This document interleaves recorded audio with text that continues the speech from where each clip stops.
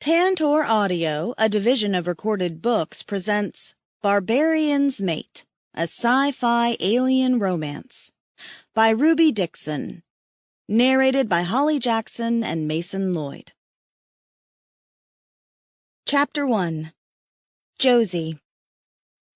I'm the last single woman in the entire ice planet. I watch Tiffany and her new mate Saluk head off to their cave as everyone celebrates, but I'm not really in a celebratory mood. I'm worrying. I'm not a big fan of stressing about things I can't change, but this is something that concerns me. Being the singlest single woman that ever singled? It's concerning. Am I going to have a cave by myself? Am I going to be stuck in someone else's cave like a reject? Am I going to have to listen to everyone else make out and know that I'm never going to have a mate because Harlow can't fix the stupid surgery machine? I stare glumly at the fire, thinking about my stupid IUD that won't come out, even though it's been over a year and a half since we landed and my cootie's supposed to fix that sort of thing. Around me, everyone's happy and celebrating, but I don't feel like sharing in their enjoyment. It wasn't so bad when I wasn't the last human alone. I didn't feel like a total reject then. Now, the cheese stands alone, and I do feel like a total reject. It's a feeling I'm kind of used to after being dumped from a half-dozen foster homes growing up. I've never had family to call my own, and the people that wandered into my life wandered right back out again just as quickly. But I don't dwell on the past. Shit happens to everyone. Here on the ice planet, though, I felt like I was part of a family, at least for a while. There were 12 human women, and the Saqui only had 4 women to their 30-something men. To them, we were special, a gift from the stars to be cosseted and taken care of. I was part of a group for once, a family. Then, one by one, the girls started to pair off with mates. First, Georgie, then Liz, then the others. Stacy, Nora, Ariana, Harlow, and all the others. One by one, they paired up with big, hunky, utterly devoted blue guys who think that their fated mates can do no wrong and dote on them at every turn. And now they're all popping out babies and having the bestest time ever on the ice planet. It's kind of hard not to be jealous. And it wasn't so bad when it was me, Claire, and Tiffany left out of the humans after the initial rush of matings. That was all right, because it wasn't just me being rejected by my cootie, the symbiont that keeps me alive and plays matchmaker. But then Claire got a mate. And then Tiffany got a mate too. I'm the only one whose cootie has gone out to lunch. The cootie's supposed to be looking out for me. It's supposed to keep me healthy at all costs, fixes up my body so I can withstand the harsh environment on the new planet, and it's supposed to find me the perfect mate. Once it does, I'll resonate. My cootie will vibrate once it gets near the perfect male so I can know that it's chosen, and then we can have really intense, repeated sex until we make a cute, fuzzy blue baby. But I don't resonate. And I know it's because of this stupid IUD stuck up in my you-know-what. You can't get pregnant if you're on birth control, and you can't resonate if you can't get pregnant. It sucks to know the exact reason why you're warming the bench and not being able to change it. I stare into the central fire pit. So much for not being a gloomy Gus. It's hard when you see everyone getting everything you've ever wanted. A mate, family, babies, and you keep getting passed up. A small movement catches my eye, and I look up from the flickering fire to see a familiar face scowling in my direction. Hayden. Ugh. My least favorite person in both of the Saqui caves. He looks pissier than usual, which is kind of a feat for him. If he wasn't such a dick, maybe he'd be handsome. Maybe.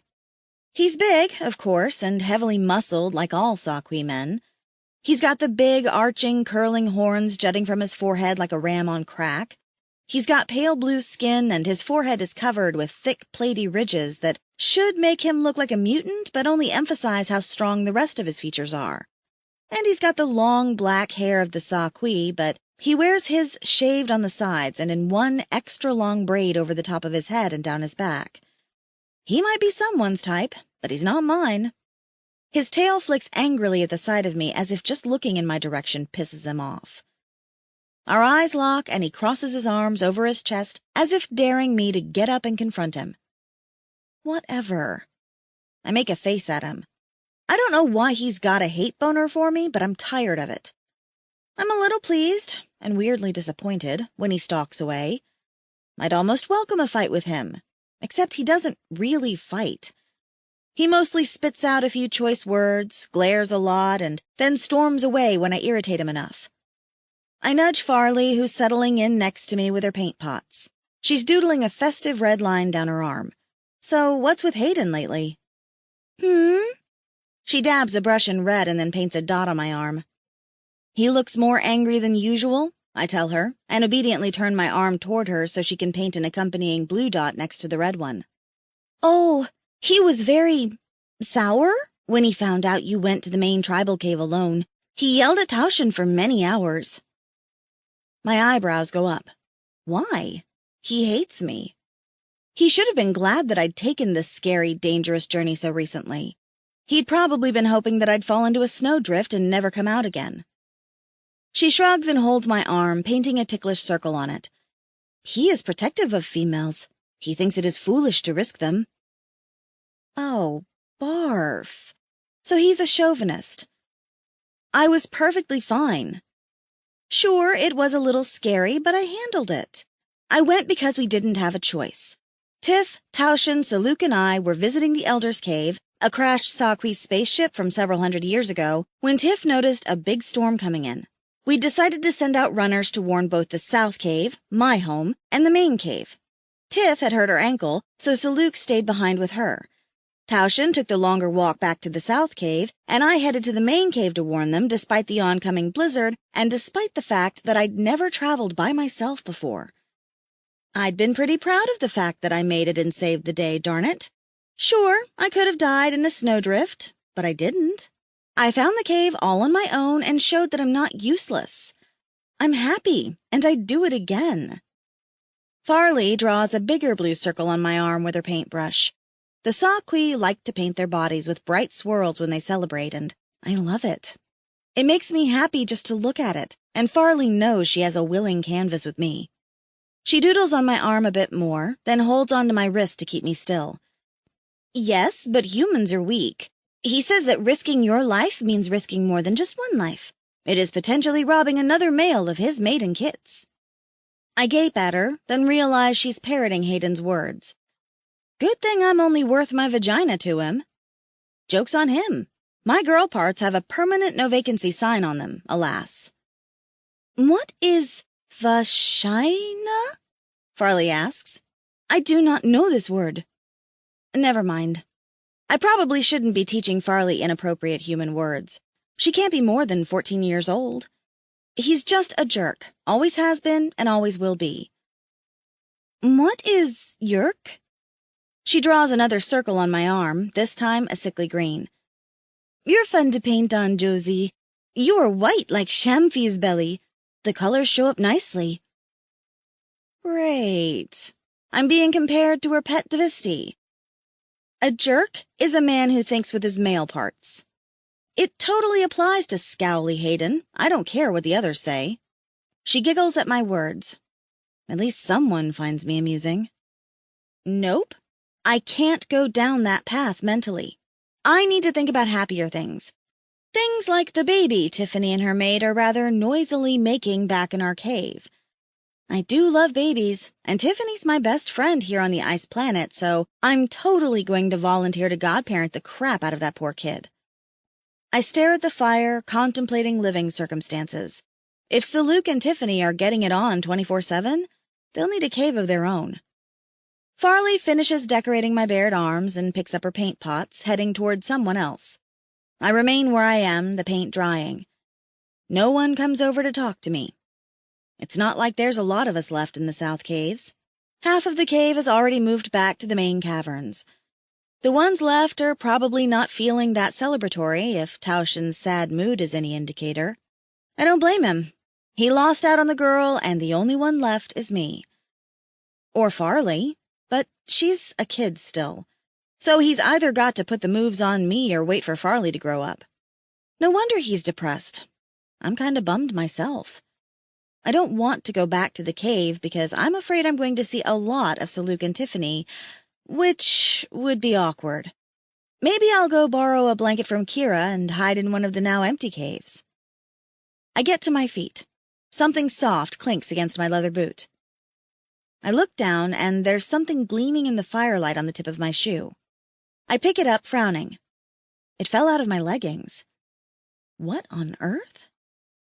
It looks like a plastic little Y of sorts, which is weird. There shouldn't be any plastic here in the Sakwi caves. Did it get stuck in my boot from when we were at the Elder's spaceship? But if so, how? I gasp as I realize what I'm looking at. It's not from the Elder's ship. It's my IUD. Somehow my body has forced it out.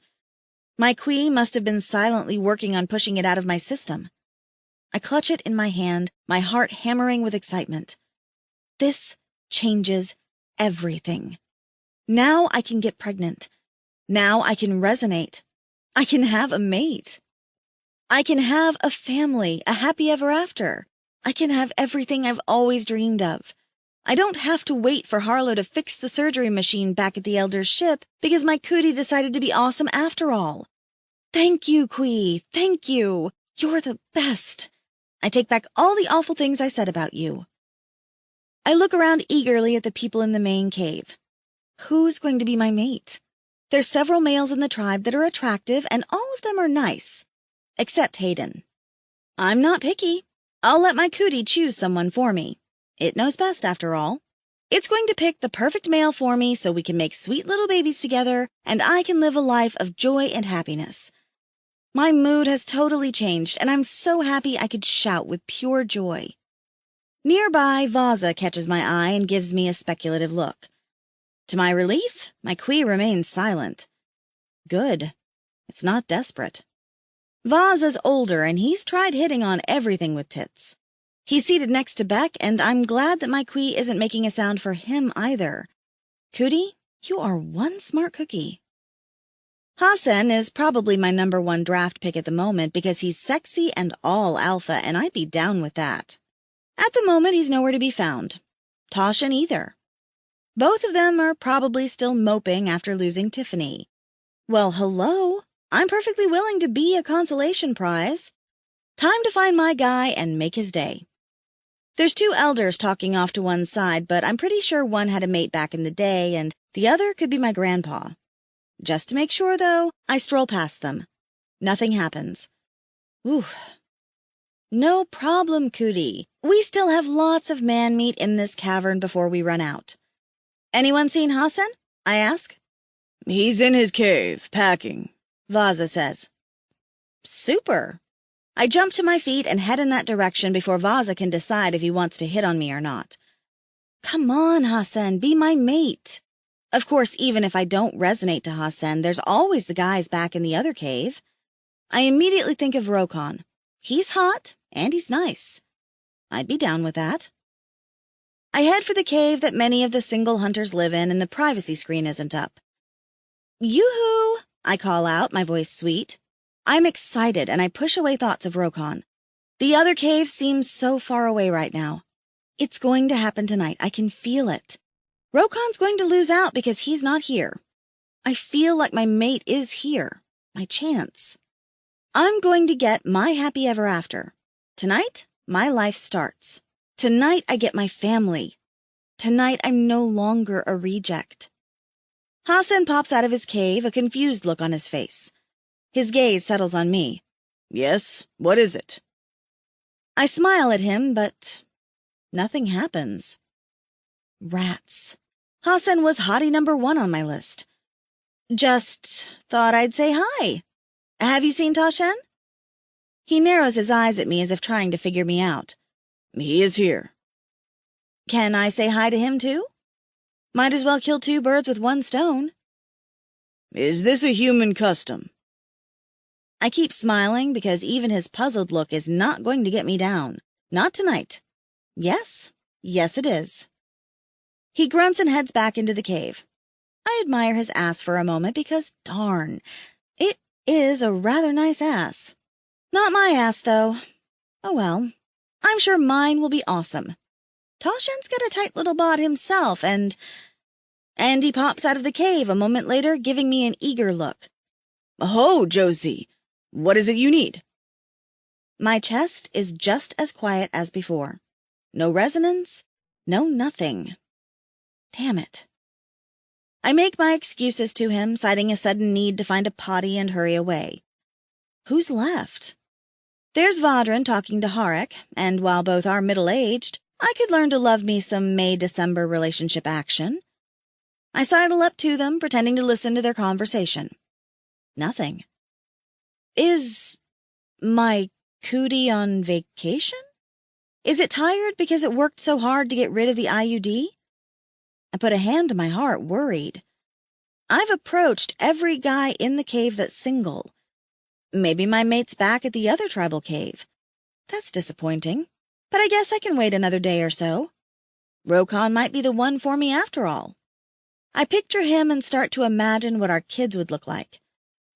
As I walk toward the fire, my chest feels funny. I look down and my small boobs are vibrating. My entire chest is, actually. Holy crap. Resonance. Yes. I knew it would be tonight. I gasp, clutching my leather tunic tighter to my body so no one sees my boobs jiggling except my mate. My chest continues to vibrate, and as it does, the noise grows louder. I'm resonating. I'm motherfucking resonating. I want to scream with joy.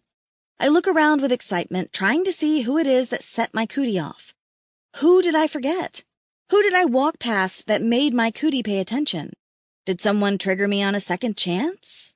Or... I turn around, and Hayden's standing right behind me, frozen in place.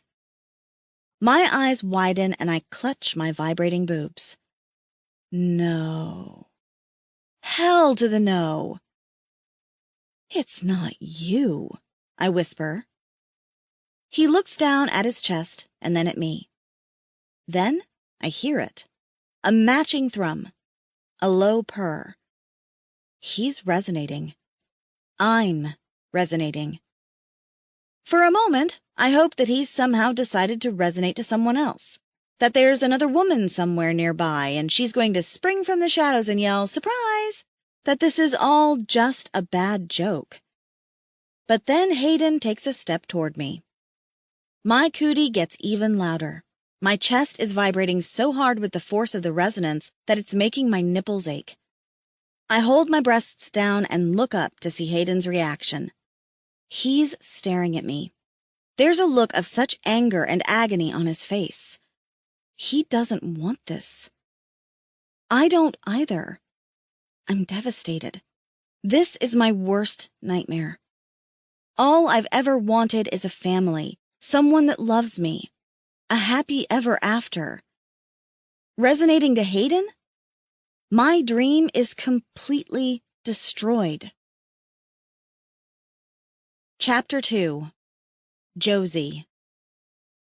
It's happening. Oh, God. I never thought it would be like this intense, this immediate. And I never thought it would be to him. I don't know what to do. I stare at him blankly, holding my boobs like if I can get them to stop, I'll somehow stop resonating to him. I wanted resonance. I wanted it so badly. I want a mate and babies. I should have been more specific. Anyone but him, Cootie. Let's take it back. I'll go with anyone else but him. Please. But the stupid cootie in my chest only purrs even louder. Hayden's eyes narrow at me and he takes another step forward. His fist presses to his chest as if he's trying the same bargaining tactic with his own. This isn't happening, I blurt out. This isn't us. He scowls and grabs my hand. We need to talk. He drags me toward his cave, the one he shares with Saluk and Tao Shen. I try to pull my hand out of his grip, mostly because his touch is... Okay, it's making my hormones go wild. I'm freaking out. Touching Hayden's hand, no matter how warm or strong or calloused it is, should not make my non-existent leather panties go damp, but that's exactly what's happening. "I'm not going anywhere with you," I hiss at him. He stops and turns to look back at me like I'm the crazy one. "You want to do this out here?" "I don't want to do anything with you." "You don't have a choice. This," he says, and thumps his chest hard with his free hand, "has made our choices for us." He's not wrong about that. Hayden moves in closer to me. "So unless you want to resonate in public and all the things that entails, come with me so we can talk." He's so close to me that I can feel the heat of his big body. How did I never notice that Hayden's enormous? That he towers over me, all brawny blue muscle and smoky-scented skin? Damn it, Cootie, your timing is shit. Your taste is shit, too. Fine, I say faintly. I'm coming. Because if I don't go with him, I worry that I'm going to, come if he steps any closer. And the thought makes me blush. To my relief, he doesn't grab my hand again, but puts his on my back, guiding me toward his cave. If anyone notices us departing together, no one says anything or stops us. I'm guessing everyone's either drunk or not paying attention.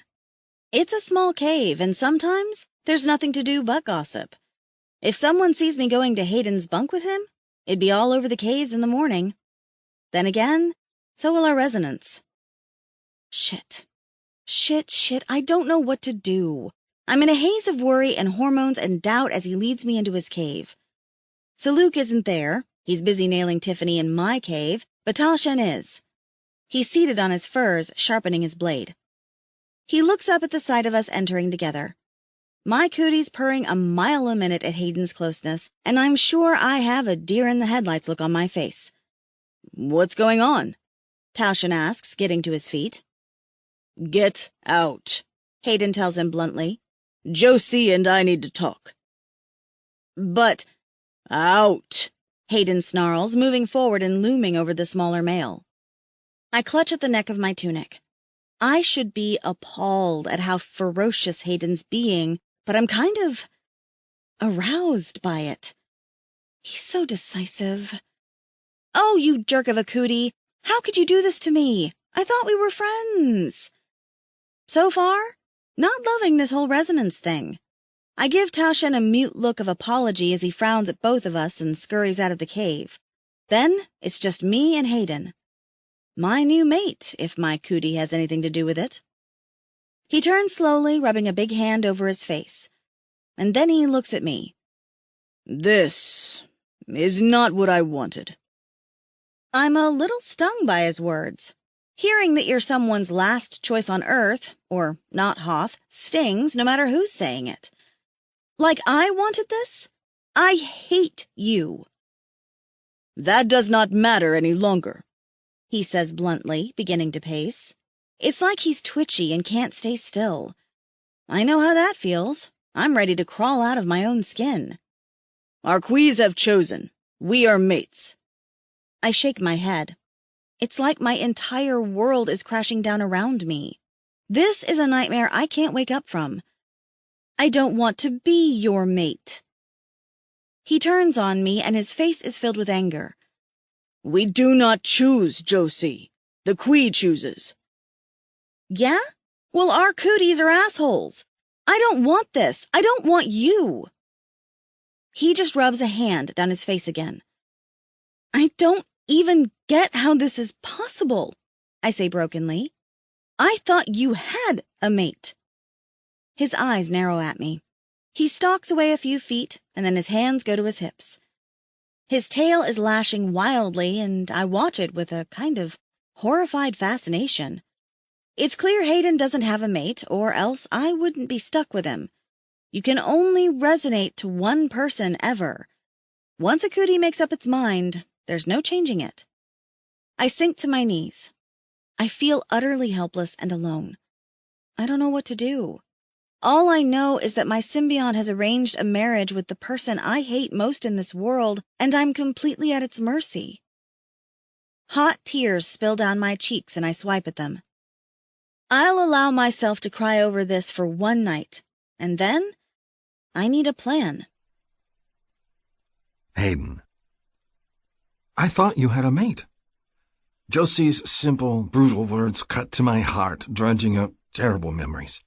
I've never had a mate, but I did resonate to another female. But she died, along with my queen, and along with any hope I had. I never imagined in all the long, lonely years since that the new queen in my chest would also select a mate for me. I have never hoped to have a mate or a family, or a warm body curled against mine in the furs. And yet I look at Josie's round human face and realize I still will never have those things. It is a cruel, cruel queen that has chosen her as my mate, and me as hers. I watch as she sinks to the floor in the cave, and tears spill from her eyes down her cheeks. She is weeping at the thought of being mated to me. She hates the idea so much that she cries. The thought fills me with helpless frustration and self-loathing. I watch her, unable to offer comforting words. I have nothing to say to her that will ease her pain and misery. Already my body reacts to her nearness, stiffening with excitement at the thought of a mate. My cock aches under my loincloth. This aching need to claim a female to the point of mindlessness? I've felt this before with Zala, and hated every moment of it. I gazed down at her misery. I have seen that before, too. Zala had been devastated at the thought of resonating to me. Josie is no happier. And me? I am filled with utter terror. Humans are fragile creatures, ill-suited to live here amidst the snows. They must be carefully watched, guarded at all times, and kept warm with fire. They shiver at a stiff breeze, and must have their food burned over a fire. Some are a bit more hardy, like Rahosh's liege, but Josie, she is smaller than the others, and when I look at her I see the tiny size of her wrists, her small hands, her delicate shoulders. I do not know what I will do if I resonate to another female, only to have her die. It will destroy me. I turn toward the wall of the cave and clench my hand against a rocky outcrop. It is taking all of my willpower not to grab Josie and pull her to my furs where I can protect her from anything and everything, to drag her under me and claim her. I reach out to touch a lock of Josie's brownish-yellow hair, and she flinches away. I am the only male to have two mates, and yet have never touched a woman. "This is awful," she sobs, struggling to her feet. "You hate me, and I hate you." She hates me. The words cause an ache in my chest that outweighs the ache in my groin. She thinks I hate her. I deserve that. I have pushed her away with every opportunity.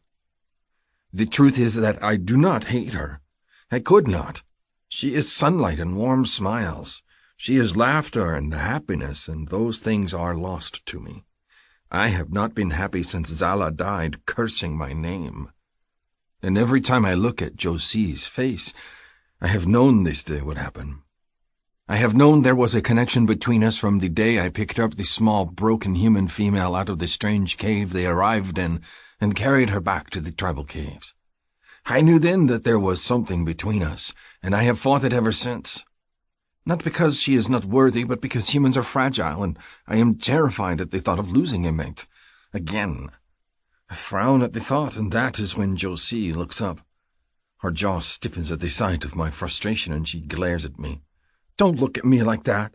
I would have picked anyone but you. I can't believe I've wanted this for so long, and now this." Her lip wobbles, and the tears start to fall again. Each teardrop is like a knife in my chest. "Stop crying," I tell her, and it comes out more harshly than it should. She dashes a hand over her cheeks and finds the strength to glare at me again. I will take her glares. I will take anything but her tears. "We must be sensible about this," I tell her, and step closer. My entire being reacts to her nearness. The queen in my chest hums its song so loudly I think the entire cave can hear it. Josie gives me another irritated look and sniffs. "Of course we're going to be sensible." Good. Then we are thinking along the same path. My cock surges against my leathers, desperate to bury inside her and fulfill the bond that resonance has brought between us. My entire being aches with the need to possess her, and the resonance is quickly taking over my thoughts. I can see nothing but Josie, smell nothing but her delicate scent, imagine nothing but running my fingers through her soft mane and pressing it to my lips. I cannot help myself. I reach out and touch her soft hair. I will be gentle, Josie. She skitters away from me as if burned, her eyes going wide. What? Does she not grasp how a kit is created? We will go slow if this is your first time. I do not tell her it is mine as well. The look on her face changes to one of disbelief. Her jaw drops and she clenches her fists at her sides. Are you mental? She hisses the words at me, and then looks around as if to make sure no one else has seen. I'm not sleeping with you. Sleeping? She truly does not know how a kit is made. We will not be sleeping. When a male takes a female, she presses her small fists to her forehead. Oh my God, I know how babies are made, you twit! I frown at her anger. There is no point in getting frustrated. This is not my choice either, Josie, but resonance cannot be denied. I don't care! She slices a hand through the air as if cutting something. We are not mates. I am not sleeping with you. Irritation is flooding through me, a potent mixture with the ache of desire and the onset of resonance. I am a mix of emotions, all of them strong, and my patience is nearly gone. I cross my arms over my chest. Then what would you have us do? We're not going to do anything! I give her a skeptical look. I have seen too many resonances to think that this plan will work. There are some pairings that fight the inevitable, but they always give in. Then there is my unfulfilled resonance with Zala, which haunts me to this day. But if she thinks we can just ignore the call of our quees, she is mad. That will not work. She presses a hand to her forehead again, and strangely enough, I want to pull her against my chest and comfort her. Josie's frustration and unhappiness is distressing to me, even more so because I am causing it. I need time, she says after a moment.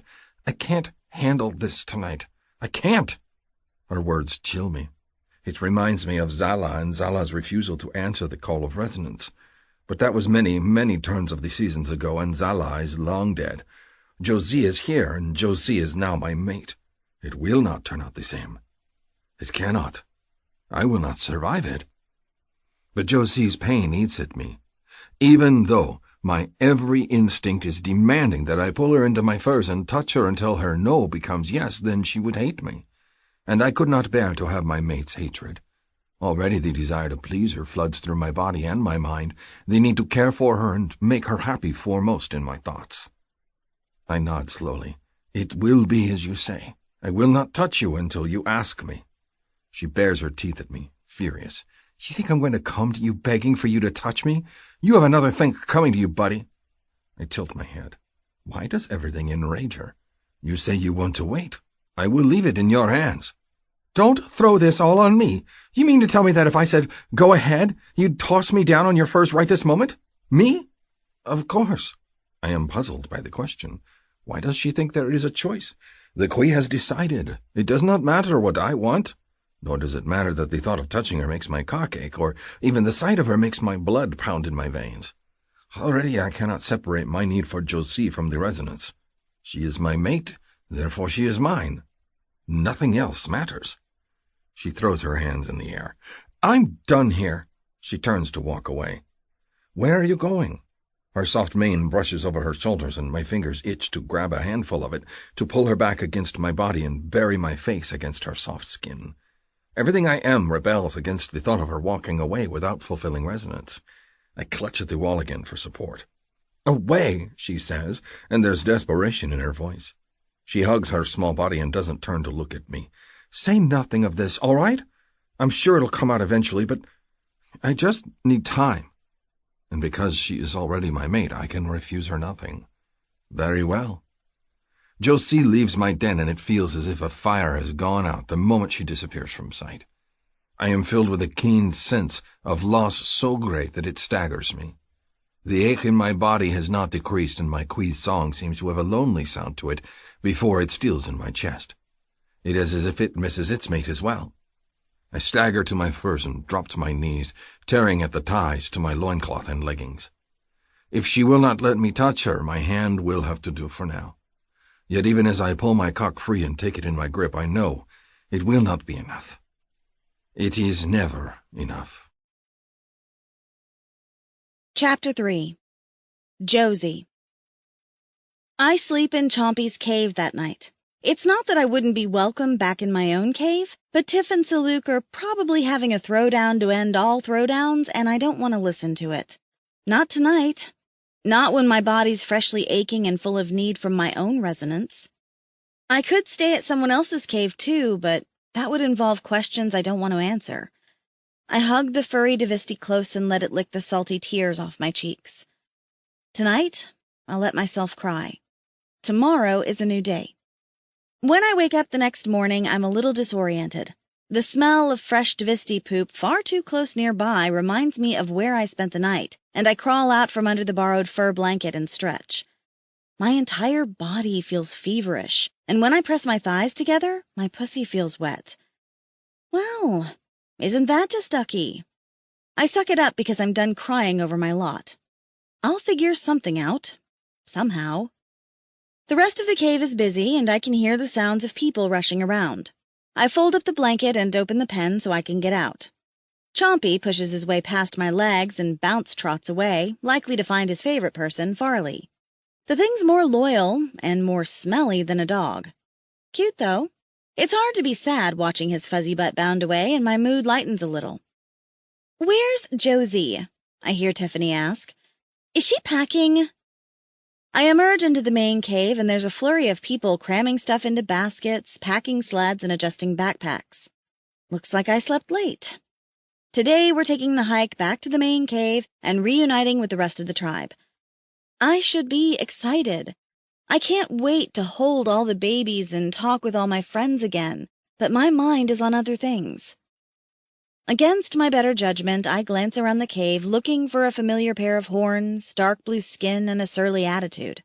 I don't see him anywhere, though, and I feel a pang of disappointment, though I'm pretty sure that's just my cootie reminding me of what it wants. "There you are," Tiffany says, and hurries over to me with a backpack and my fur wraps. Hers is already strapped to her back, and she's wearing her traveling furs. "Come on." We're not dragging sleds, so we need to hurry up and move ahead with the hunters. They're waiting on us. "Aren't you bright-eyed and bushy-tailed?" I tease her as she hands me my fur wraps and helps me into them. "Here, I thought you'd be yawning this morning." Tiffany giggles. Giggles. Oh my God. Practical, can-do Tiffany is giggling like a schoolgirl at my teasing. "Where did you sleep?" she asks. "Oh, I just found a quiet spot in the back and curled up," I tell her. Didn't want to bother anyone. "Silly. You know you could have come back to the cave." And listened to sex noises all night as they tried and failed at being quiet? Gosh, no thanks. Especially not with my own cootie being all hormonal. Didn't seem like a good idea. She helps me tie the strap of my backpack under my breasts and then pauses. "You're okay with this, aren't you, Joe?" Her cootie blue eyes, so brilliant in her pretty brown face, look at me imploringly. I don't want anything to come between us as friends. My poor heart nearly breaks all over again. Don't be silly, Tiff. I love you and I'm happy for you and Saluk. You're going to have a family and you have a mate that loves you. How can I not be beside myself with joy? Because it's been just us for a while, and now I feel like I'm leaving you behind. She gives me a crooked little smile. You know you can live with us in the new cave, right? I'm sure Saluk won't mind. Don't worry about me, I tell her brightly. Something will shake itself out. And again, I resist the urge to look around for Hayden. Living with him would be a nightmare, I tell myself, even as I squeeze my stupid thighs tightly together. He's grumpiness personified. Tiffany casts me another worried look, so I hug her. She doesn't need to worry about me. She's got enough on her plate. I squeeze her hand and then pull her toward the front of the cave. Let's find our snowshoes and get going. I can't wait to see everyone at the other cave again. She laughs but allows me to tug her along. You just saw them a few days ago, silly. Yes, but they've got babies, and babies seem to grow up overnight. Plus, I've totally got babies on the brain. Always have.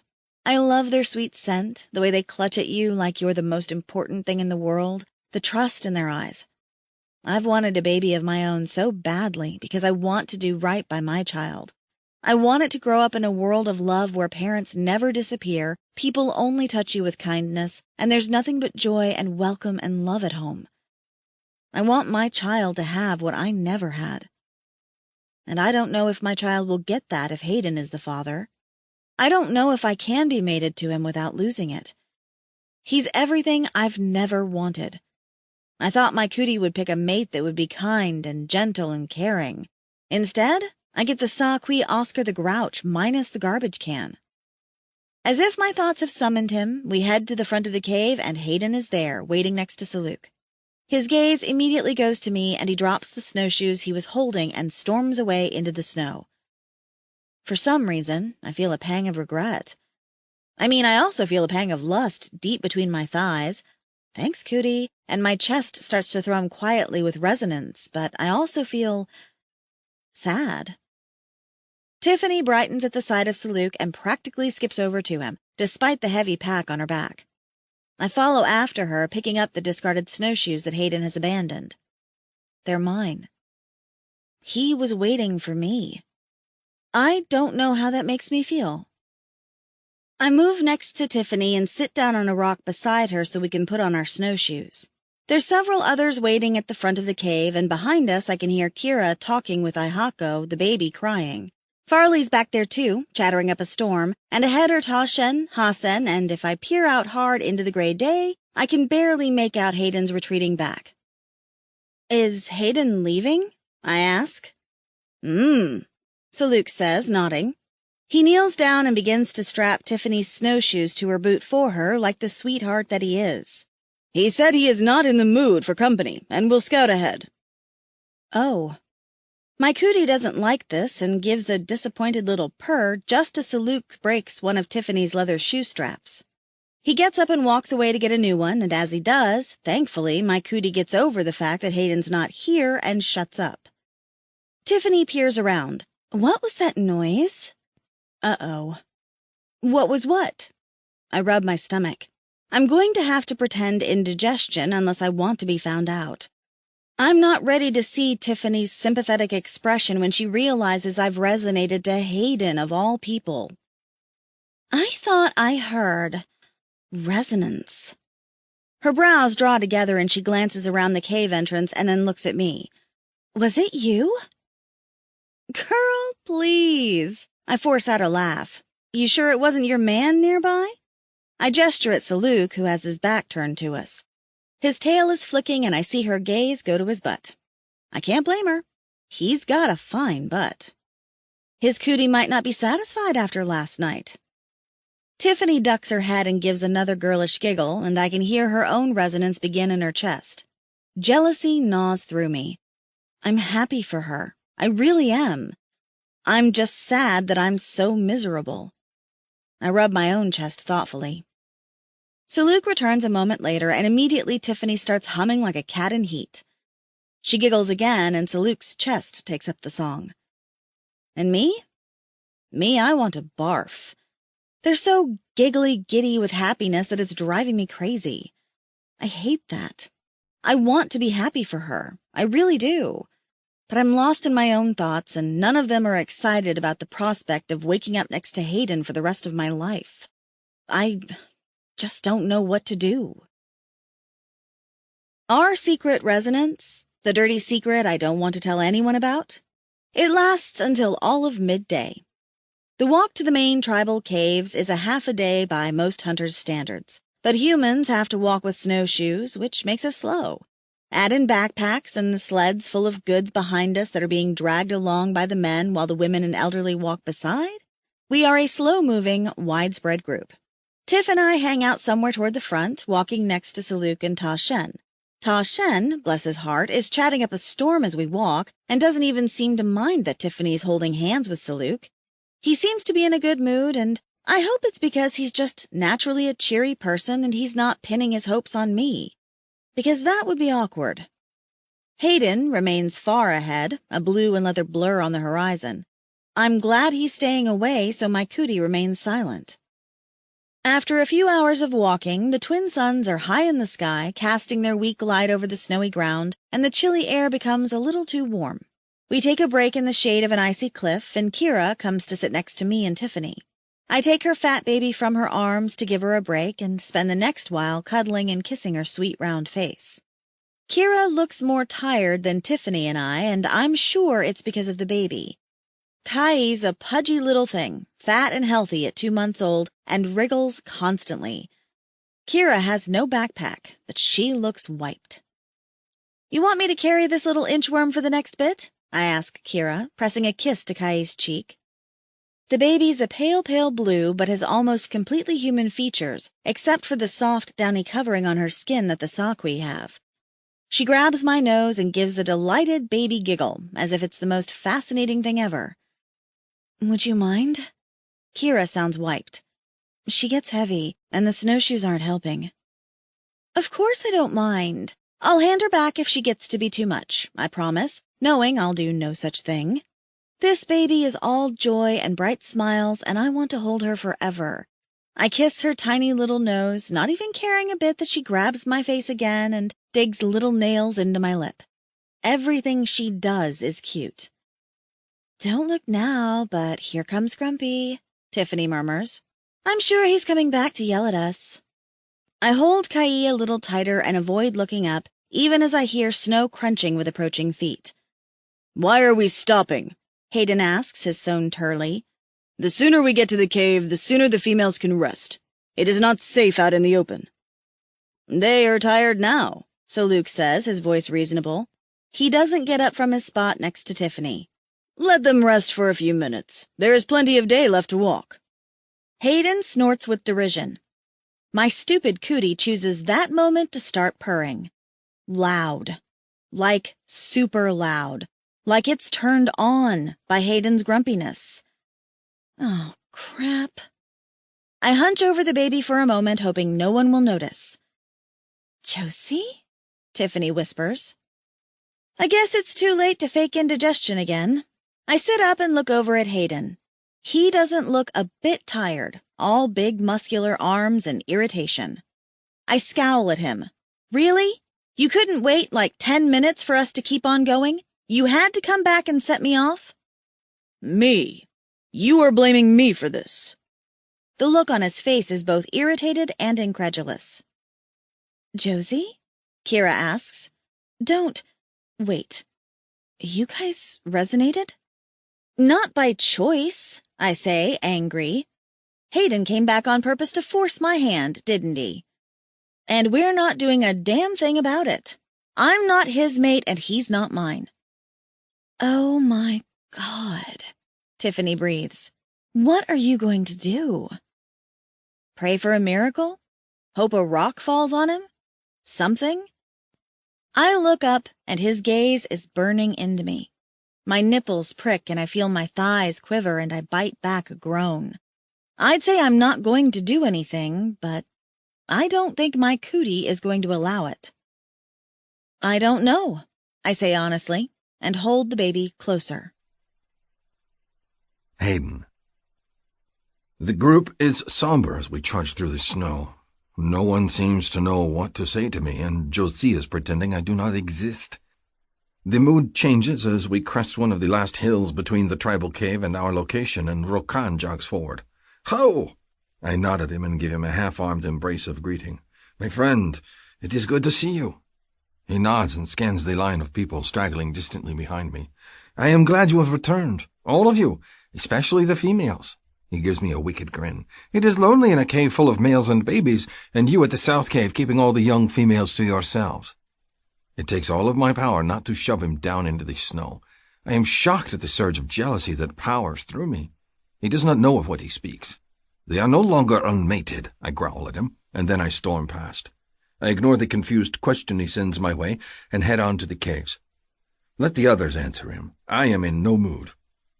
I continue on until I am in the caves.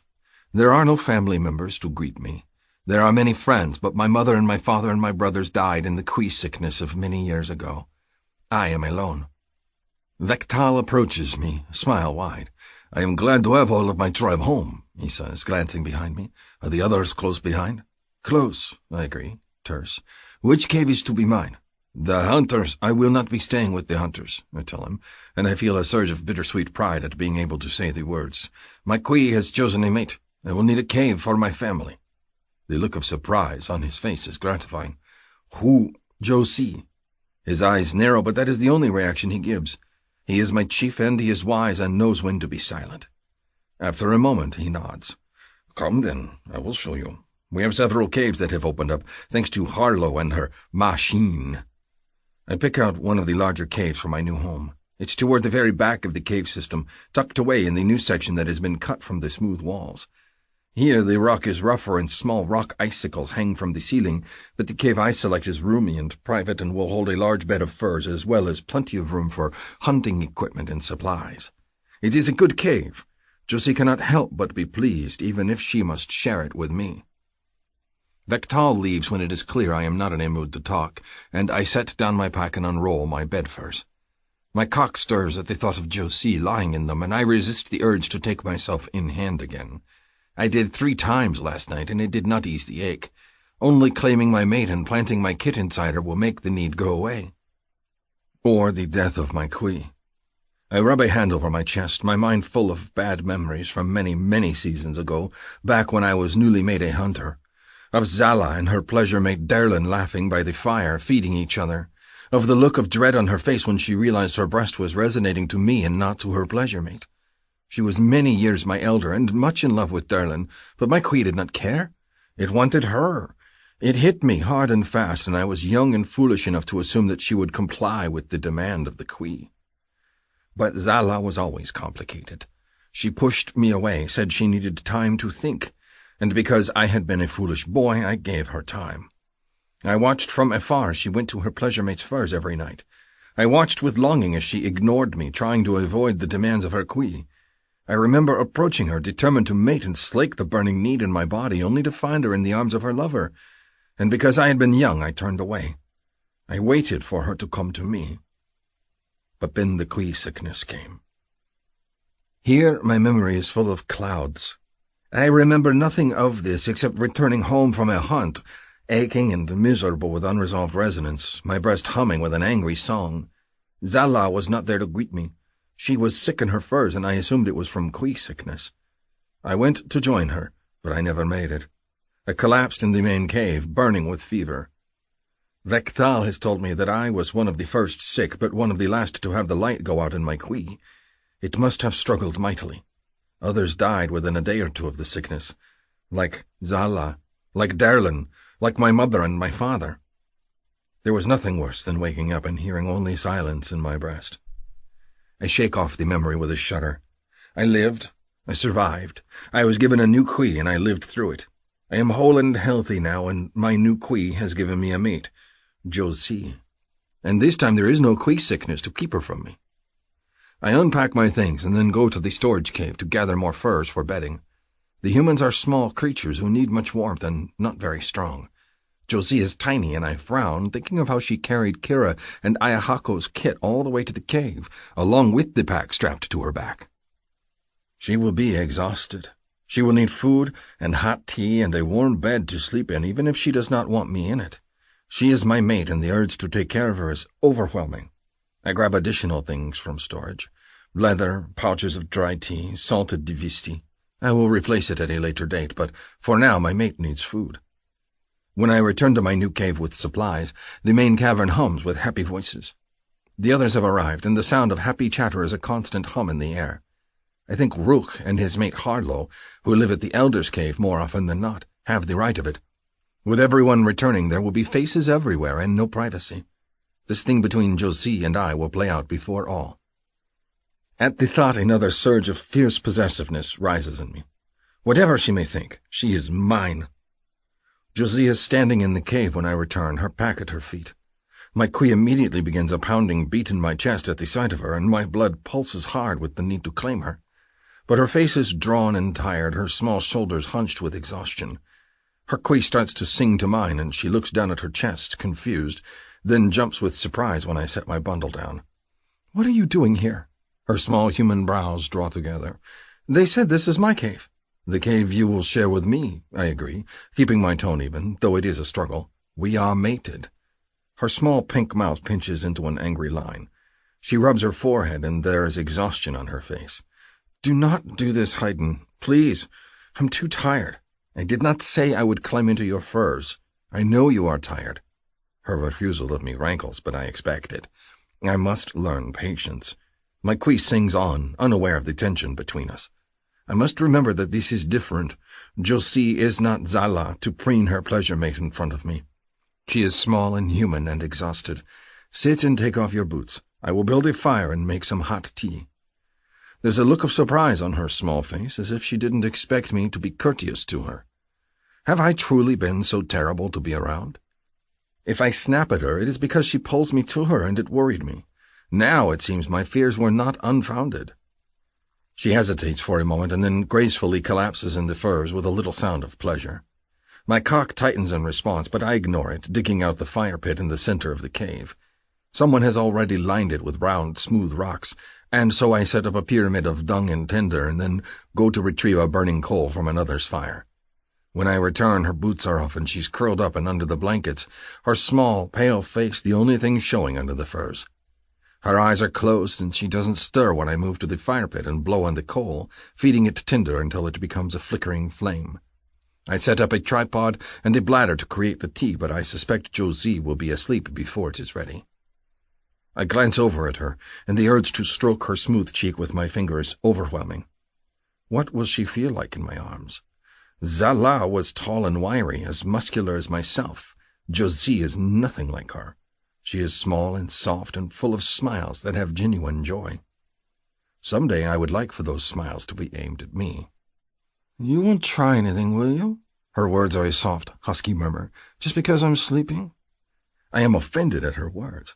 Does she think I would crawl over her while she sleeps and shove my cock between her legs? My queue thrums harder at the thought, and I scowl to myself. I would never do such a thing. "Just checking," she says softly. A moment later I hear the gentle sound of her snore. I adjust my aching cock and my breechcloth and drop tea leaves into the bladder of water. I am disturbed by her ideas of what I would do to claim her. Does she truly think I would force her? Is that why she is so miserable at the thought of mating to me? Are human men like this? If so, she should be glad that she resonated to a Sakui hunter. We do not mount females without their welcome. I rub my chest thoughtfully. The purr there is both comfort and torture, but I am glad it is there. Chapter 4. Josie. I wake up from an exhausted slumber feeling rather refreshed. And horny. God, so horny. My hand is between my legs and I absently cut my sex. The heat of my body seems to be greater there, and I'm a little shocked to realize that I'm so wet that my leather leggings are damp against my pussy. I push against the folds of the fabric and let them rub against my aching flesh, and a tiny moan escapes me. A breath sucks in nearby. I freeze. Shit. I'm not alone. What the fuck am I thinking? My eyes fly open and I gaze around the cave. It's dark, a small fire flickering in the fire pit. There are stalactites overhead, and the cave itself is much bigger than the one I shared back with Tiffany, the ceiling higher.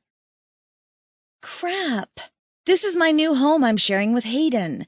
And judging by the breath sucking in, he's somewhere nearby and heard my little moan. Crap, crap, crap. I slide my hand out from between my legs and rub it on the blankets to get rid of the, well, pussy smell. I sit up with a yawn and decide to pretend like nothing is wrong. Thanks for letting me sleep. Glowing blue eyes watch me from across the cave. Haydn is there, his big, muscular body squatting near the fire on his haunches.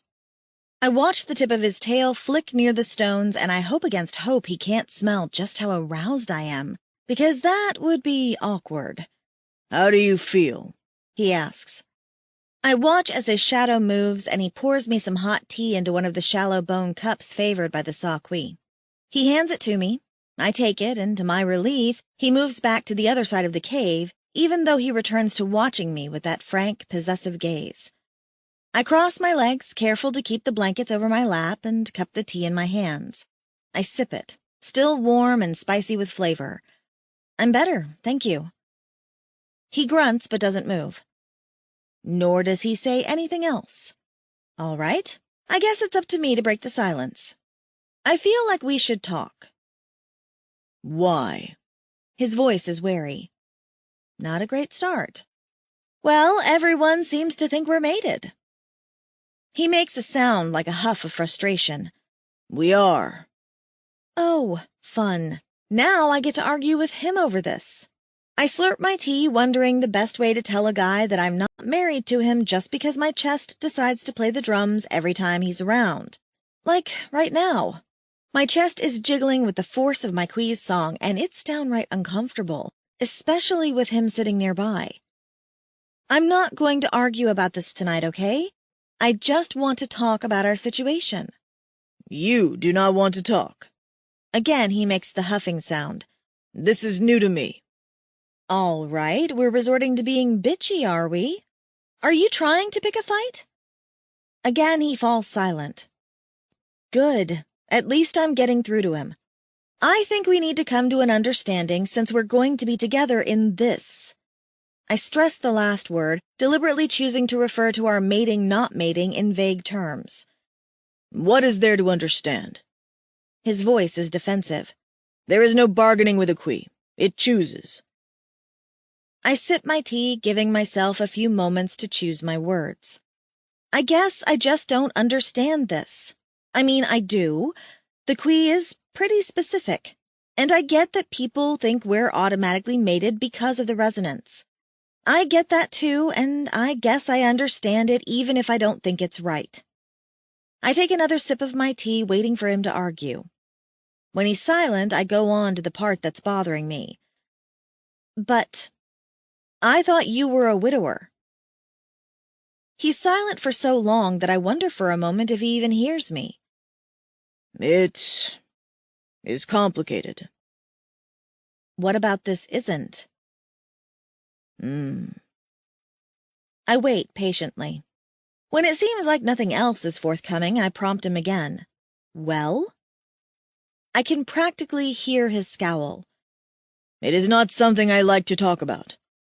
But as I look for a word other than mate. Resonance partner, don't I deserve to know the whole story?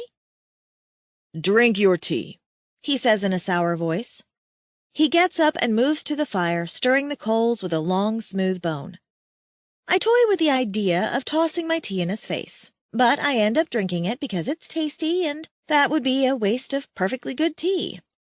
Jerk. Why did I think he'd be any different if we were mated? He's as prickly and unlikable as ever. Even as I think vindictive things about him, he sighs heavily and his shoulders seem to slump. It is hard for me to speak of it. I feel a twinge of pity. I'm sorry. You have a right to know, he says, and his voice is gruff.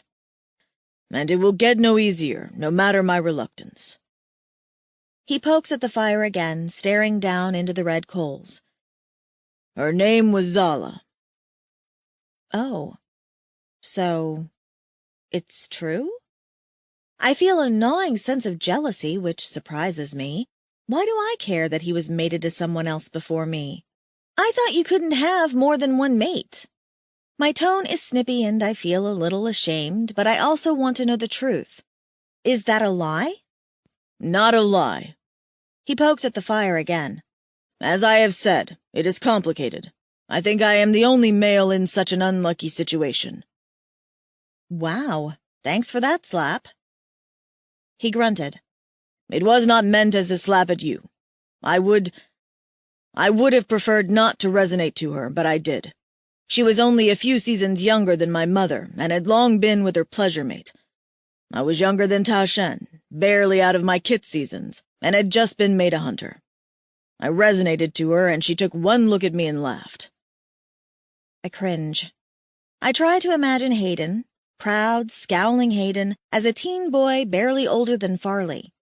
I picture him excited over the prospect of resonance, because every male Saqui wants nothing more than a rare, prized mate. And then I imagine her being old enough to be his mom and laughing in his face. It's not a pretty scenario. I clutch my teacup harder. What did you do? Hayden gives a grim little laugh. What could I do? I was young, untried, and uncertain of myself. All I knew was that my Quee said she was mine, and she said she was not. So I thought I would be patient and wait for her. I'm surprised. Patience is not one of his virtues, and something tells me that it didn't turn out well. What happened? He stares into the fire. I never claimed her. She refused to yield to her Quee's demands, and days turned into a moon. I was sick with need, and so was she, but she did not care. I think she wanted to hold out for as long as she could to punish me for disrupting her life. That hits a little close to home. Maybe she liked the way things were. It does not matter. The Quee chooses, always. He shakes his head at the fire and won't look over at me. Around this time the Quee sickness struck. My mother and father were hit by it, and so were Zala and her mate. I was too. There were very few in the tribe that were not affected, and Malak had not developed her healer's powers yet. The spicy tea I've been enjoying sours in my stomach. Oh. When I returned to consciousness, my body was weak and near death. My Quee was gone, burned up in my chest from its efforts to save me. He rubs his breast thoughtfully. I am the only one struck by the sickness to survive. He looks over at me, and his eyes are glowing blue. Zala and her pleasure mate did not live. Those of the tribe that remained hunted a Sakotsk and placed a new Quee in my breast in the hopes it would take. It did, and I grew better. I'm silent. What can I possibly say? It's a horrible story from start to finish. My Quee continues to hum, ever vocal about its choice. So you ask how I can have a mate and yet resonate to you. That is how. And that is why I consider myself unlucky. There is a harsh tone to his voice, and I don't blame him for being angry at the telling. It's clear they're bad memories. I see. So basically, no one can get around resonance unless a horrible tragedy happens and the Quee dies. Or is removed. My hands tremble and tea sloshes on my fingers. The surgery machine back at the Elder's ship. It would work. I was going to use it to have my IUD removed, like Kira had her translator removed. Harlow said it was broken. But Harlow can fix a lot of things. I feel a surge of hope for the first time in days. Hayden, I breathe, looking over at him. What if we had our Quees removed to get out of the resonance? What? He turns to look at me, his voice an angry growl. His Quee hums loudly as if protesting my idea. There's a machine back at the Elder's Cave, I say breathless. It can fix physical ailments, mend wounds, things like that. We could have it remove our Quees. Then we aren't stuck resonating to each other. He gets to his feet. Madness. No, I say quickly. It'll work. And we'll just do another Sakotsk hunt and get fresh Quees. Quees that won't resonate to each other. We'll be free. I mean, surely a Quee wouldn't resonate to the same person a second time, would it? You would ask me to give up my chance at a mate. Hayden's voice is incredulous. Angry, too. He starts to walk over to my bed, crossing the cave. I shrink back. Okay, it is a little selfish, but I'm thinking of myself and the fact that I don't want to be tied to him. I'm thinking of the child we would inevitably have that would grow up in a home where the parents hated each other. Then I'll be the one to get it done. It does not matter, he bellows, leaning over me. Vektal burned with resonance for Georgie before she ever had a Quee. Do you think this ache for you would go away if your Quee was gone? He slams a hand over his vibrating chest. Do you think it cares? He's roaring with anger now, so loud that I'm sure people several caves over can hear him. I wince. Not so loud. Why? He gets even louder, shouting the words. Do you think anyone in this cave does not know we are resonating, Josie? Do you think no one knows of your dislike for me? You have made that quite clear. His eyes are blazing. I should not be surprised that you would be so selfish. Selfish? I gasp, angry at his words. I'm selfish because I want to be happy? Because I don't want to be tied down to a miserable bastard? I get to my feet and shove the near-empty cup of tea into his hands. So it's either my happiness or yours, is that it? Am I wrong for wanting to pick mine? You are. The Queen is chosen. You cannot unchoose it. He moves closer, leaning over me. He's enormous, over 7 feet tall and all muscle. Oddly, though, I'm not scared. I know he would never hurt me. I'm just pissed. I'm pissed that I find him sexy when he's angry, and I'm pissed that I keep noticing how good he smells. You think you can unchoose resonance? I'm willing to give it a shot, I retort. You may say what you want, but you are wrong. You think there is nothing worse than resonating to me. I know what is worse. The silence in your chest when your mate is gone. His words are rough with anger. And you would do that to me a second time. I glare at him mutely. You think I cannot smell the juices in your cunt, Josie. You think I do not hear your little moans as you sleep. Your body wants mine. He leans in closer, and his face is so close to mine I'd swear he's going to kiss me. Your body has accepted that I am your mate. Give in. I'm scandalized, a bit aroused, and utterly appalled all at once. I slap a hand on his chest. Back off! He takes a step backward, but I sense smugness in those narrow, glowing eyes. I will not touch you unless you request it, Josie. In that I have not changed. You will need relief soon, and I will be here, waiting. He's right. Unless I figure out a way to remove our quees and make us both happy, I'm going to have to crawl to him at some point. Already my pulse is pounding and my pussy throbbing at the thought. It's just going to get worse, too. It's like an itch or a sunburn that's escalating in its discomfort. At some point, I'm not going to be able to stand any more of it. And then I'll be trapped. But today's not that day. You know what? I'm done here. I push my way past him and head for the mouth of the cave. You can go fuck yourself. I'm going to go stay with Tiffany. You will return, he says darkly. I hate that he's not wrong. I storm away to find where my bestie is moving in, unnerved and aroused. I sleep like shit that night. It's not that Tiffany and Saluk are super noisy in their bed play. I mean, they are, but I'm used to that. It's like the entire tribal cave is awash with horny, humping couples and their babies. And the blankets I'm nestled in are comfy enough. The cave is roomy, and I don't have to rub elbows with anyone else as I sleep. I've even got a nice fluffy pillow, courtesy of Megan. But I still can't sleep. I think about Hayden and his terrible story. He wants me to be his mate, his second chance at a family. If it were anyone else, I'd feel sorry for the tragedy they'd endured. But it's Hayden. I can either make him happy and be miserable, or I can look out for myself. But if I get my own queen removed, he's going to relive his nightmare of losing another mate. I toss and turn, unable to find an answer. My body isn't helpful either. Every time I hear a moan carried on the air or the soft slap of bodies coming together, my hand steals between my legs and I press hard. It's not helping. I'm achy and throbbing with resonance, and it sucks. I've never been one to crave sex. All of my experiences with it haven't been fun in the slightest. But right now, I'd give anything for a guy to throw me down and make sweet love to me for hours. Well, any guy but Hayden, that is.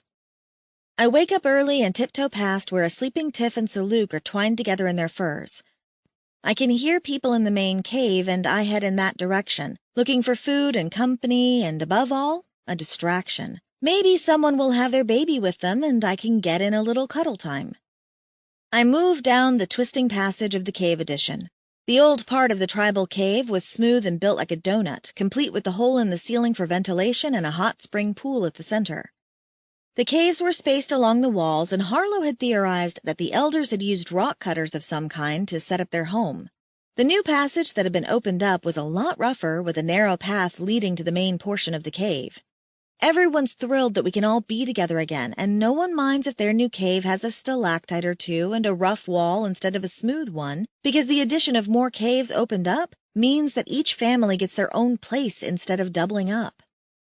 I arrive in the main cave and see a male crouching by the big central fire pit stoking the flames. Farley's by the cave entrance with Chompy to take him for his morning walk, and she's chatting with one of the hunters. Near the fire, Stacy's leaning over it, her baby on her back, papoose style. Over at the pool of water in the center of the cave, one of the hunters is bathing, his back to me. Nearby, Megan relaxes in the water, her big belly sticking out. Behind her, her mate has a comb and is brushing her hair for her. She looks as if she's ready to pop, and I head over to say hello. As I do, the hunter turns and pushes his big body out of the water, and I see that it's Hayden. Eep. I watch, transfixed, as he braces strong arms on the lip of the pool and hauls himself out of the water. There's nothing but acres and acres of taut blue buns and a lashing tail before my eyes, and I'm half worried and half hoping he'll turn around and I'll get some full frontal action. The Saqui live in close quarters, and they're not shy about their bodies. The bathing pool is in the center of the main portion of the cave, and everyone uses it without a qualm to what they're showing. When the humans first arrived, they were a bit more modest about things until we adjusted. But now, a year and a half in, and, well, let's just say I've seen more sausage than I would at a meat market. Not that I normally have a problem with this. But today it's a problem, because when Hayden turns around and starts to dry his hair with a soft hide, I can't stop staring at him like I've never seen a dick before. This is the first time I've ever seen Hayden naked, and, well, he's packing some serious heat. All of the Saqui are equipped in a rather impressive way, but I think Hayden has the thickest dick I've ever seen. It's rather magnificently broad, his balls heavy under the length of him that rests against his thigh. The sight of his substantial dick makes me ache deep in my belly, and my quee starts its needy thrumming. Hayden's must be starting to thrum too, because he looks up and our gazes meet. And I feel oddly vulnerable standing there gawking at his naked bod. My mind wars with my body's need to touch him. My hands itch with the need to brush over his skin and feel the velvet texture against the pads of my fingertips. Images of touching him all over move through my mind, and I have to fight the urge to rush over to him and tackle him to the cave floor. This isn't what I want. I want a mate that loves me, not someone that can barely tolerate me. I can't bring a baby into this world in any other way, no matter how badly I want to be a mother. Legs stiff, I force myself to walk over to the pool and sit down. I smile, even though my mind is raging with thoughts of Hayden and not the couple in front of me. Hi, Megan. Cachol? Chapter 5. Hayden. Josie's stubbornness is infuriating. I watch as she settles in next to Cachol and his mate, ignoring the fact that I am present. I know she saw me. I watched her gaze move over my body with a hungry look. I know she's as affected by the resonance as I am. Stubborn female. Why does she insist on trying to fix things that cannot be changed? I would not have chosen Josie for my mate, and yet now it is clear to me that there is no one for me but her. The Quee has decided there is no more arguing to be done. My chest sings an angry song of need, and I rub a hand over my breast, willing it to calm. My cock aches at her nearness, but I won't approach her. She will have to come to me and tell me she is ready, and I must be patient, no matter how long it takes. Eventually the resonance will become so strong she will be unable to resist its call. I must simply wait the endless nights and days until then. And until then I cannot linger in the cave. I return to my cave, empty and lonely without her annoying presence, and dress quickly, then tie my hair back in a knot to keep it out of my face.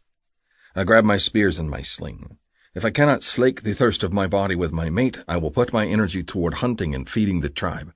The brutal season will be here in a few turns of the moon, and my mate's belly will be full with my child and will need taking care of. The image of Josie's slight body, full with my child, fills me with a fierce pleasure and craving, and utter terror. She is fragile. What if she cannot carry my kit? What if the reason she has not resonated until now was that her Quee was not strong enough? I grip my spear tightly and resist the urge to rush back to Josie's side and push food into her small hand. She does not like my attention. But I picture her as my mate again, curled in my furs, her belly round. My cock nearly spills in my loincloth, and I lean heavily on my spear. Never have I wanted anything as badly as this. I must be patient. I must wait for her to acknowledge me as her mate. Until then, I must remain busy. I hunt with a ferocity that surprises all of the tribe. Grim with the need to exhaust my body, I leave at dawn every morning and bring a sled, and when I return each night it is full of fresh meat for the growing tribe. There are young, tender Divisti fawns, the hardier mothers with the thick hides that are so useful. There are delicate scythe beaks with the feathers that the humans prize for their pillows. There are quill beasts and two-fangs and snowcats, fish of all kinds, hoppers, and I even grab the sweet, reedy hraku plants that the human women are so fond of. All creatures land in my traps or fall prey to my spears. The other hunters marvel at my dedication. I say nothing. The only reason I work myself as brutally as I do is because of the small human who holds my future in her hands. Every night I return to the cave exhausted in body. I return to my empty furs and feel the echo of my empty, empty cave around me. It fills me with a hollow ache to know that my mate would rather sleep in another's cave than be in my presence. She is not like Zala, I tell myself. Be patient, give her time. So I do. I stroke my cock until I come, and it fills me with less satisfaction each and every time. My Kui's song is an angry protest at my self-pleasure, but Josie is nowhere to be found, and my body craves release. When I fall to sleep, I dream of her and our kit. On good nights, the dreams are happy. On bad nights, I dream that they die and are lost to me. As time goes on, there are more bad nights than good. So I hunt even more. I stay out of the caves later every day until the twin moons are high in the night sky. I would leave for several days if it would help, but I must be near her. My Kui will not accept any less. I must see her, even if only to watch her turn away from me. I cannot eat, I cannot sleep, and as the days crawl past, I hope that something will change, soon. Weeks later. You look like a sick hopper on its last legs, Ayahako teases me one morning as I sharpen my spear. I glare at him, not welcoming the company. You should find your mate and chatter and hurrier, not mine. He just grins, sharpening his own spear point as if I did not just snarl at him. Ayahako is a male who is bothered by very little, and sometimes I envy him. It seems as if everything bothers me lately. You should eat something, Ayahako says easily. You are nothing but a tail and skinny legs. That's not the way to please your mate. I snort and concentrate on my spear. There's very little that pleases my mate. Just thinking about her fills me with a gnawing need, and I have to fight the urge to press my head into my hands. I am tired and ill and full of unfulfilled need. It has nearly been a full turn of the big moon since my breast resonated to Josie, and still she denies our bond. My body feels sick and aching, and there are times that I must lie flat simply to catch my breath. McQuee is making me ill because I am denying its wants. But I have no choice. Josie has not relented. When I am in the cave, she ignores me or leaves the room. My attempts to talk to her are shut down with a few bitter words. For the most part, I try to ignore her because being around her and not touching her makes things worse. Something will have to change soon. If I am struggling, how must Josie feel? Patience, I tell myself again. She will come to you soon. You must wait it out. But I think of the haunting dreams of last night, of Josie dying to quiche sickness, her belly flat, her eyes dull. A shudder racks me.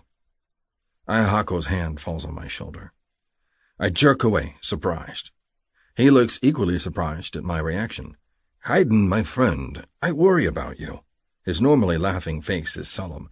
You cannot keep hunting like this. Something will happen and you will fall or trip on your spear. I worry you're going to get hurt. You need to talk to the stubborn female and make her realize that you cannot win against a queen. I start to sharpen my spear again, though my hands are shaking. The decision is in her hands. He snorts. There is no decision. The queen has made its choice. But it is so simple for him. His mate adores him, and they have a fat, healthy kit. My mate? She loathes the sight of me. She would walk away and never look at my face again and be glad of it.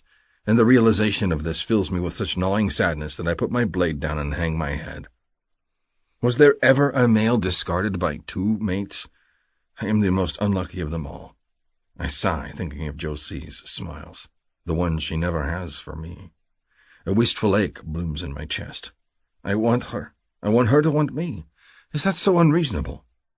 Ayahako squeezes my shoulder again. Talk to her again. Make her see reason. I nod and put my spear down. My hands are still trembling as if I am ancient and weak. There will be no hunt for me today. Ayahako was right. I would fall into my own pit trap or trip over my own spear. She does not want to talk to me, I tell him. She loathes me. Talk to her anyhow, Ayahako says bluntly. Make her see reason. Both of you are sick with resonance. It will not end until you give in. Surely she has enough sense to realize that. I want to snarl at him. Josie is smart. Of course she's smart. She just hates me. I am the part she cannot come to terms with. But I nod. His words have decided me. Both of you are sick with resonance. I will gladly suffer on my own, but the thought of my mate in pain, suffering as I do, it fills me with misery. I do not want that for her. So I heave myself to my feet and go to find her. The privacy screen is up on Saluk's cave, so I do not head there. I can hear the soft noises of mating and cannot imagine they would be so loud with Josie asleep in her furs a few paces away. She must be sleeping elsewhere. The thought fills me with vague unease, and I check into several unoccupied caves with their screens down, earning me a few confused and sleepy looks from tribe's mates. No Josie. There's a storage cave near the hunter caves, small and cluttered with food and goods. Surely she did not squeeze into the storage cave rather than sleep in the same cave as me? But when I enter it and see a small bundle of furs wrapped around a small human form in the corner, I feel my chest squeeze with misery. She does not look comfortable. Is this all that she can claim as a home now? All because she has been placed with me? It does not feel right. I rub my chest as my Kui begins to hum in her presence. Josie, I call out. The furs shift, but she doesn't wake up. Irritation flashes through me and I move to her side. She cannot ignore me forever. I kneel next to the furs and rip them back. Wake, we must talk. Her eyelashes flutter and she lifts one weak arm to reach for the blankets. Stop it! My heart clenches with fear at the sight of her. This isn't Josie. This isn't the bright-eyed female with the tart tongue. This female has sunken eyes and is thinner than she should be. She looks tired, and when she tries to reach for the blankets, her movements are sluggish. I have done this to her. My heart sinks. Josie? Go away, she breathes, averting her face from mine. I don't want to see you. I touch her cheek before she can push my hand away. I am filled with longing and aching need that will never be fulfilled. She will never be my mate. She will never let me claim her. She will never accept me into her arms and let me fill her belly with our child. Those things will not be mine. I realize this now, and I am filled with a sense of loss greater than when I awoke and my Kui was silent. My breast hums now with resonance, but the song is desperate and sad, and Josie's answering song does not make me feel better. She would rather live in misery than take me as her mate. We cannot continue on like this. I will endure whatever I must, but the sight of her in so much pain fills me with agony. She is my mate. It is my job to take care of her and to keep her safe, even if it is from me. I touch her cheek again and ignore how she tries to bat my hand away. Her skin is soft and my entire body aches with the need to claim her. But I will not. She does not wish to be mine. You are making yourself sick, Josie. If you will not take me as your mate, I will take you to the Elder's cave. Her eyes flutter open and she looks at me in tired surprise. You will? To get our Kuis removed? I nod. I will not get mine removed. To do so seems wrong, but if she gets hers removed, she will no longer suffer, and that is what I want. We will do as you ask. I cannot bear to see you suffer any more. A small smile touches her mouth and she clasps my arm. Thank you, Hayden. Thank you so much. I nod. What else can I do? I can refuse her nothing, it seems. My Kui sings a sad, sad song in response. Chapter 6. Hayden. 2 days later. Ho! I call out as we approach the entrance of the Elder's cave. I feel a mixture of emotions at the oval, snow-covered dome of the cave. I am pleased that soon Josie will be out of her pain, but mine will just be beginning. I am about to lose my mate once more. Do you think they're here? Josie asks at my side. Her hand rests on my arm. She is tired, but her eyes are bright once more, and she is not as thin as she was 2 days ago. Josie has not been eating much with the resonance attacking her body, and I have been forcing regular meals into her as part of our deal. I will take her to the Elder's Cave to see the surgery machine, and she will eat. She no longer looks as if she is withering away, but I still worry over her. I will always worry over her. No matter what she thinks, she is mine. I rub my chest. They will be here. Rook does not like to live with the tribe. They are too noisy. Vectal said that during the brutal season they moved back with everyone else, but when the weather cleared for the bitter season, they left immediately. I understand Rook's reluctance to be around others. Sometimes I wish they would all go away as well. I hope the machine is fixed, she tells me. I don't think I can stand it if it's still broken, if we're stuck. Her hope makes my heart ache even more. I pat her hand. There will be an answer for us inside, one way or another. We enter the cave, and Josie holds onto my arm as we move up the sloping ramp. My Quee rumbles a pleased response, and I only rub my chest harder. She bends over to undo her snowshoes, and I take over the task. She is tired. Rest. I have this. Thanks, she murmurs, and stands still as I remove them from her boots. I appreciate this, you know. I grunt. The only reason I do this is because I cannot bear to see her grow sicker. There is no other reason. If it were up to me, I would have her on the floor with her legs spread, and the thought alone makes my cock ache unbearably. I ignore it as best I can and straighten. Feet stomp down one of the hallways of the Elder's Cave, and then Rook appears. He puts a finger to his lips, indicating silence, and in his arms is a blanket-covered bundle, fast asleep. Josie's eyes light up at the sight, and she clasps her hands. Is Rookar asleep? Can I hold him? Rook nods and offers her the kid, looking at us curiously. He's a big, burly male with sharp features and looks very much like Rahash, if Rahash were not scarred and ugly from an old hunt gone wrong. He studies us. Why are you here, friends? Is bad news? His speech is rough, but has come a long way in the moons since he returned to the tribe. No bad news. I look over at Josie. She's gazing down at the kit with an adoring look, and it makes me ache even more to think she will never hold our kit like this. My Quee rumbles loudly in my chest, and hers answers. Rook immediately tenses, alert. Is resonance, I say abruptly. She wants the surgery machine to fix it. Rook scowls. Nothing changed resonance. It's final. I agree, but I will let Josie speak. We're going to get our Quees removed, she says, happiness in her voice. If it's not there any longer, then we can't resonate to each other. We'll get them removed and put in new ones. Rook looks at me as if to say, why do you agree to this? I scowl at him. Josie is not stupid. I do not agree with what she wants, but I will not let him stop her. I feel the overwhelming urge to step in front of her, to protect her from Rook's disapproval. Just show us the machine. The kit in Josie's arms hiccups and makes a fussy noise, and she makes a soothing sound and begins to rock it. Not so loud, both of you. Rook throws his hands up as if giving up. Follow. I put a hand on Josie's back protectively, and because I am shaking with the need to touch her, she allows it, and my Quee sings loudly in my chest at this touch. It wants more. I want more, but it cannot be. Rook leads us deeper into the Elder's Cave, and I realize that every time I come here it looks less like a cave and more like the strange square made of rock that the humans arrived in.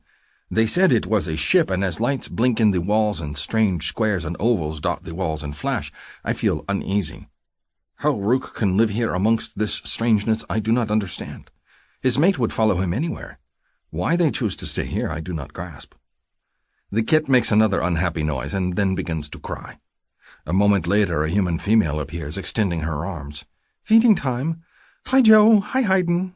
Harlow is a strange-looking human, with hair the color of flame and specks all over her belly-pale skin, but she smiles at the sight of us as she takes her kit from Josie's arms. What are you two doing here? They resonate, Rook says. Her eyes go wide and she looks at us. Her gaze moves quickly over me and then lingers on Josie. Oh, no, Joe. Her voice is full of sympathy. I scowl darkly. Does everyone think I am cruel to her? Tell them your plan, Josie. I rub my chest again, trying to silence my humming Quee. Josie follows Harlow into the next room, chattering in that bright, lively voice of hers about her plan. Harlow puts her kit under her tunic and feeds it as they talk, and I lean against one of the long tables set out in the room and watch my mate. I pay no attention to what they say because I do not like the plan. But I cannot stop watching her. It fills me with pleasure to see her smile, to see her eyes light up with enthusiasm. She tucks a strand of her soft hair behind a tiny ear, and my fingers twitch with the need to touch her mane. Her hands move as she talks to Harlow, and her gestures are fluid and graceful. She would be a wonderful mate. I rub my chest again, frowning in the direction of the women. Josie looks over and sees my scowl and flinches. Her reaction only makes me scowl harder. "So that's why we're here," Josie says. "If we can remove our quees, then we can get rid of the resonance. That's why Haydn was able to resonate to me. His old one that chose his last mate is gone." "It is wrong," Rook says, looking over at me as if daring me to disagree. "I will do what Josie wants," I say flatly, and am rewarded with a brilliant smile from my mate. My quee hums louder with pleasure, unaware of what we discuss. "It's not our decision to make, Rook," Harlow says in a sweet voice. Her wide-eyed gaze flicks between me and Josie. "I wish I could help, but the machine is still broken." Josie's face falls with disappointment. "What?" I stagger with relief. My hands clench into fists at my side. Josie's sadness is terrible to see, but my own joy is nearly overwhelming me. She cannot unchoose me. She will remain mine. Josie. "Look," Harlow says, pulling out a panel in the medical bay. "I can fix a lot of stuff, but I've been working on this particular beast for a long time and I'm not getting anywhere." She holds a square out to me and then pulls out a second. These are supposed to be identical. I compare the one in my hands to the one in her hand. It's charred in a few spots and the middle looks a bit like melted frosting. All the tiny glittering components have melted together and smushed into a silvery mess. Disappointment flares inside me. This isn't an easy fix, is it? Nope. I don't even know how they made these particular parts, so replacing them, if we can even replace them, is going to be a real bitch. She slides her square back into the wall and then carefully takes the panel from me and replaces it. I'm not giving up, but it's going to take time. Time's something I feel like I don't have. I fight back tears of frustration. How long? Weeks? Months? Just the thought of holding out for a few more months makes me want to crawl out of my own skin. The look Harlow gives me is sympathetic. Maybe longer, girl. I don't know. I try to do what I can, but this is alien technology. If I can't plug part A into slot B, I might not be able to do anything. What I can do is pretty basic. And my time to work on things is limited, between Rook and Rukar and day-to-day chores. There's not a ton of time to fiddle with machines, no matter how much I want to. She's right. Of course she's right. There's so many additional chores to daily living that they eat up a lot of the day. You can't just buy a new shirt from a store. You have to hunt the animal, cure the leather, cut it, and sew it before you can wear it. Everything on Not Hoth takes 6 steps instead of 1, and it eats up the day. I know Harlow's trying, but the thought of waiting months or longer? I can't. I don't have that time. I put my hand on my forehead, trying to think. I can hear Rook and Hayden talking quietly in the next room. I know they're close because my cootie is purring madly. It won't stop. There's only one way to make things stop if I can't get my cootie out of me. Unease clenches my stomach. Sex with Hayden. Sex with someone that hates me. Ugh. I've had bad sex in the past. I've been abused by foster parents, raped by aliens, and gone on terrible dates where things got out of hand. I've made bad choices, and I've had others' bad choices thrust on me. I've survived it all. I can live if I have awful, unpleasant, unwanted sex again. But the thought of bringing a child into this? It feels so wrong. I'm trapped. I don't know what to do. I'm sorry, Harlow says. Her hand touches mine. I really do wish I could help. It's okay. I'll think of something. I don't know what, but there's got to be a way out of this. I retreat to one of the old rooms of the ship just to get away from the others. Harlow's busy with the baby and a jigsaw of components, and Rook and Hayden are preparing food near the fire. I don't feel like talking or holding the baby, for once, so I hide away where I can have some time to myself to think. The back of the ship isn't in use. Harlow and Rook stay to the front, and the Saqui never go exploring deep into the bowels. They don't trust the ship, especially since the walls, doors, started opening and revealing new passages. I head down one of these now, climbing up a pair of metal stairs that have withstood the test of time, and moving down a narrow hall. The floor is pitted with holes and weak in some spots, wires and cables hanging from the ceiling. There's a chilly breeze moving through the air that tells me the hull has been breached somewhere close by. But it's quiet. And it's private. It's also eerie. There are traces that people used to live here, a forgotten scrap of clothing that's nearly rotted away, an old circular canister whose meaning I can't decipher, something that looks like it was once a child's toy. I touch nothing, feeling the need to exist here without disturbing things. I don't want to dig up the past. I just want to make sense of the chaos in my head. I sit on the edge of a hard cot that juts from one of the metal walls. If there was ever a mattress here, it's long rotted away. There is debris and a bit of dirt in the corners of the oversized square, and I run my gloved hand over it before lying down and staring up at the ceiling. There are cracks that let the light in, and a large chunk of black metal looks as if it's about to fall inward, but I don't move. If fate's going to dick me over, well, it can't be any worse than it is right now. Hayden's my mate. I taste the words on my tongue and find I still can't reconcile myself to them. I've been sick for nearly a month now due to fighting my cootie, and I'm so tired, so exhausted in both mind and body. The cootie won't let me rest. I'm constantly twitching and aware, even in my sleep, and I can't relax. My pussy aches, something I've never really experienced before. Not the ache of abuse, but a deep-down, empty, gnawing ache as if I need to be filled. According to the cootie, I guess I do. I need to be filled first by Hayden, and then by the baby he's going to leave inside me. Wordless frustration spirals through me, but I force it back. I've already had my night of tears. I won't let myself have more.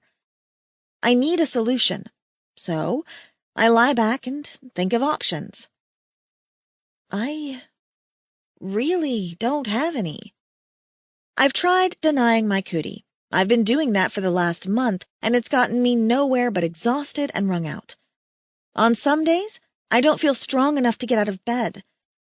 I can't go on like this forever, so that's a big X. I can't get my cootie out of my chest safely, not without the surgery machine, which is currently busted, so that's not an option. I could kill Hayden. I giggle a little wickedly at the thought. Okay, I totally couldn't kill Hayden. Not only is he stronger than me, I would never be able to live with myself if I harmed another person. I'm not like that. And I don't hate him. I just hate being attached to him. What option does that leave? Just one, I'm afraid. I swallow hard thinking about being mated to Hayden. One night of unpleasant sex with a man that scorns me and makes me feel like less? I could live through it. I don't want it, of course, but I've had worse and I've lived through it. It's what comes next that scares me. There's a big plus to giving in. A baby. I hug my arms to my chest and imagine my belly filled with a new life. I imagine a baby of my own to cuddle and love. My heart aches with want. I'd love a child. I'd love one so badly. All my life, there's never been anyone or anything that's loved me unconditionally. I was tossed from foster home to foster home for as long as I could remember, and I've never had a pet. A child as sweet as Liz's chubby Rochelle would be amazing. I'd even take a little crank monster like Harlow's Rukar, because when he gives that droopy baby smile, you feel like your entire world brightens. A baby. My cootie wants me to have a baby. Tears threaten to come to my eyes, and I feel a surge of want and love so strong that my cootie immediately starts purring, no doubt thinking Hayden is in the room. And that brings me back down to earth. Hayden. If I give in to the resonance, and everything in my body is just about to give out so it's not looking like I have a choice, I'm going to be considered his mate. His wifey. I'll be tied to him forever and ever. I'll be stuck with him looking at me with scorn every day for the rest of my life. His irritated snort of derision every time I speak up. He'll break me down until I'm nothing. And that's the life I'll bring my baby into. A yearning ache fills my breast. I was never loved by my parents, given up for adoption at the age of 2. I've always dreamed of the fantasy of a real family and a happy ever after. That one day, all the bad shit I've gone through will be behind me, and it'll be worth it because I'll have nothing but happiness for the rest of my life. It's hard to come to terms with the fact that it's just a dream, that I'm giving up on everything I've ever hoped for. My back aches from the hard bed and I shift, trying to get comfortable. As I do, a bit of dust falls onto my face and I cough, sitting up. Not the most comfortable place to relax. I gaze around the room, vaguely irritated that I've come to no decision. As I do, I start to feel guilty. There's a seat built into one of the walls across from me, and it's large and obviously saqui-sized and not human-sized. There's a door off to the side, and while it's mostly collapsed, I imagine it led to a private bathroom, again, saqui-sized. What was it the computer called their people? Sock. Right. They didn't want to come here. From what I remember of the stories Georgie told me, they were going on a nature retreat to another planet, or something along those lines, when they crashed here and couldn't leave. They didn't have a choice in how their lives went from there. They just sucked it up and carried on. They made do. They had children, and they lived their lives, and they did the best they could with what they'd been given. I smooth one glove over my furry leggings, thinking, maybe I need to suck it up too. Maybe I need to accept that, like the alien ancestors that crashed here, we don't always get a choice in our future, and we need to make the best of things. That means taking Hayden to my bed and getting rid of the resonance problem. It means hitching my wagon to his for the rest of my life, and while it doesn't sound fun, right now, I'm not exactly having fun either. And there will be a baby. I want that baby. If nothing else, I'll have a child to love and cuddle, a child of my own. Hello, silver lining. I get to my feet and nearly collapse again. My legs are weak and trembling, another side effect of the stupid resonance. I just want to feel strong again. I want to not want Hayden anymore. All the lust I feel for him, it's artificial. It's meaningless, and I hate that it controls me. But maybe it won't be so bad if he is a good kisser.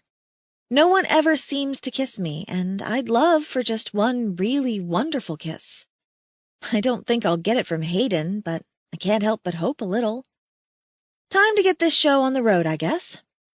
I suck in a deep breath, hold on to the wall for support, and choose my path. Chapter 7. Hayden. Josie is gone for much of the afternoon, and her absence gnaws at me. I know she is in the bowels of the Elder's cave, and she is safe, but I want to see her. I need to. Rook, luckily, is not talkative, and we enjoy a companionable, if surly, silence between us as we sharpen weapons and tend to the fire. I feel as if I should be doing something. Hunting, watching over Josie, providing for her, taking care of her needs. But I remain by the fire and tend to my things instead, waiting for her. A hunter's life is such that he must always be repairing his gear. There are always fish-hooks to be made out of bone, a spearhead gone blunt with use that must be sharpened, knives that must have their edges honed, nets to be repaired, straps that have grown weak with use, and shoes to be mended.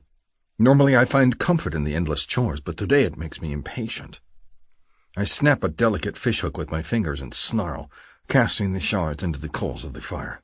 Ridiculous! Rook looks over at me with a narrow-eyed gaze. I glare at him. He says nothing, but I can imagine what he is thinking.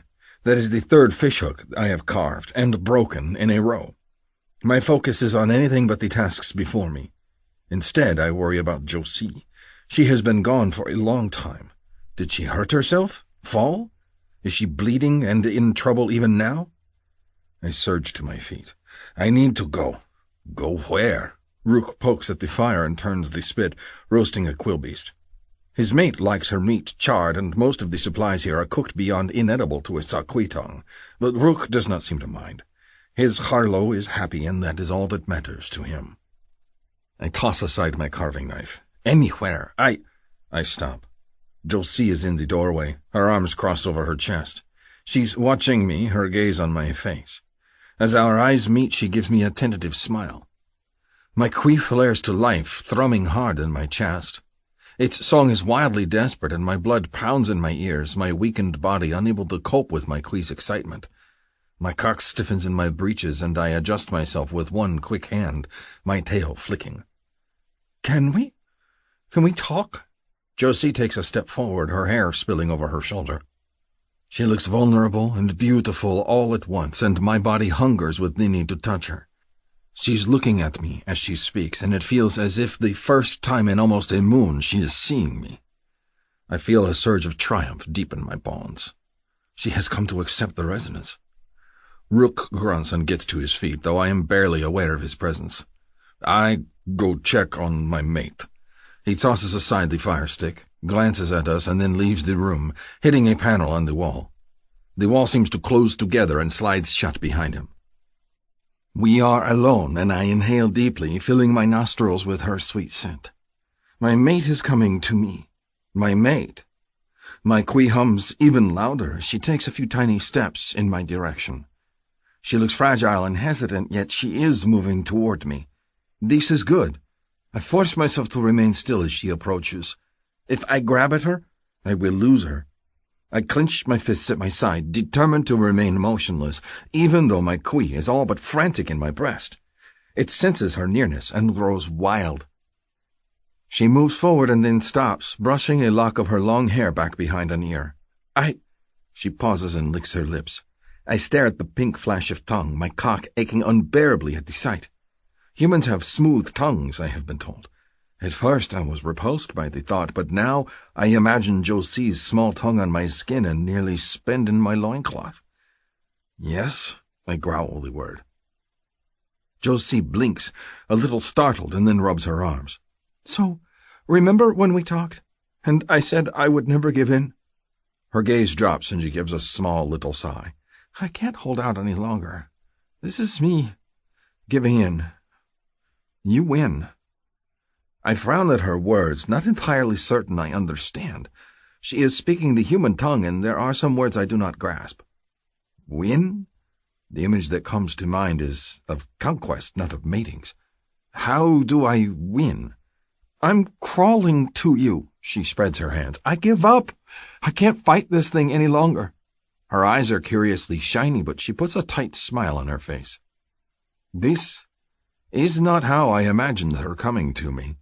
In my dreams, and there have been many, her eyes are heavy-lidded with lust, and she runs her hands on my chest, as if unable to stop from touching me. In my dreams, she is eager to give in to the quiz song. The woman before me seems defeated. But my quee is singing a powerful song, and my body is excited. I reach out, hesitant at first, to see if she will shy away. When she does not, I touch a lock of her long, smooth mane and let it move through my fingers, soft like water. You wish to be my mate, Josie? My voice is husky with need, and my cock strains against my loincloth. If she moves any closer, she will feel it for herself. The thought makes me absurdly aroused. Honestly, no. I don't want it. I don't want you. She gives a small shake of her head, but her hands go over her chest where her own quee is humming frantically. I can't do this anymore. I feel like we're stuck treading water and just getting weaker and weaker. The surgery machine is no longer an option, so this will have to do. She speaks a lot of human words, and I vaguely hear them, but I'm focused on her soft hair instead, dragging my fingers through it again and watching it ripple. Finally, she will let me touch her. So, should we find someplace private to do this? Her voice sounds choked. I nod. I would take her on the floor, right here, right now, but I understand that humans value quiet places where they can be alone to mate. I try to think of all the things the other human-mated males have said around the fire, how they like to be held, what pleases them, but all I can think of is the steady throbbing hum of my queen in my breast, Josie's nearness, and the ache in my body that is about to be slaked at last. She moves away, and I walk behind her. She could lead me off a cliff, and in this moment, I would follow gladly. Josie heads into the depths of the cave, turning down a passage I have never been in, and then stops in front of the wall. She pushes a button, and the wall slides back, revealing a chamber. I twitch, uneasy at the sight of the moving wall, but when she moves in, I follow anyhow. If it is not safe, better that I am with her. The chamber is small and square, and there is a shelf along the wall. She sits on the edge of it and looks over at me with nervous eyes. You want to mate here? Her cheeks flare with color, and she nods. Seems as good a place as anywhere else. I nod and move closer to her. Her scent beckons, and I hear the endless hum of her queen. It calls to me, and I can't resist the chance to reach out and touch her mane again. My fingers drag through it, and she shudders, her eyes closing. She doesn't touch me, and I fight back a pang of disappointment. Maybe it is human custom for the male to take charge of the mating. I sit next to her on the hard bench and brush a finger over her smooth, rounded cheek. My cock aches, my sack tightening against my shaft as if ready to release my seed. I cannot yet, though. I have barely touched her, and I want more. Her scent is enticing, and I lean in to sniff her. I never touched Zala. She pushed me away and mocked me for the stripling I was. Then when I recovered from the queef sickness, she was gone, and touching anyone else, had they even offered, seemed wrong. Now I have my mate and no idea of how to please her. Instinct will have to guide me. I lean in and nuzzle at her neck, licking at her smooth, soft skin. She shivers and makes a soft, whimpery noise that makes my cock jolt in response. She is not moving away from my touch, and her quee is singing loudly in her breast. Her scent is so overwhelming. I want more of it, and I cup a hand to the other side of her neck and bury my face against her shoulder. She is fragile and small, my mate, and I worry I will hurt her somehow. It's okay, she breathes and puts a small hand on my arm. Let's not talk, all right? Let's just do this. She does not want to speak. I do not know if this is another human custom. It feels strange to me, but I give in to her wishes. I pull at the collar of her tunic, loosening the laces. She remains utterly still, that tight look on her face. I wish she acted as if she were more aroused by my touch. My cock jerks in my breechcloth, unaware of her tension. All my body cares about is that I am finally touching my mate. The quee hums in my chest, and I pull her closer against me. I want to touch her everywhere. I want that tight look on her face to change to one of pleasure. It is important to me that she like my touch. I want her to realize that I can be a good mate to her, that I need her, that she is beautiful to me with her silky hair and her pink, smooth face and her smiles. Ah, her smiles. I feel pre-cum slicking the head of my cock at the thought. I am close to spending, and I have barely touched her. I release her, clenching a hand into a fist, trying to keep control. But then she leans against me. I forget all about control. My hand slides down her front, and I am eager to touch her everywhere. Her breast is small in my hand, but she makes a little noise of pleasure when I touch it, and it makes me want to do more. I caress her over the leather of her tunic and feel the hard little nub of her nipple. She sucks in a breath when I touch it, and I can smell the scent of her arousal through her clothing. My mouth floods with water, and I imagine how good she will taste on my tongue. I cannot wait to bury my face between her legs and lap at her sweet juices. I squeeze her breast, and she leans against my chest, her hand going to my face to caress it. And I erupt in my pants. The breath hisses from my body as the force of the orgasm overtakes me. I stiffen, stars dancing before my eyes. Haydn? There's a question in her voice. Confusion. What's wrong? I mentally curse. My breechcloth is hot and sticky with my spend. All she had to do was touch me, and I lost control. I am humiliated. Any other male would know how to please his female, but I do not. I have never touched one. I feel awkward and foolish, and my mind conjures up Zala's mocking grin as she denies me. I feel as if I am back to that same unwanted, untried kid I was. Hayden? She reaches for me. I jerk to my feet and turn away from her so she won't see the mess I've made of myself. What is it? Josie asks. Nothing. My voice is harsh. I will never admit what just happened. Stop pressing me with your questions. She sucks in a breath. God, you're still a dick. Even after I come crawling to you? My back goes up. I do not look at her. You did not crawl. The Qui chose. You have accepted it. And me? I cannot control myself. My shame is immense. Oblivious, my Qui hums and hums in my breast, eager to take my mate. Bullshit, she says softly. Bullshit that I've accepted it. You know what? I can't do this. I hear her hop down off the ledge. I thought I could move past this, but I can't. I can't fling myself into the arms of another person that's just going to use me. And I'm not going to bring a baby into this kind of relationship. Fuck you and fuck your cootie. Do not leave, I growl as I hear the door open. I press a hand to my cock, but the front of my breeches is still wet with spind. If I turn around, she will see my shame, and I cannot bear to see the scorn in her eyes, like the scorn Zala always had for me. But the door closes again a moment later, and the room is silent. She has gone anyhow, and I am left with wet breeches and stinging pride. Josie. I can't do it. I thought I could, but I can't. He didn't even kiss me. A kiss shouldn't have mattered so much, but it feels like everything. It feels as if Hayden didn't want me there, like I was just a body for him to jerk off on. I've been that body before, and it sucks. All I wanted was a kiss, to feel cherished for once. I sigh and wipe the frustrated tears from my eyes. I can't cry over this. I've already had my one night of tears. No more. I retie the laces of my tunic at my neck and head for the main computer room. For some reason, I keep expecting Hayden to come after me, to come coax me back into his arms, to shower me with kisses and show me that I was wrong, that he didn't mean to make me feel bad, but no one comes. And I can't believe I'm disappointed over that. I feel like such an idiot. I've made things worse. Not only do I still have unfinished resonance, but now I've fought with Hayden, again. I just wish there was a way out of this. Somehow. I plop down in one of the uncomfortable, slick chairs that have managed to last the hundreds of years from the crash. The one I'm sitting in is oversized, perfect for someone as big as Hayden, but not so great for someone my size. My feet dangle and I kick them, then lean forward and pick up an errant object on the counter. Hey, computer, where's Harlow? My readouts show that Harlow is in her private quarters with her companion and her child. Do you wish to locate them? I can provide directions. No, thanks. I toss the chip aside and pick through the items on the countertop, miserable. What about Hayden?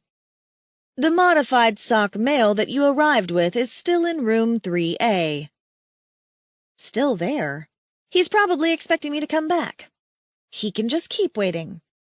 I find a rounded circle of what looks like glass and take it in hand. It's smooth to the touch and about the size of my palm. Computer, what's this for? The computer rattles off an explanation that I don't grasp in the slightest. I make a few noises of acknowledgement just to be polite and sit back in the chair, swinging my legs like a little kid and playing with my new toy. The glass is slightly thicker in the center, and I lift it to my eye and peer because it reminds me of a kaleidoscope. When I bring it to my eye, though, everything rushes forward. Ooh, a magnifier of sorts. I bet you could make a kick-ass Knot-Hoth telescope with this. Of course, it'd be useless on me because I never get to travel anywhere.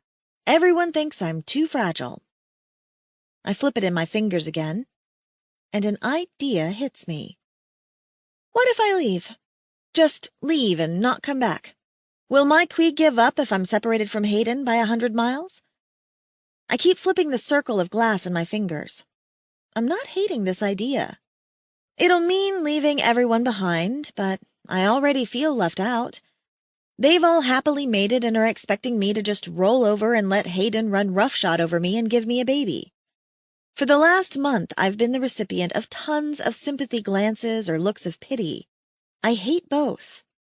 I remember Tiffany telling me a few weeks ago that she wanted to leave. Just start walking and never come back. But now I get it. I don't want to wait around for everyone to expect me to leap into Hayden's furs. I don't want them all watching my every move to see when I give in. I don't want the smug looks of pity when they find out that silly Josie's still holding out. I can just leave. After all, what's tying me here? Friends? They've all been mated and are building families. They're happy and in love. Even Tiffany, who wanted to leave a short time ago. I'd thought she was crazy, but back then I hadn't walked from the Elder's Cave to the Tribal Cave on my own with nothing but a crude homemade compass. I can do it. I think of the little cave Harlow lived in with Rook, the one by the ocean. I've always wanted to see the ocean. Chapter 8. Hayden. I cannot figure out how Josie made the wall open. I slap at it over and over again, trying to find the way out. I want to go to my mate, to drag her back into the room, wet pants or not, and find out why she has changed her mind. Her words echo in my head. I can't fling myself into the arms of another person that's just going to use me. I want to find out what she means by that. Who has used her? I will rip their heads from their bodies and stomp on their innards. More than anything, I want more of her soft touches, the little sounds she makes when I touch her. I play them over and over in my mind until my cock is hard once more, and there is no way to ease the ache. There is also no way out of the room. I pound against the wall over and over again, but as time passes it becomes more and more obvious to me that she is not coming back. So, seething, I wait. I lie down on the hard stone-like shelf, stretch out my legs and wait for Josie to come back. My mind wanders to thoughts of her returning, begging my forgiveness. She's decided she wants my touch after all. She crawls over me, all silky brown hair and eager mouth. And when I touch her, she makes more of those soft whimpery noises that send a pulse of need right through me. I wake up some time later, humming, my cock still hard and my breechcloth wet again from my dream. And still no Josie. Cursing, I rip one of the decorative panels from my leathers and scrub at my wet belly and groin. Twice now I have come in my pants. I snarl as I toss the wet leather aside and then push at the wall again, trying to get it to move. When it doesn't budge, I slam my shoulder into it over and over again. This room will not keep me from my mate. Nothing will. Hayden? I hear a confused voice in the distance from the far side of the wall. It is Harlow. Is that you? Let me out, I bellow. The wall will not open. As if determined to prove me wrong, the wall opens easily a moment later, several paces down from where I am slamming my body against it. Harlow gives me a confused look, hefting her kit onto her shoulder. Her mate is 2 paces behind her. What's going on? I didn't realize you were still here. Still here? Of course I am here. I slap a hand at the frustrating wall and shove past. Where is Josie? See, that's the thing, Harlow calls after me. I thought she was with you. Her words make no sense. I storm into the main area of the Elder's Cave. The fire pit is nothing but coals. Her pack, originally next to mine by the cave entrance, is gone. Her snowshoes and her heavy outer furs are nowhere. My queen is silent. I rub my breast, determined not to panic. She has moved to another one of the rooms, then. She has retreated from the main cave because she needs space from me. She would not just leave, not with resonance still singing an unfulfilled song between us. I head back into the winding caves toward Harlow. Where is Josie? I think she left. Her eyes are wide, upset. Did you guys have an argument? I snarl at the thought and race back to the front of the cave.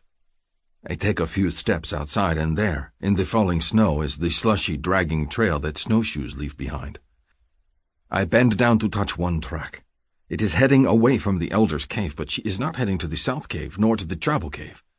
Instead, she is veering in a completely different direction. Where is Josie going, alone? Is it because of me? I rub my breast again, hating the guilt that swoops through me. Was I that cruel? I am not the most patient of males, but I would never harm her. Yet she has left, and left without saying a word to me or to Harlow. She has crept away. I imagine her sad face, the tears falling from her eyes, the cold biting at her small human form. I grit my teeth and return to the Elder's Cave, determined. Harlow is there, holding her kit to her shoulder, worried. "Is it true? Is she gone?" "I will go after her," I tell Harlow. "She will be safe under my watch." She bites her lip and looks at her mate. He puts a hand on her shoulder to comfort her. "Take food," Rook instructs in his broken language, "for you and Josie." I grunt in acknowledgement of his wise words. I can hunt for myself and will never starve, but it is always wise to have dried food on hand for the days when the weather is too bad to leave shelter. I heft my pack, and it's lighter than normal. Frowning, I open it to realize that my neat, orderly things are out of place. My rations are gone, along with my extra water skin. A reluctant smile of admiration curves my mouth. My mate has raided my pack and taken supplies. Instead of infuriating me, it makes me feel good. She is clever and smart, my Josie. She will not run off into the wild unprepared. I look over at Rook. I will need an extra spear and knife and some rations for myself. Rook nods. "You'll bring her back?" Harlow asks. "If that is her wish. I want to see where she is going first, and why she left without me." Harlow nods and looks up at Rook, still worried. He presses his mouth to her forehead. A kiss, the humans call it. A kiss. I did not kiss Josie. I did not hold her in the tender, easy way that Rook holds his mate, and I am ashamed. There are many things that I have done wrong this day. I will right them or die trying. I set out a short time later, easily picking up Josie's trail. There is a light powdery snow on the air, but not enough to cover her tracks. She has made no attempt to hide her trail, and for a time I entertained the thought that she wishes to be found. That she will see me tracking her and rush into my arms and shower my face with the little presses of her mouth that humans call kisses. But as her trail stretches on and the weather grows steadily worse, I realize this is a fantasy. She has no intention of returning. My chest aches with the realization that my mate has abandoned me. I have not pleased her. I did not caress her properly, and when she touched me, I spent my seed in my loincloth like an untried kid. I thought to hide my shame from her, but it seems that she has been hurt by my actions. When I find her, I will explain myself and seek her forgiveness. I will ask her how she wishes to be pleasured. This time I will do it right. Even though I make good time, I am many hours behind her.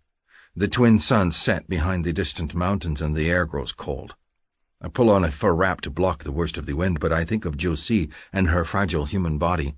She will be shivering with cold, unable to last a night out in the open. I must find her and build her a fire. I must shelter her with my own body so she does not freeze. No sooner do I think it than a tiny light appears on the horizon. It flickers and then flares brighter, yellow in the dark night. I catch the faint scent of smoke. A fire. Pride bursts in my chest. My Josie is not so helpless after all. I approach, quieting my footsteps.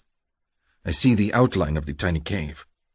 One of the hunter caves, scattered like wind-blown seeds across the landscape, and she is at the mouth of one, feeding bits of fuel to her fire. I devour the sight of her small form. She looks healthy, wrapped in her furs, and when she stands, she seems tired but not shivering with cold. After a moment, she pulls the privacy screen over the cave entrance, blotting out some of the light given off by the fire. I am left out in the snow, pondering. With a fire, she is safe. Even the most aggressive of metlaks will not approach a flame, and this particular region has very few large predators. I am impressed that she was able to find one of the hunter caves, build a fire, and take care of herself. My fragile Josie is stronger than I have imagined, and instead of storming into her cave and demanding that she return, I hunch in the snow and settle in for the night. I will put up a watch to ensure she is undisturbed. But if my Josie wants to go somewhere, I will follow until it is no longer safe for her, and then I will step in. Josie. So far, I've got the hang of this survival on my own thing. Yesterday I hiked until I found a cave, made myself a fire, thanks to the fire starter necklaces that one of the girls insisted we all have, and spent the evening cozy and warm. And okay, it was a little terrifying to be out on my own. A lot, actually. Despite being tired from a day of walking, I'd had a heck of a time falling asleep. The knowledge that I was the only one around for miles and no one knew where I was? It did a bit of a head trip on me, and I clutched at my furs, terrified.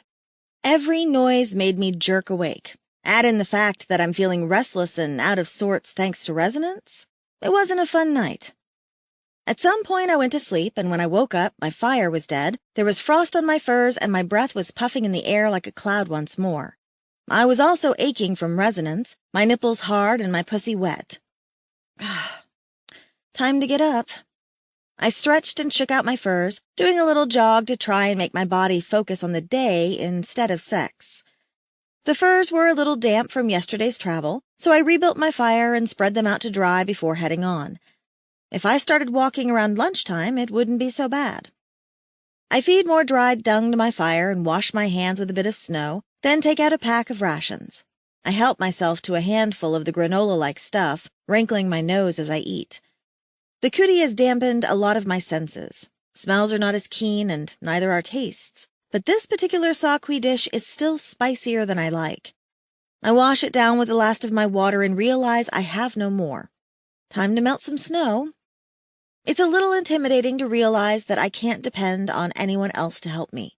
If I need water, I have to get it myself. Fire, I need to pick up supplies as I walk. I put the last few bites of my trail rations back into my pouch. Who knows how long it'll have to last me? I've never hunted before, and the enormity of the task looms before me. Well, I'll just have to figure it out somehow because I'm not going back. When my furs are dry enough and snow melted from my waterskins, I put out my fire and dress in my heavy furs again, then put on my snowshoes. I leave the cave and start heading toward the west. Harlow and Rook had come from the west, and that's where the ocean was, so that is where I'm heading. She'd said the temperatures were milder there. I tug one of my gloves higher and figure mild is just darn fine with me. The snow is thicker this morning, which means more must have fallen overnight. I trudge through the powder with my backpack over my shoulder. After an hour, I'm already exhausted and sweaty, but I keep going.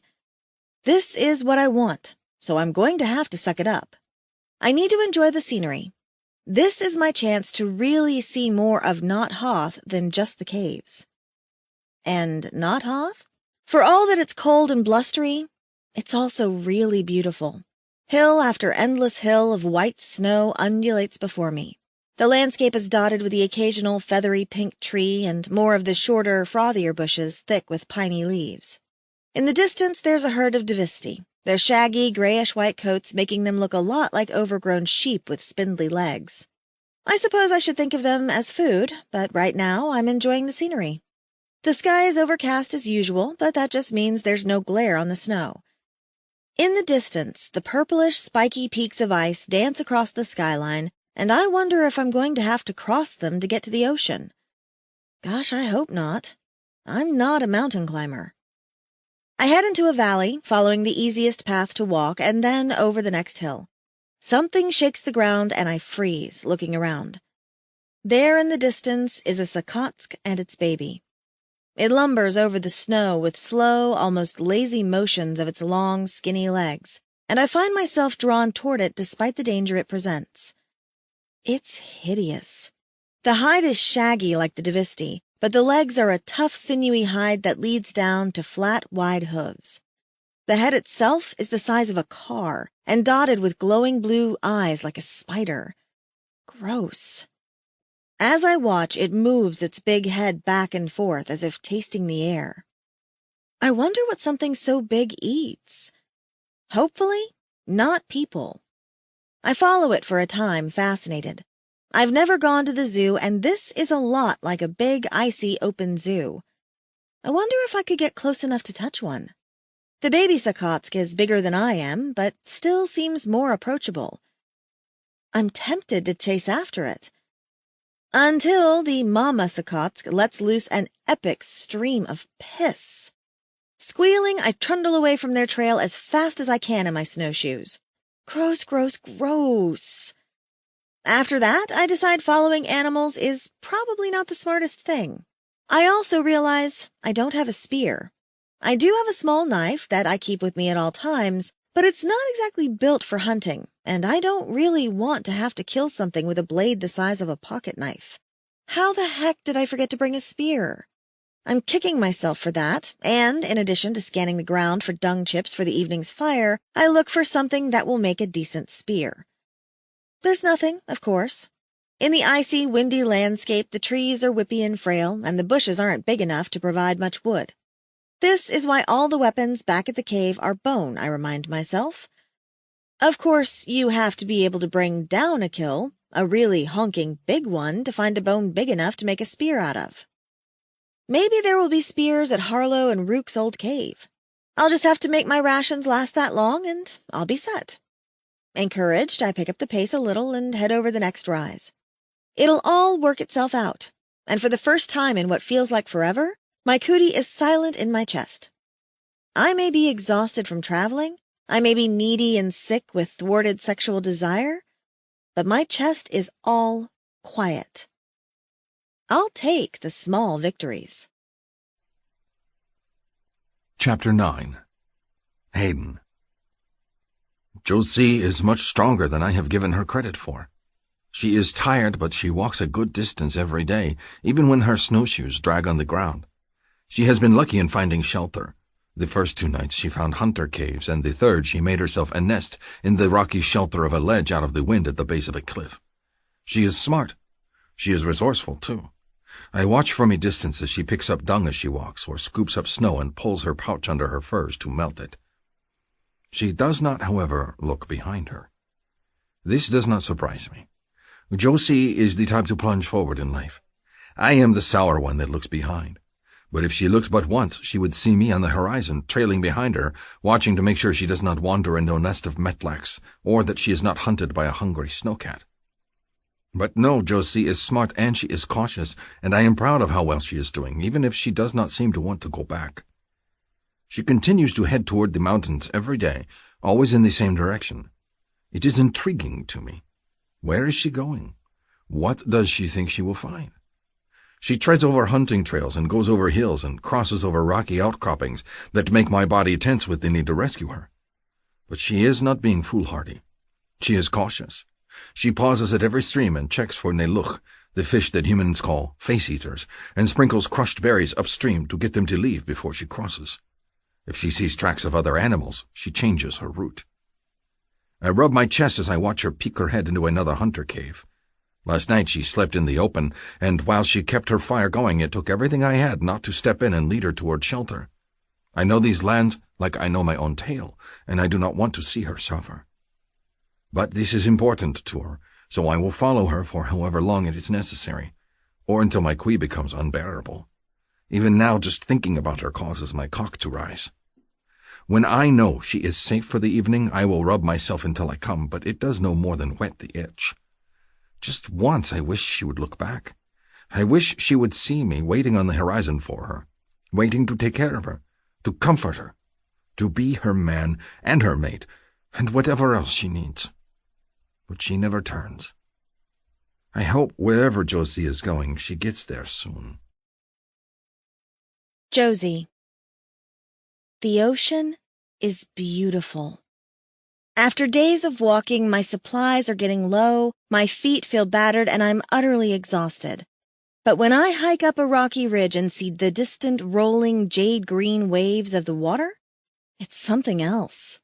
The outcropping I'm on ends abruptly, and far below I see gritty sand, a darker shade of green than the water itself, and frosty, light green icebergs floating in the distant water. This is so cool. I remove my snowshoes and take a seat on the ledge so I can relax and gaze out at the ocean. From my vantage point, I can see for miles. It's really something. The waves are tranquil and the water looks so soothing. I pull out my trail mix pouch and eat a few crumbs as I enjoy the view. I don't have much left, but I'm at my destination. Well, sort of. I don't see anything that looks like the caves Harlow described, so maybe I'm in the wrong spot. I lick the last few crumbs from my fingers and ignore the grumbling of my stomach. It'll have to last. On a whim, I dig out the disc of glass from my bag. I'm a little ashamed to say I stole it from Harlow, but if the surgery machine is broken, does it even matter? Nothing else is half as useful, and I plan on using the heck out of this thing. I cut my fingers around the edges and hold it to my eye like I would a telescope. At first, it makes my gaze blurry, so I try focusing with one eye closed and things zoom into place. Now I can see much further away. Excited, I use it to gaze down at the ocean. The water doesn't look as green or as soothing a little closer. In fact, the waves look downright nasty, and I can see dark blobs scuttling on the shore. A shadow flies overhead, and I put my telescope down, glancing up. There's a gigantic bird overhead, rushing past at a speed I've never seen before. Holy crap, it's fast. I lift my spyglass again, but it moves so quick I can't catch a view of it. Darn. I turn back to the ocean and peer out at the icebergs. There's dark shapes on them that I can't make out. Maybe the not-Hoth version of seals? Ice otters? Something? A moment later, the waves undulate and a thin, yellowish snake-like thing erupts from the waves and snatches one of the dark shapes off of the iceberg and disappears under the water with it. I shudder. Mental note? No swimming. I move the telescope over the water, scanning. Mostly there's nothing to see but more waves, but as I sweep over the distant horizon, a faint smear of lighter green against the water catches my eye. I try to focus in, but no matter how much I squint, I can't see what it is. At first, I think it's another sea serpent, but when it doesn't move, I realize it's something else. Land, maybe? But it's green. Maybe I should check it out. I turn my telescope back to the icebergs and see another dark shape flutter under the water. Maybe I won't check out the green if it means going through Jurassic Park Aqua Edition. Hayden would know what those things are. For a moment, I feel an unhappy pang of longing that has nothing to do with my cootie. I put down my spyglass and rub my forehead, where a headache is starting. It's weird, but I miss Hayden. With all this travel, my cootie's gone mostly silent, though I dream of Hayden at night, and when I wake up, my chest is vibrating with resonance. That isn't what makes me miss him, though. I miss his presence, knowing that he's there for me. It's strange, but no one's ever really been there for me in my life. When the shit hit the fan, everyone else ran away. Not Hayden. He might glare and put up a fuss, but he's always been there. Funny how I didn't realize it until I left. He's still insufferable and a prick, but he's growing on me. Or was. I imagine what he'd say if he knew I went all the way out to the ocean on my own. He'd scowl, his tail flicking, and cross his big arms. "You're weak, Josie. Females must be protected. Humans cannot travel like the Saqui." I'm gleeful, imagining the smug look on his face changing to one of wonder as he realizes just what I've done. That I'm a tough cookie. And some of my enjoyment fades when I realize he'll never realize what I've accomplished, because I'll never see him again.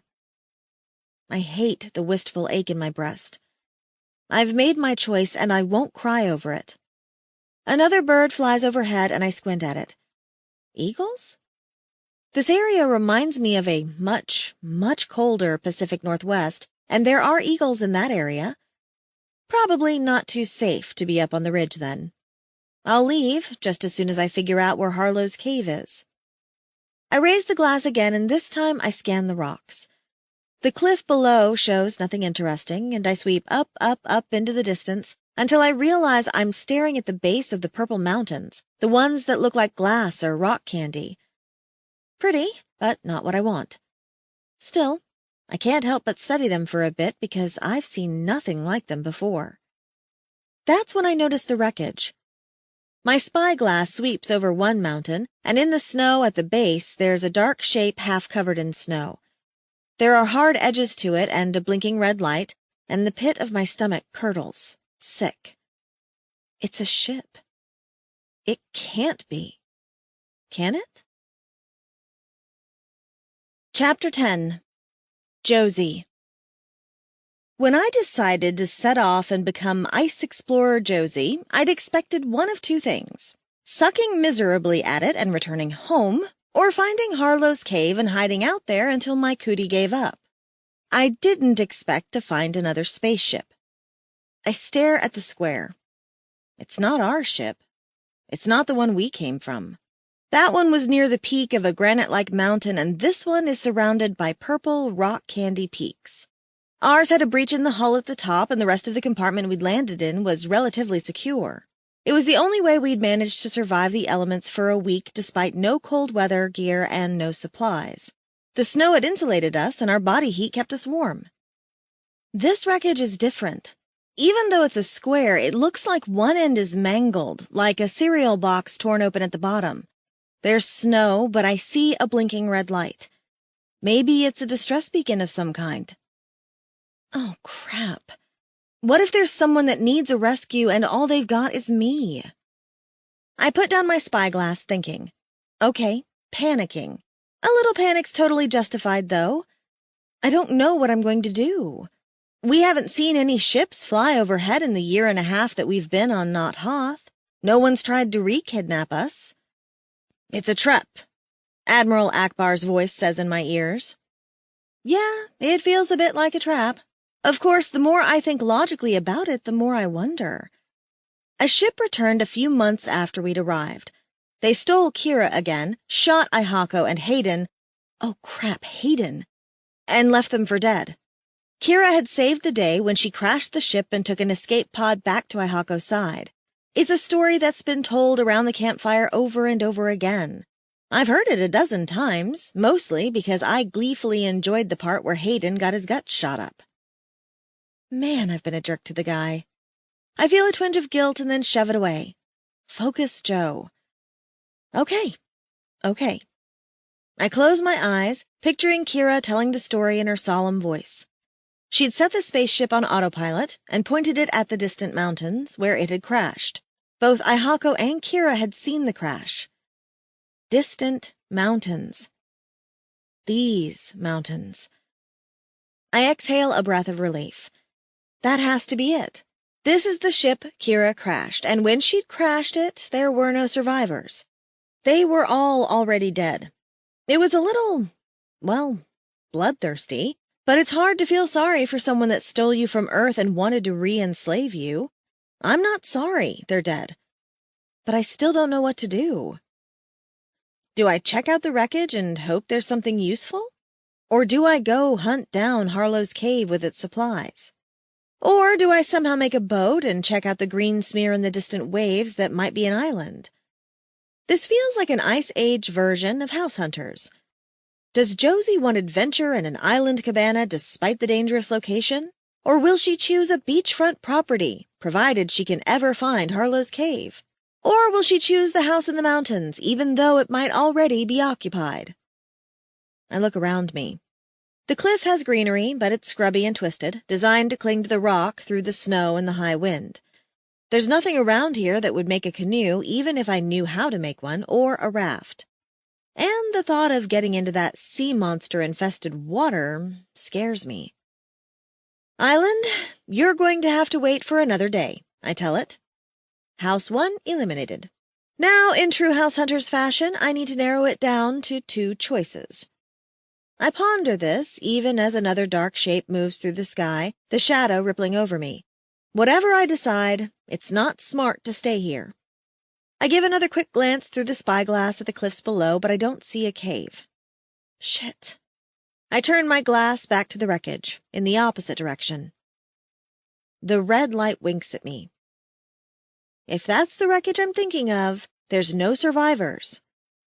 But what if I'm wrong? But what if they have food, and guns, and things I can use to survive? Right now, I've got a pocket knife and maybe a handful of trail mix left. I chew on my lip, thinking, and toy with the spyglass, flipping it through my fingers. It's been surprisingly handy, and it wasn't even meant for this. Who knows what kinds of goodies the other alien ship will have? I put the spyglass in my pack, I sling it over my shoulder, put my snowshoes back on, and head down the cliffs toward the wreckage. If I'm here, I might as well see what I can salvage. The wreckage is a bit further away than it appeared in my stupid spyglass. Okay, a lot further away. I hike for the rest of the day and don't make it there before the suns start to set. There's not much shelter around, so I find a few scrubby bushes to act as a windbreak and spend the last hour before sunset pushing the snow higher into the bushes so they form a wall.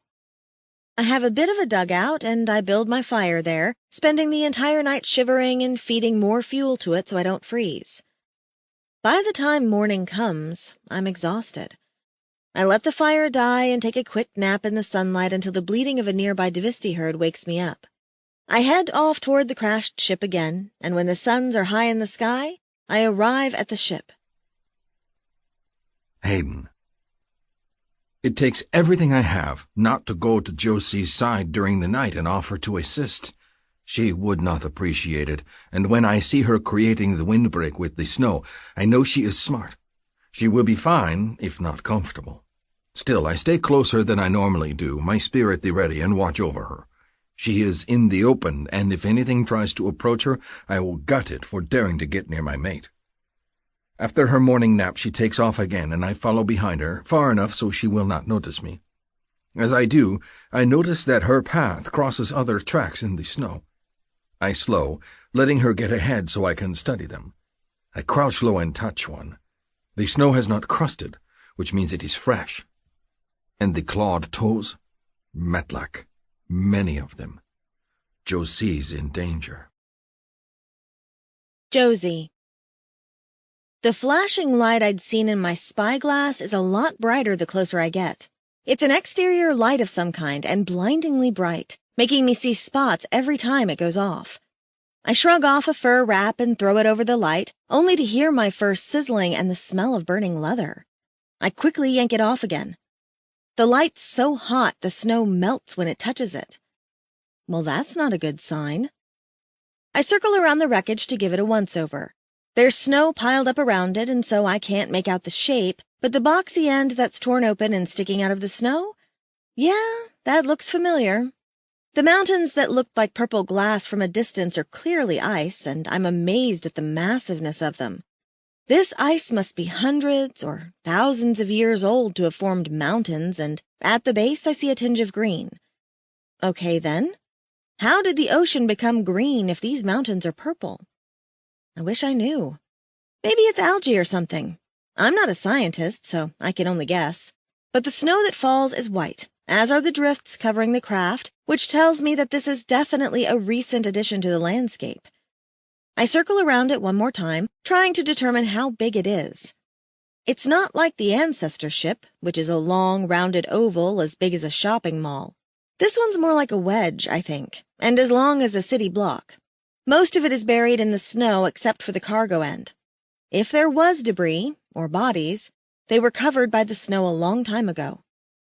I'm kind of glad for that. I don't want to see a bunch of corpses sticking out of the snow. I shudder at the thought. I approach the busted end of the spaceship that sticks out of the drifts. It's tilted to the side, and one end sticks out high from the snow, but the other end is climbable with a little effort, I think. Hello? I call out. Anyone home? No answer.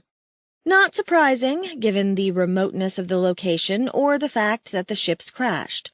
If this was Kira's ship, everyone was dead before the thing ever landed. I swallow hard at the thought, squeamish. I've seen TV shows with car accidents. I hope I'm not going to see corpse splatters all over the inside of the ship. Or worse, corpse splatter popsicles. I press a mitten to my mouth and herk a little. But I've come this far. I need to keep going. After the overheated flashing light, I worry that parts of the ship will be too hot to touch. I throw my fur wrap over the part I've designated as my point of entrance, and when it doesn't sizzle, I climb into the dark hollow pit. Hello? No answer.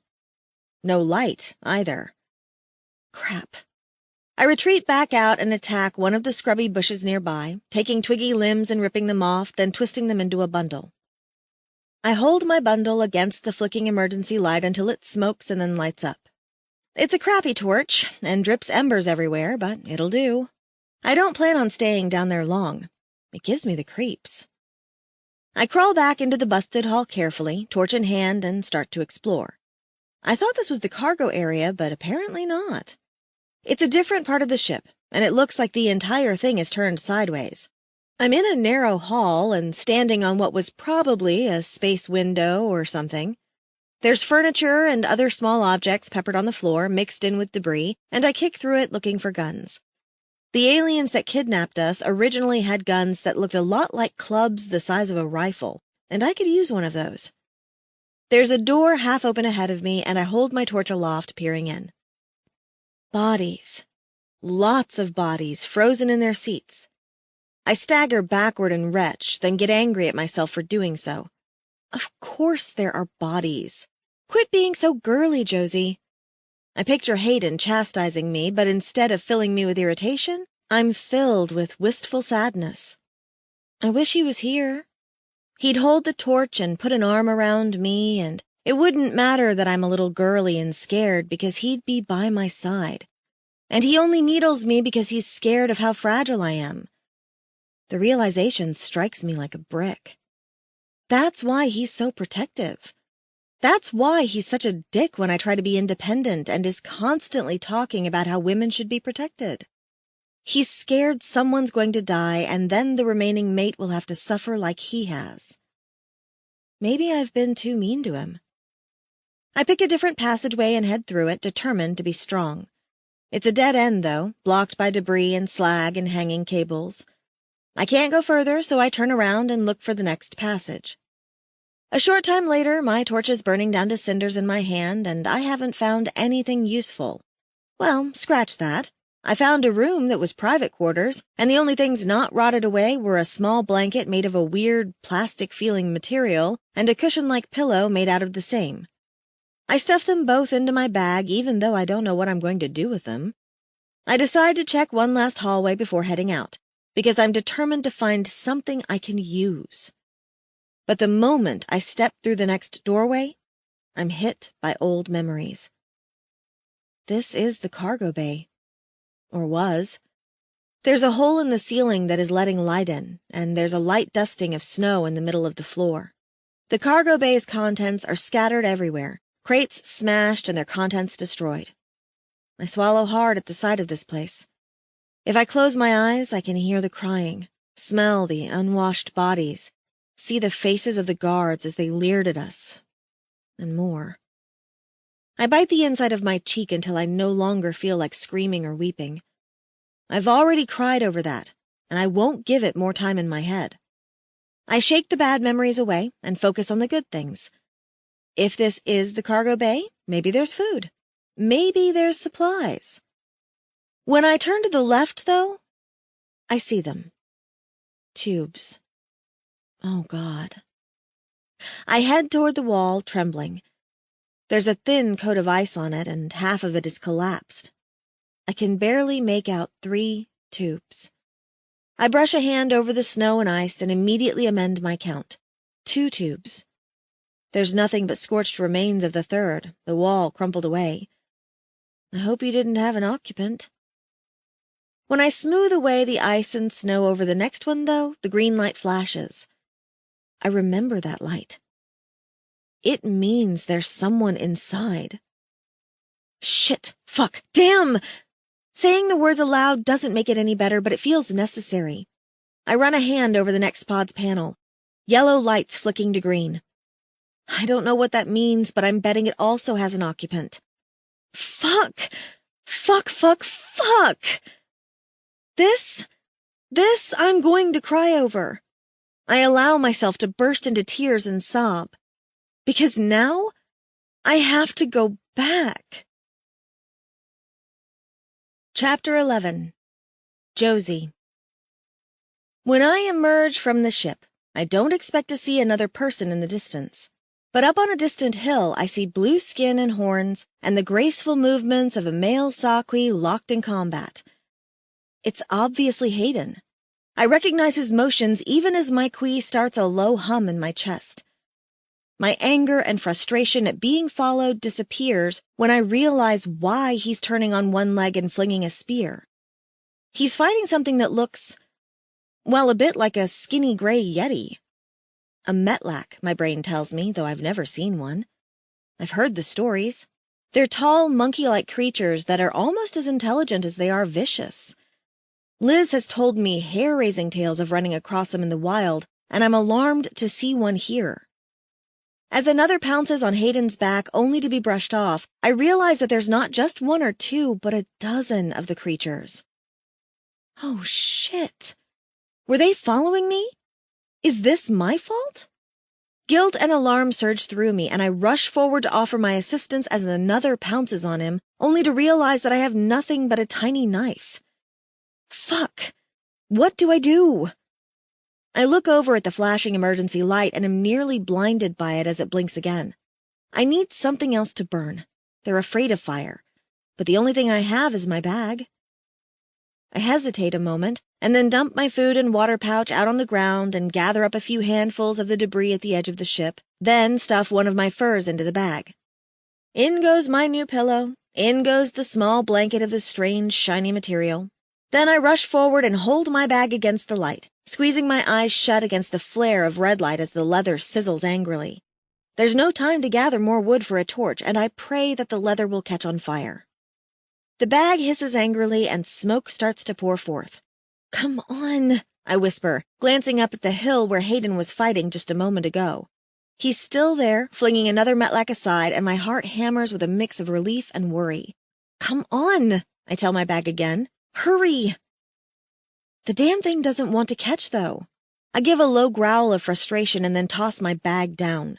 The shiny blanket catches my eye, and I grab it and hold it against the light, hoping that it's not flame retardant or I'm really screwed. If this doesn't work, I'll have to go help Hayden with my bare hands. Leaving him is not an option.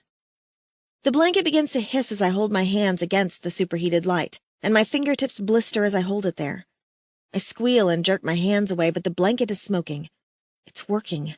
Before I can think about it too much, I shove the blanket against the light again and hold it there, trying to ignore the pain in my hands. Hot tears pour from my eyes, and I moan as my fingers continue to blister. Just when I can take it no more, the blanket catches. Yellow flames lick at the edges, and then the entire thing starts to crawl with fire. I pull it away and dash toward Hayden with my flaming bundle, yelling at the top of my lungs. I don't know who's more surprised to see me running at them, full throttle with a flaming blanket, Hayden or the Metlax.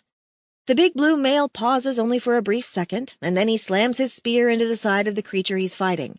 The others back off even as Hayden roars, a primal sound. I shake my burning blanket at them as they cringe backward, and one by one they peel off and run away, dashing for the hills. Just in time, too. My blanket's crawling flame has only been aggravated by my running and the wind, and it's licking at my hands. With a yelp, I toss the blanket to the ground and then blow on my stinging, burning hands. "Josie?" Hayden's voice makes me turn. His big shoulders are heaving as he pants, and his vest is torn. There are scratches and gouges on his arms, and one on his face from the Metlack claws, but he looks fine otherwise. I face him, ignoring my throbbing hands for a moment, and wait for the lecture. Knowing him, it'll start with "females are weak" and end with something about me playing with fire. Oblivious to the emotions spitting between us, my Quee hums a happy song in time with his. He says nothing. Is he waiting for me to admit I'm sorry? Not gonna happen. I wave a hand at him, beckoning. Go ahead and give it to me. Hayden puts an arm around my shoulders, and in the next moment, I'm pulled to his chest, my cheek squished against a broad pectoral as he hugs me to him. I freeze because it's the last thing I'm expecting. His arms wrap around me, and then he's holding me with both big, strong arms as if I'm the best thing he's ever seen. I realize I'm not going to get a lecture. Well, not yet, because he's relieved. He's so happy to see me that he's hugging me. And, okay, it feels really good to be hugged. His hand strokes over my hair as he holds me to his chest, and I close my eyes and bask in the warmth of his body against mine, and how wonderful it feels just to have someone touch me with simple happiness. I've never been hugged much, and I can see right away why some people are addicted to cuddling. Hayden's strong body holding me close is bliss. In his arms, I feel safe and protected, and the worries of the world slip away. But then, one of my hands brushes against his clothing and a shot of pain rips through me. I hiss and back away, gazing at them. My fingers and my palms are purple and starting to blister.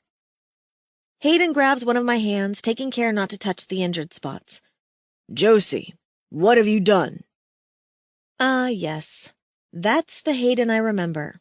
It's called saving your ass. You have saved more of me than my ass, he says, and I swallow the smart-ass comment bubbling in my head. He glances around and then retrieves his spear. With his other arm, he pulls me close again. The Medlacs will be back. We need to find shelter and build a fire. Shelter's not a problem. I know the perfect place. I point at the wrecked ship with its flashing light. For a moment, it looks as if he wants to argue, but then he nods. I will follow your lead. Now there's a change. Hayden. She's safe. Overwhelming relief moves through me in waves, as if spurred by my Kui. It has been humming its song loudly ever since she appeared on the horizon, waving a flaming blanket. To think that she risked her safety to protect me from Metlacs, it is humbling. While Metlacs are normally not a danger to hunters, these were younger and therefore more aggressive. Their attack caught me by surprise, as did Josie's rescue. She came to rescue me. I rub my chest, absurdly pleased by the thought. My mate heads toward the flashing, strange light on the horizon, chattering. It's a ship, she tells me, even as she cradles her injured hands in front of her, palms up. It's a ship and she has found others inside, and that is why she was returning down the trail, because she realized she couldn't stay and do nothing, and it's frustrating, but she has to do the right thing because that is what others would want her to do if the tables were turned. I listen to her with half an ear, lost in the song of my Kui. It is overwhelming me with her nearness, and I want to press her close to my body again. This is the first time I have been this close to her in days, and although I knew she was healthy, I cannot stop staring at her, at the sway of her hips as she walks, her graceful motions. She says something, and I grunt a response just in case she expects one. A moment later, she stops and turns to me, frowning. "Will they be back?" she asks me. The Medlacs? Yes, they will be curious and return once they have their courage. If we have a fire once more, they will leave for good. They are not smart creatures. She bites her lip and nods, squinting when the red light flashes bright into our eyes. Don't touch that thing, by the way. I learned the hard way. It's a little hot. She waves her damaged hands in the air. You did not have to do that, I tell her. I wanted to help. They were attacking you. Were you in danger? If I was at full strength? Not likely. But I am weakened by the Kui's unfulfilled song and many days of travel. I nod. She smiles brightly, as if pleased by my feebleness. Then I helped. The urge to correct her rises in my throat, but she is so happy to be helpful that I bite the words back. I am still pleased by the idea that my mate sought to protect me. No one has ever fought for me before, and she hurt herself in the process. I am distressed by this, and humbled by it as well. I take her by the elbow and glance into the dark recess of the strange cave. Stay here and I will check for animals. I've already been inside, she says, wrinkling her strange, flat, movable human brow at me. Weren't you listening? Do I admit that I have ignored some of her chatter in favor of eyeing her body? I glance away and then back at her seeking eyes. My concentration. The Kui. It is difficult.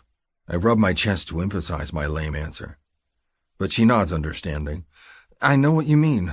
Her cheeks flush a bright pink, and she glances away as if shy. At any rate, it's safe in there.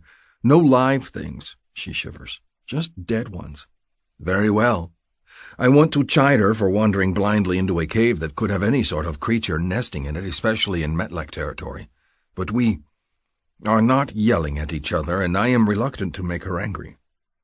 Not when the relief of seeing her is still pouring through me. I enter the mouth of the strange cave. It is much like the Elder's Cave, with its strange, smooth walls and floors. It makes me uneasy, but Josie needs shelter and a place to rest, so it will do. She clambers in after me, and I reach out to help her as she is favoring her hands. We move inside the large chamber several paces, and when we are far enough from the entrance, I gesture. Sit, I tell her. I will make a fire in this cave, and then we will take care of your hands. I'm fine, she says quickly. I can help. Josie, I say, my voice gruff with irritation, and I watch her back stiffen. I choose my words carefully. You are clever and you are brave, but you are still injured. I am not. Let me do this, and we will take care of your wounds. The sooner we treat them, the sooner they will feel better. And, greatly daring, I brush the backs of my fingers over her cheek. I should not, but I cannot help myself. I can no more resist touching her than I can resist breathing. I wait for her to shove my hands away. I wait for her to scowl up at me. But she only gazes up at me, her eyes big in her round human face, and then she nods, wincing. They do hurt. Then let me help. Let me take care of you, my mate. When she doesn't protest, I throw my pack down on the ground and pull a few things out of it. My strikers for starting a fire, my bag of collected tinder and fluff, and a few dried dung cakes scooped up from the trail for future use. Then I close it again and gesture that she should sit on it. There are no comfortable sitting mats here, and my mate will not be forced to kneel on the cold ground. She sits down heavily, and I realize how tired she is. I stroke her soft hair, again unable to help myself, before I get up and begin to craft a fire pit nearby.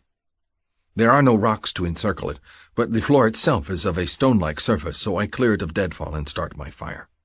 My Josie needs warmth, a meal in her belly, hot tea, and a poultice for her burned hands. With no wind to hamper me, the fire starts easily, and soon I have it stoked to a brisk flame. I feed it all the tinder in my pouch, and then grab a handful of the debris I'd shoved aside to stoke it higher.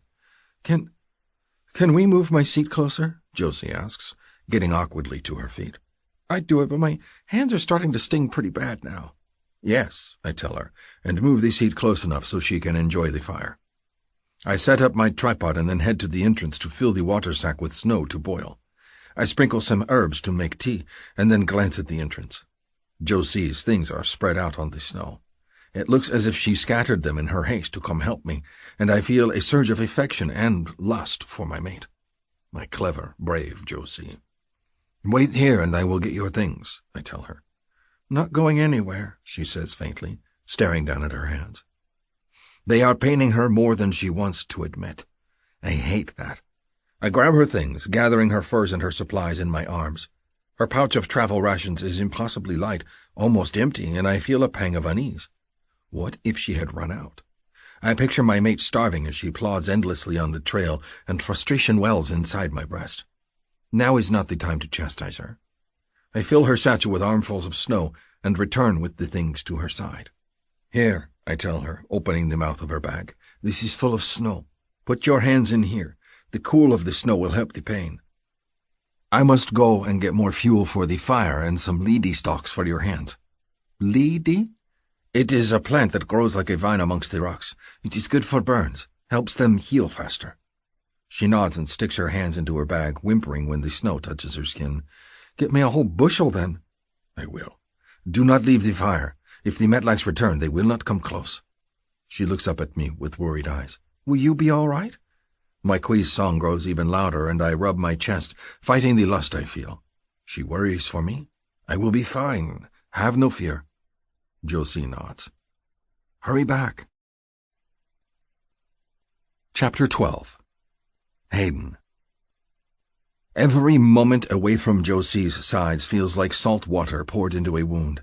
Even though I know she is safe with the fire, I think of her with her hands pressed in the snow, of the pain she feels, of the Metlaks returning and finding her unable to pick up a weapon. I must gather more fuel, though, or we will not be safe through the night. And more than anything, Josie needs the leedy stalks. I hurry, racing through the churned snow, following the trail of Divisti and scooping up their leavings. Once my bag is weighed down with dung, I race to the nearest cliff and pry apart the cracks in the stone with my knife, looking for the twisty, skinny roots that grow between the cracks. When I find enough to satisfy me, I head back toward the cave. A hopper jumps out of the bushes a short distance away, and I toss down my supplies to hunt a fresh meal for Josie. When I return to the cave, she's sitting by the fire, her hands in the bag, resting on the melting snow. The fire is crackling, and I watch her nudge the coals with the tip of her boot every so often. Her eyes brighten at the sight of me, laden with a fresh kill in bulging pouches. I'm glad you're back. My face cracks into a smile. She is glad to see me. Josie looks startled at my smile, and hers widens. I hope you brought plenty of that lily root, because my hands are killing me. Killing you? I rush to her side, dropping my burdens.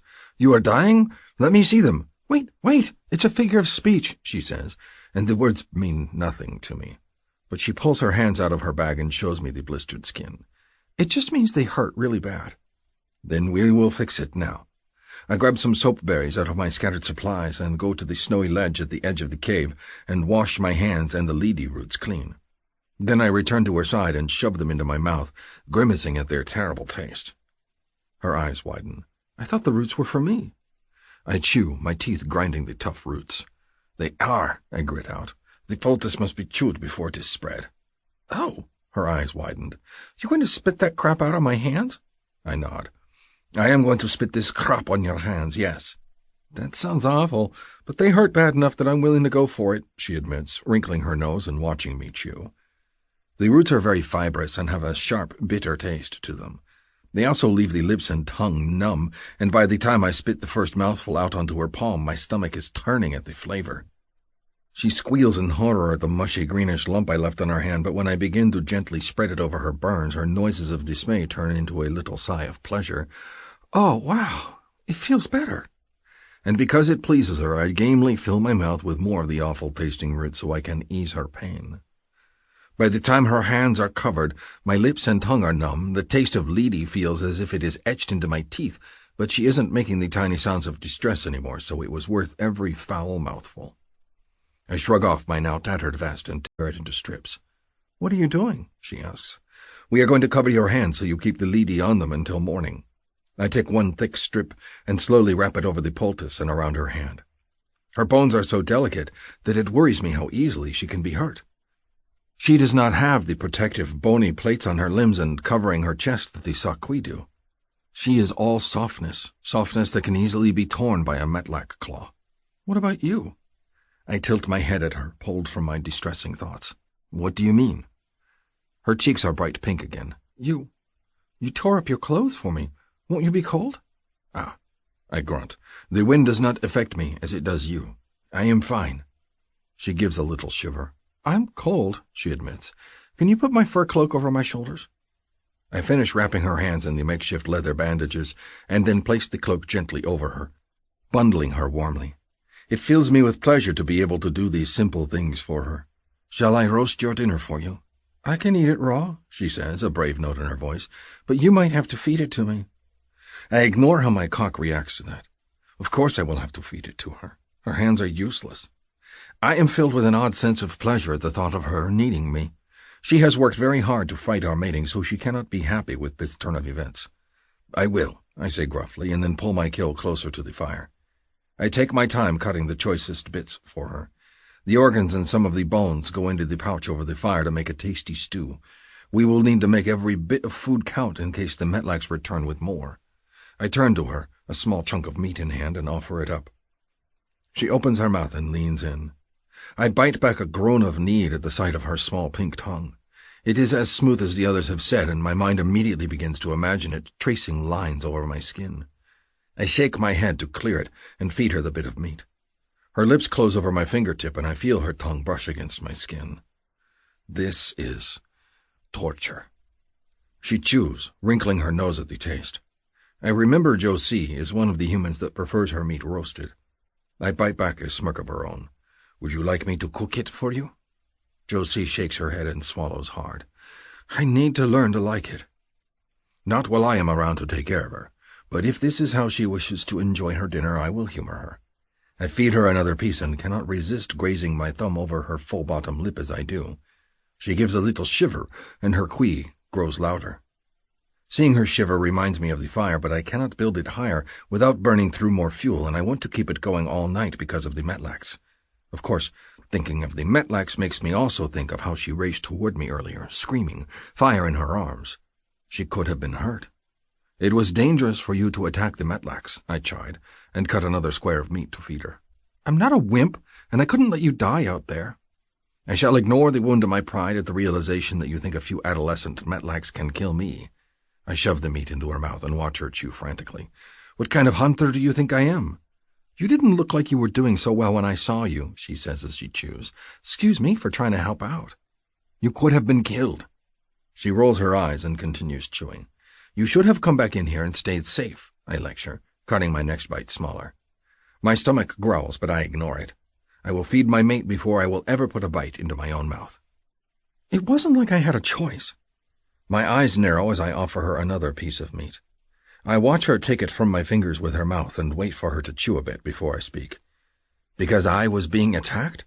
I resist the urge to rub my chest out of pleasure. I didn't realize you were being attacked when I came out. I was leaving anyhow. Once I saw you, I couldn't just walk around you while you were being jumped." I frown at her words and feed her another tidbit. She was leaving? Where were you going? To my surprise, her lip trembles. She pauses in her chewing and closes her eyes, then opens them again only after she swallows. When I offer her another bite, she lifts one bandaged hand and shakes her head. "I was leaving because I have to save the others. I didn't even know you were there." So she was not coming to save me? I am surprised and irritated at the sting I feel in my chest. She does not care for me after all. "What others?" I ask gruffly, shoving the bit of meat into my own mouth and swallowing quickly. "The ones in the pods." She gestures with her head, indicating something over her shoulder. "Remember when you guys saved us and 6 of the girls, Nora and Stacy and the others, were in pods sleeping?" Her eyes get shiny, but the tears do not spill forth. "I found more of them." "More pods?" Josie nods, the look on her face heartbroken. "And they're not empty." "More females? The unmated men of the tribe will be ecstatic. Why are you so miserable? We can save them." "Because they shouldn't be here," she says angrily, jerking back. Josie won't look me in the eye either. "Lies. That is not what you are angry about. You are angry at me." As she glares in my direction, it dawns on me. "You are mad because you have to come back, because you cannot leave them, and you cannot free them on your own." "Oh, I can free them," she says bitterly. "Free them to a death sentence. They'd die in a week, remember? I can't kill a Sakotsk on my own." I watch her blankly, the realization that she does not yet care for me crushing. If it were up to her, she would remain out here in the wild alone, forever. My wants and needs are nothing. The only reason she must return is for the safety of new human females. Her mate is simply an annoyance. Josie. It feels weird to realize I've hurt Hayden's feelings. He's silent as he moves around the cargo bay that we're using as a cave, tending to the fire, roasting the rest of the kill, and then scraping the hide clean with a bone knife. He melts more water, makes tea, and then hands me a cup, all without a word spoken to me. His face is devoid of expression, features tight, and as he works with his back to me, his tail flicks back and forth like he's pissed. It's not a good feeling. My cootie purrs a happy song, but I feel pretty fucking miserable. I just made this journey for nothing. Hayden was almost killed by Metlax, and I'm still resonating to him. Oh, and my hands suck. A little sigh of misery escapes me. His entire body tenses, alert, and he glances over his shoulder at me. "Do your hands hurt?" "No, they're fine. They're numb and covered in goo, but they're fine for now. Tomorrow, I imagine it'll suck to be me, but I'm trying not to think about that." He grunts and turns back to poking at the fire with a rib bone. An apology springs to my lips, but I bite it back. I'm not in the wrong, I tell myself. He should know that I don't want to see him. But then I think of the way he held me close after the Metlax ran off, and he stroked my hair like I was the best thing since sliced bread. The urgent desperation in him as he gazed down at me, like everything was right in the world as long as I was safe. The way he'd fed me bits of meat with such intensity, like his entire world centered upon feeding me and taking care of me. I squirm uncomfortably in my seat. He's made me the center of his world. And isn't that what I've always wanted? A mate who put me before everything? Except it's Hayden, and that makes things tricky. "I'm sorry," I say, after an uncomfortable length of silence once again. "I don't think I'll be able to stand it if he doesn't talk to me all night. I haven't seen anyone else in days, and that's why I feel a desperate need for him not to be mad at me, I tell myself. If it were anyone else, I'd be just as unhappy. But then I think again of the way he looked just before he'd hugged me in against him. He grunts acknowledgement of my words, but doesn't turn around. Clearly, I'm going to have to say more. "This is just hard for me," I tell him, resting my hands palm up on my knees so I won't hit them against anything. "I guess sometimes I just want to say in something, you know? It feels like every time I turn around, the universe is deciding my fate for me, and it gets old." When he continues to remain silent, I add, If you could go back and change things, wouldn't you rather not resonate to me, if you had a choice? No. No? I'm dumbfounded by his answer. Dumbfounded and oddly pleased. I stare at his back, at his switching tail, trying to understand. Really? He nods slowly at the fire, but I know the nod is for me. I would change nothing. Oh. Warmth furls through my chest. I think this is the first time someone's picked me. Really picked me.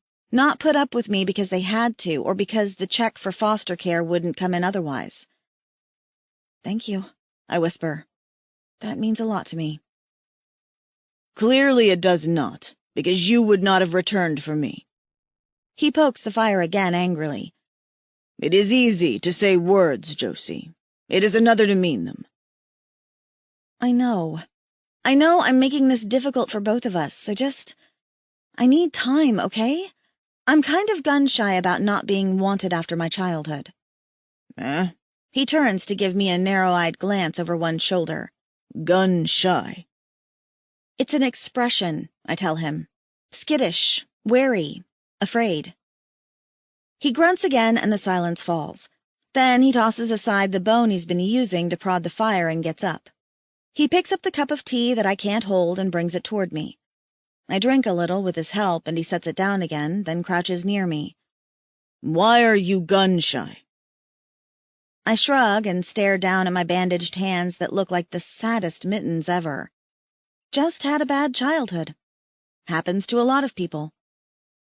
He looks up at me expectantly. When I'm silent, he gestures for me to continue. I wince. Please don't make me talk about it. The expression on his face grows wintry again. How can I understand if you will not share? I swallow hard, my throat suddenly dry. Because it sucks. Because it was a long time ago, and I am determined to not let it control my life forever. But he's not wrong. He can't understand how much it means to me to have a real family unless I tell him why. This isn't an easy story to tell. Hayden grunts acknowledgement and, to my surprise, reaches up to brush a lock of hair off my shoulder. Neither is mine, yet I told you. Fair enough. I nod slowly. So, my parents gave me up when I was 2. He interrupts, the look on his face intent as if he must capture every single word. I do not follow. Oh boy. Yeah, I can guess that something like that won't make sense to him. In their small tribe, every child is welcomed with joy by everyone. Well, there are a lot of people back where I come from. Hundreds and hundreds and hundreds. So many that your mind cannot comprehend it. And sometimes these people are not responsible, I guess. The people that had me didn't want me, and so they took me to a place called a state home and left me there. With strangers. At his frown, I add, the state home is where people take the children they don't want and leave them for others to take care of. His frown deepens. This happens often. Not often, but enough that there were a lot of children there, and I was a pretty miserable kid. I had a lot of ear infections, and so I was always screaming and crying. No one wanted to mess with me for long. I was older when I got my first set of foster parents, and well, they just wanted the checks. I realize a moment later that he's not going to understand what that means, and I explain to him. That means that other people paid them in goods to look after me. They didn't want me, just the goods. They had many children like me in their home so they could get many, many goods. It wasn't a great place, but it also wasn't the worst place. I was there for 4 years. After that, I got moved again. And again, and again. No one wanted me. Some people would say the timing wasn't right, or I was too old and they were looking for someone younger. Or they had their hands full and were about to get a job transferred, and so they'd send me back. And at a few places, I swallow hard. A few families wanted me for the wrong reasons. What reasons are worse than taking care of a child in exchange for goods? His lip curls, the expression in his eyes unfathomable. Bless his heart. He truly has no idea. Some men like to...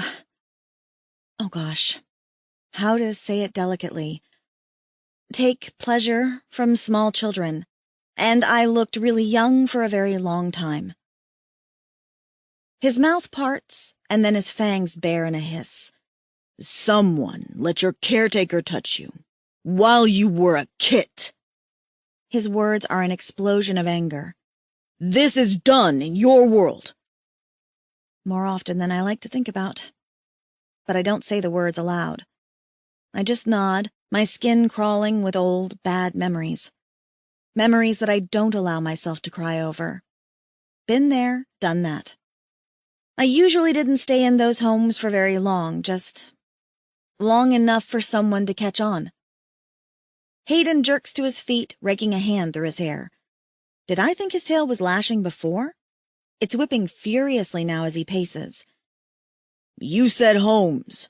This was done more than once. A few times, I say faintly. Sometimes there are bad people in the system. You kind of learn to spot the creepers after a while. Unfortunately, sometimes they're the only ones that want to take in a teenage girl. The flat of his hand slams against the wall. He snarls and rages back and forth, muttering furious words under his breath. I watch him, a little amazed at his violent reaction. He looks as if he's about to truly lose his shit. He flings himself against a wall and slams a flat hand against it again, tail moving furiously. The entire bay shakes as he smacks the wall once more. He looks like he's trying to pound it into submission. And call me crazy, but it makes me feel good. Someone cares enough about me to get angry on my behalf. I've never had that before.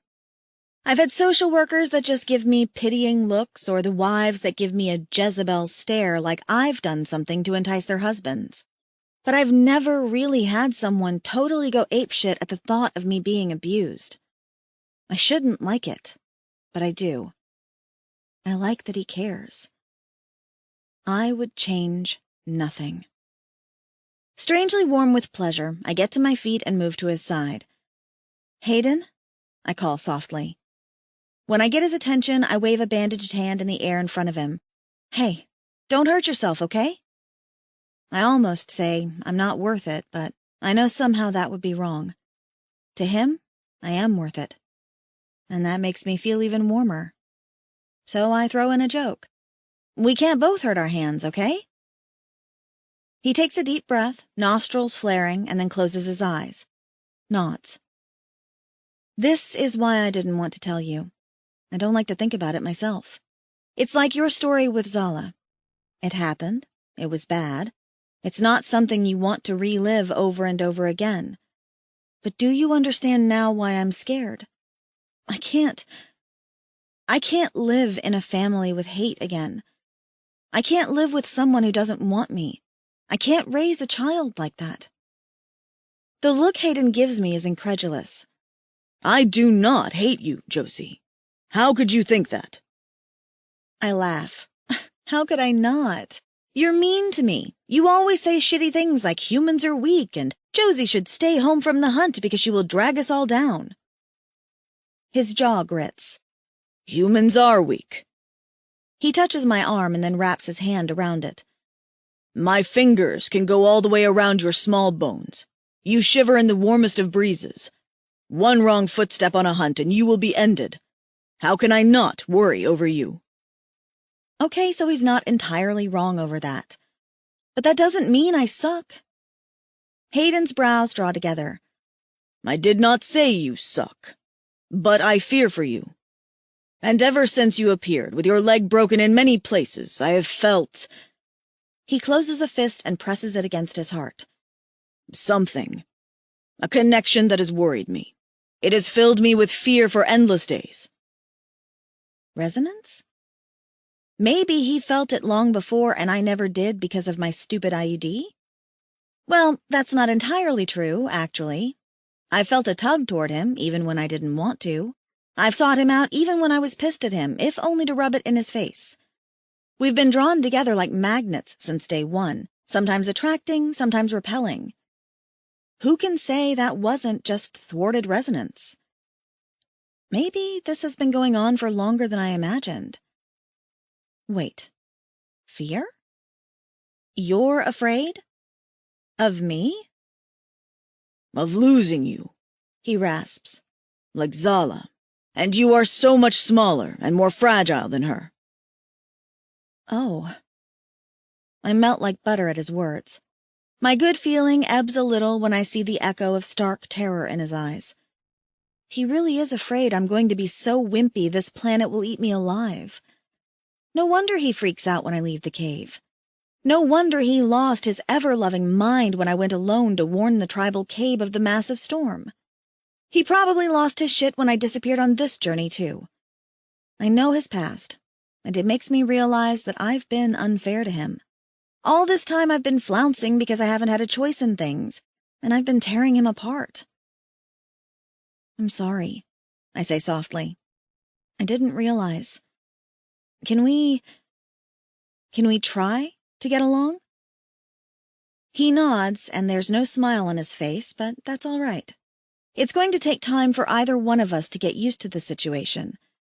But I guess it's time for me to stop running. Chapter 13. Josie. The next morning, I wake up with the tip of a curved horn inches from my eyeball and my cootie purring happily.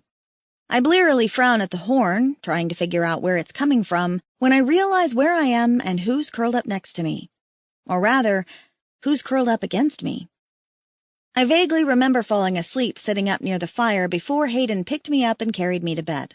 I also vaguely remember still shivering despite the furs and him pressing his big body against mine to share his warmth. I don't remember much after that, though, so I must have slept like a log. My hands are still sleeved in the wraps, but my arms are tucked around his head. His face is pressed against my chest where my cootie rumbles almost as loudly as his snoring does. His arms are wrapped tight around me, and I have one leg thrown over his hip. We're completely tangled together, and I remain still, wondering if I should wake him up. I shouldn't be enjoying the feel of his body pressed against mine, I tell myself. This wasn't what I chose. But he's holding me as if I'm the best thing that ever happened to him, and I'm warm and cuddled, and I feel loved. And I crave more of it. My fingers twitch and my nipples harden, and I can't resist stroking his hair just to see what it feels like. It feels different than mine, I decide a moment later, each strand larger and somewhat coarser, but there's so much thick hair it feels healthy and smooth. He makes a little grunt in his throat and nuzzles against my chest. My breath catches because his lips are inches away from my aching nipples. Or at least they would be if I wasn't wearing a leather tunic. The spell is broken, though. He jerks awake and rears back, eyes blinking as he looks up at me, and his gaze meets mine. Morning. Hayden grunts and then rolls away. I must have grabbed you while I slept. He doesn't apologize, though. Instead, he heads to the front of the cave, grabbing his spear, and then peers out into the snowy landscape. When he's satisfied that we're safe, he turns back to me. How do you feel? Disappointed? I'm cool. He frowns. You are cold. He moves to my side and immediately starts to pile furs on my shoulders. I'm good.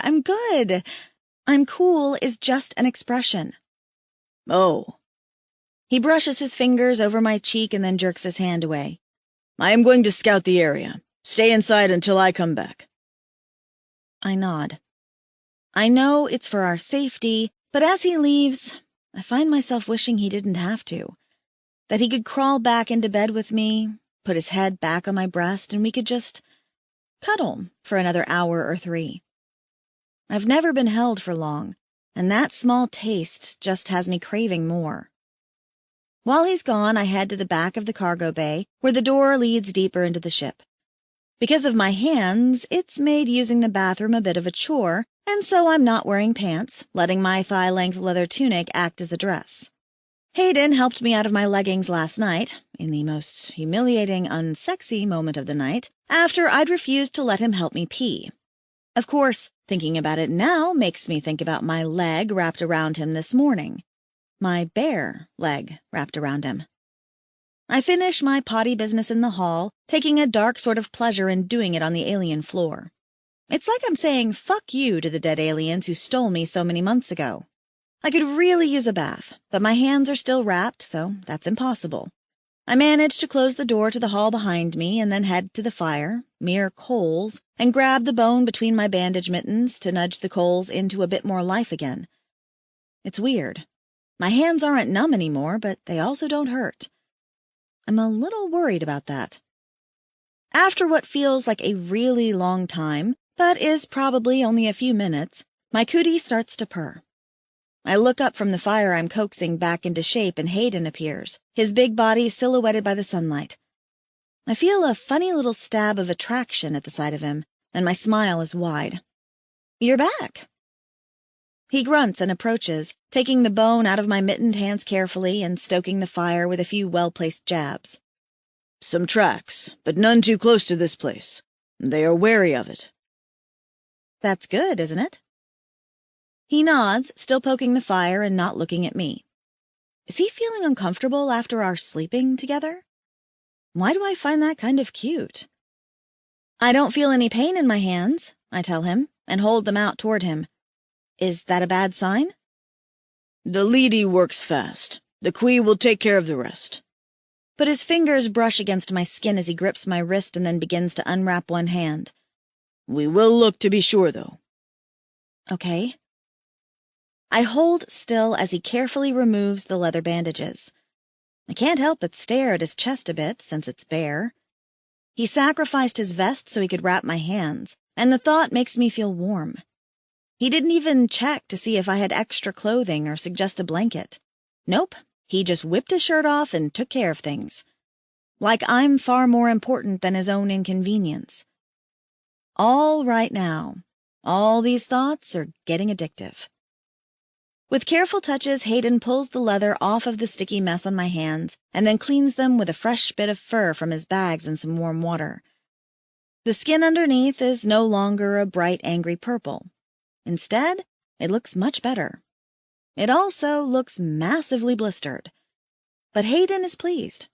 He grunts at the sight and nods.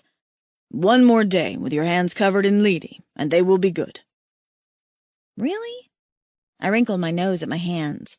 I'm glad they're not hurting, but they still look kind of bad to me, what with the whole one massive blister thing and all. "Yes." He pulls the bandages off my other hand and cleans it. "Come sit by the fire. We will give your hands time in the fresh air, and then we will apply more leady. We will remove it tomorrow." Will it be safe for me to travel with my hands all gunked up? He shrugs. "It does not matter. We are not leaving until your hands are healed." We're not? But the Metlaks, the girls? I gesture at the wall behind me, feeling strangely obligated to the two strangers sleeping in their pods. Shouldn't we work on rescuing them? "If what you tell me is true, they have been there for many moons already. Another day or two will not matter." The look he gives me brooks no argument. All righty then. I wiggle my fingers and they feel weird. The skin feels a little bubbled for all that it doesn't hurt. Eek. I'm not sure I like that. Or can I use them? I don't want them to touch anything, and yet my skin feels filthy and itchy from days of sweaty travel, and I would kill to be clean right about now. "Use them." I wouldn't mind having some time to myself. The idea makes him scowl. "No." What do you mean, no? Just when I was starting to have a soft spot for the big lug. "Whatever you need done, I shall do it for you." What, are you going to give me a sponge bath? I taunt. His eyes flare and I can hear his cootie get louder. Do you want to bathe?" His voice has a hoarse little hitch in it, and his gaze is locked onto mine. Oh, Lordy. I taunted the devil, and now he's taking me up on it. I should say no, but my My own cooties going a mile a minute, and I'm getting all aroused just at the mental image of Hayden washing me. Be strong, I tell myself. This isn't what you wanted. But what I wanted was thrown out the door a long time ago, wasn't it? And part of me wants to go with the flow to see where it takes us. I know I should be thinking about the two girls nestled away in the pods, sleeping and unaware of their future. I know I should be thinking about the fact that I have to go home, and the tribe might try to prevent me from leaving again. But all I can think about are Hayden's big hands skimming over my skin. Do you want to bathe? He asks again. I don't know, I admit. I can feel my cheeks heating.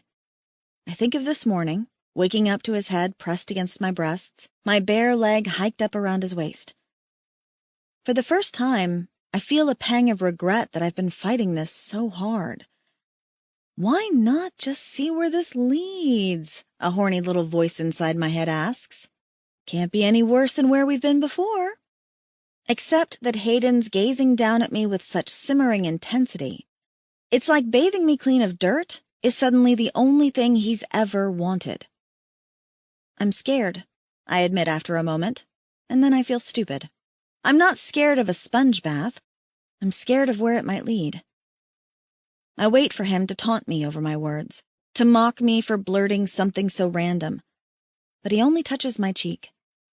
We are both frightened of what this could mean, he says, voice husky, even as his warm, calloused fingers trace my jaw. But that does not mean we should not explore it. I want to lean into his touch, and the idea's shocking to me. It's almost as shocking as the realization that I'm going to say yes. Hayden. Josie looks up at me with big, wary eyes. If I say stop, we'll stop, right? I nod because I do not trust my own voice. To think she is going to let me bathe her. It feels like the greatest gift I have ever been given. Always. She nods. I would like to be clean, she says in a faint voice, but the bright color on her cheeks tells me it is not the only thing she likes. I can smell her arousal, and her key is humming in time with mine. I feel a surge of triumph. She is yielding to me. Bit by bit, Josie is seeing that I can be a good mate to her. I want to shout my pleasure at the thought, but I force myself to only give a brief nod. Everything will be as she asks. I will push for no more than she will give me. Do you have extra soap berries? She prompts, pulling me from my racing thoughts. I nod and touch her cheek one more time, then move to the fire. I stoke it high.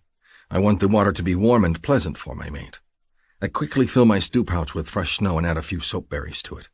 It will take some time for the water to heat. Perhaps during that time my lust will cool long enough that my cock will not ache as I touch her. The idea is not likely, though. Okay, she says in a soft voice, and then moves to the opposite side of the fire. We're silent as we wait on the water. She hums a small song under her breath, as she so often does, but I am quiet. My thoughts are focused entirely on the concept of bathing her. I have bathed others in my tribe, washed the backs of many, scrubbed a friend that was injured. It should mean nothing. Instead, I cannot stop thinking about it. It is just a bath, but this is Josie. My Josie.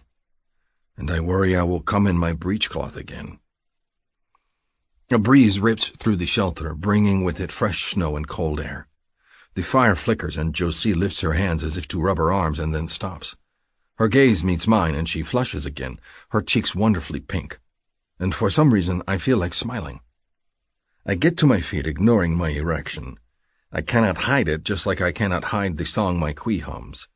I dip my fingers in the water. It is warm enough. Come, I tell her, let us take your clothing off. And my groin tightens in anticipation. She makes a little squeak of nervous sound but gets to her feet. Her eyes are wide as she moves slowly toward me. I get to my feet, and when she comes to stand before me, it takes everything I have not to crush her against my chest. I want to hold her, to feel her warm skin against mine. I want to protect her from the world. But for now, I will settle for touching her. I can feel the tension between us crackling like lightning. I reach for the laces at the neck of her tunic, and she shivers. Cold? I ask. Just nervous. She gives me a faint little smile. Silly, right? Not so silly. I am nervous, too.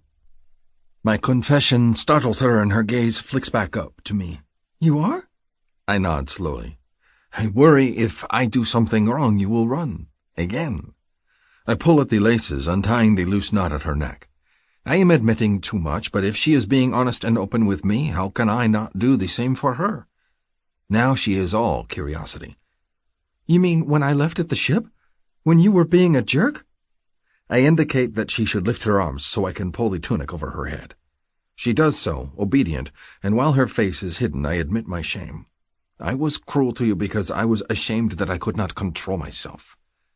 Then the tunic is in my hands. I am careful not to look at her naked body as she steps out of her boots, though I want nothing more than to gawk at her. As my gaze meets hers, she gives me a confused expression. Control yourself? I groan inwardly. Do humans not have a word for it? My desire was so great, I lost control.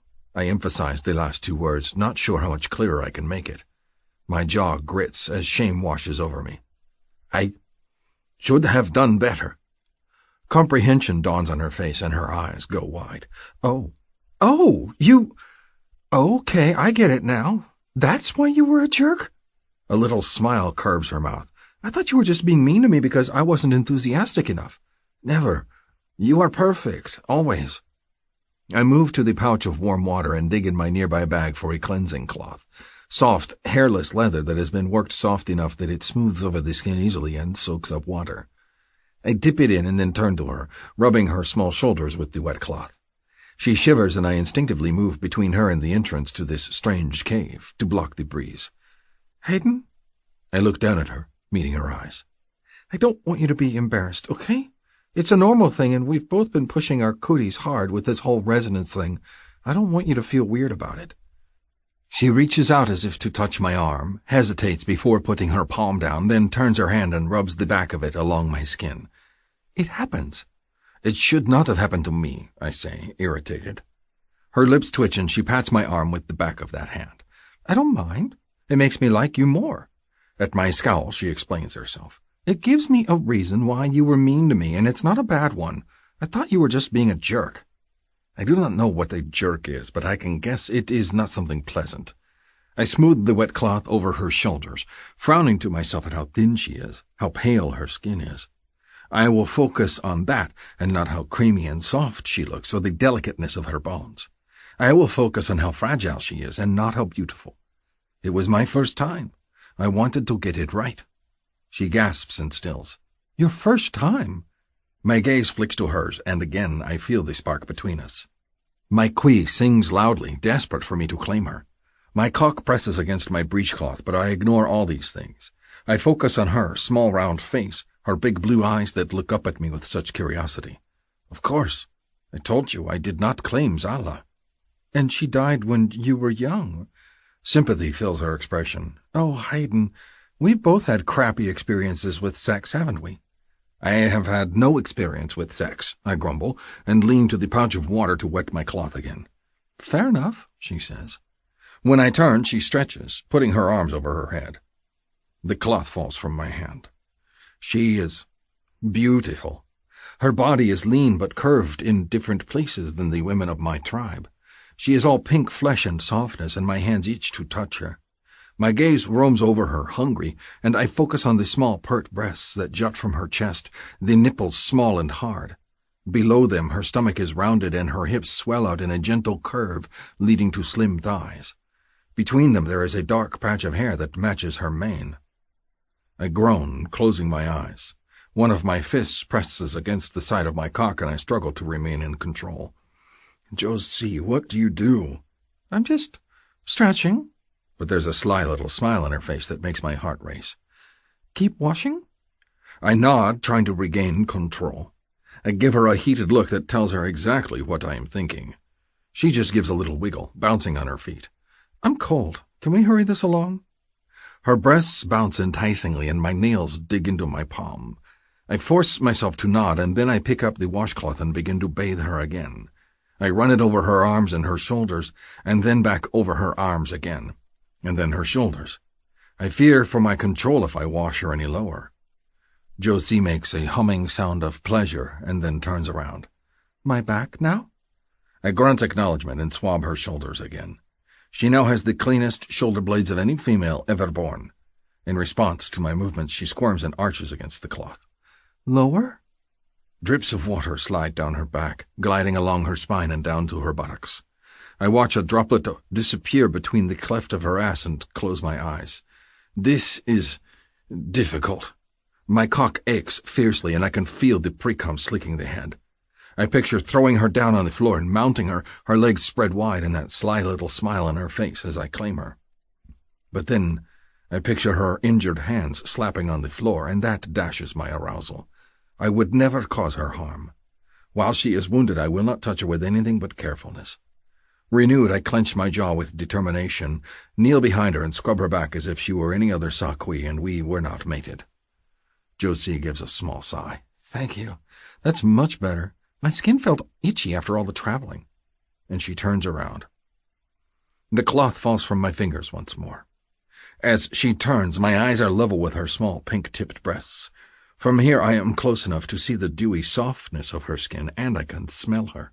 I can smell the faint sweat, not unpleasant in the slightest, the hint of smoke from the fire that lingers, and I can smell her arousal. She is death to my control. Now my front? She says brightly, and gives another one of those ache-inducing wiggles. I groan, my head dropping. Why do you torture me? Because it's fun, she admits with a throaty little laugh. I know it's terrible of me, but I like seeing the effect I have on you. So she wishes to play games, does she? I should be angry, but I find that I'm more interested in touching more of her fascinating body, and inhaling more of her scent. I scoop the cloth up once more, dunk it into the water, and then begin to wash her front. I slide the cloth over her breasts, and to my surprise, she shivers and her skin prickles in response to my touch. The scent of her arousal deepens.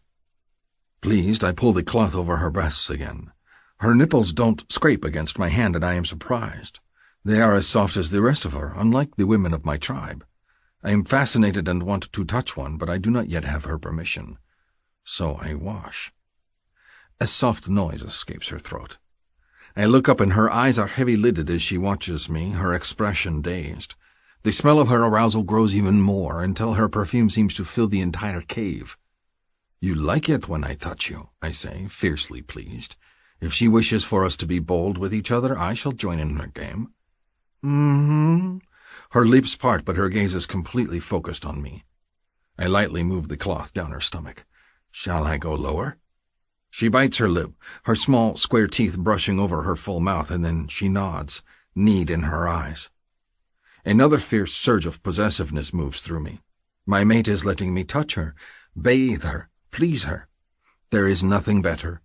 Already I'm addicted to the musky scent of her need in my nostrils. My cock is hard and insistent, but my focus is entirely on Josie. The small tuft of hair that covers her sex is mere finger spans from the cloth, and I slowly drag it downward. I wait for her to tell me to stop, to push me away and scream that she hates me, but she trembles and is silent, and all the while the scent of her perfumes the air.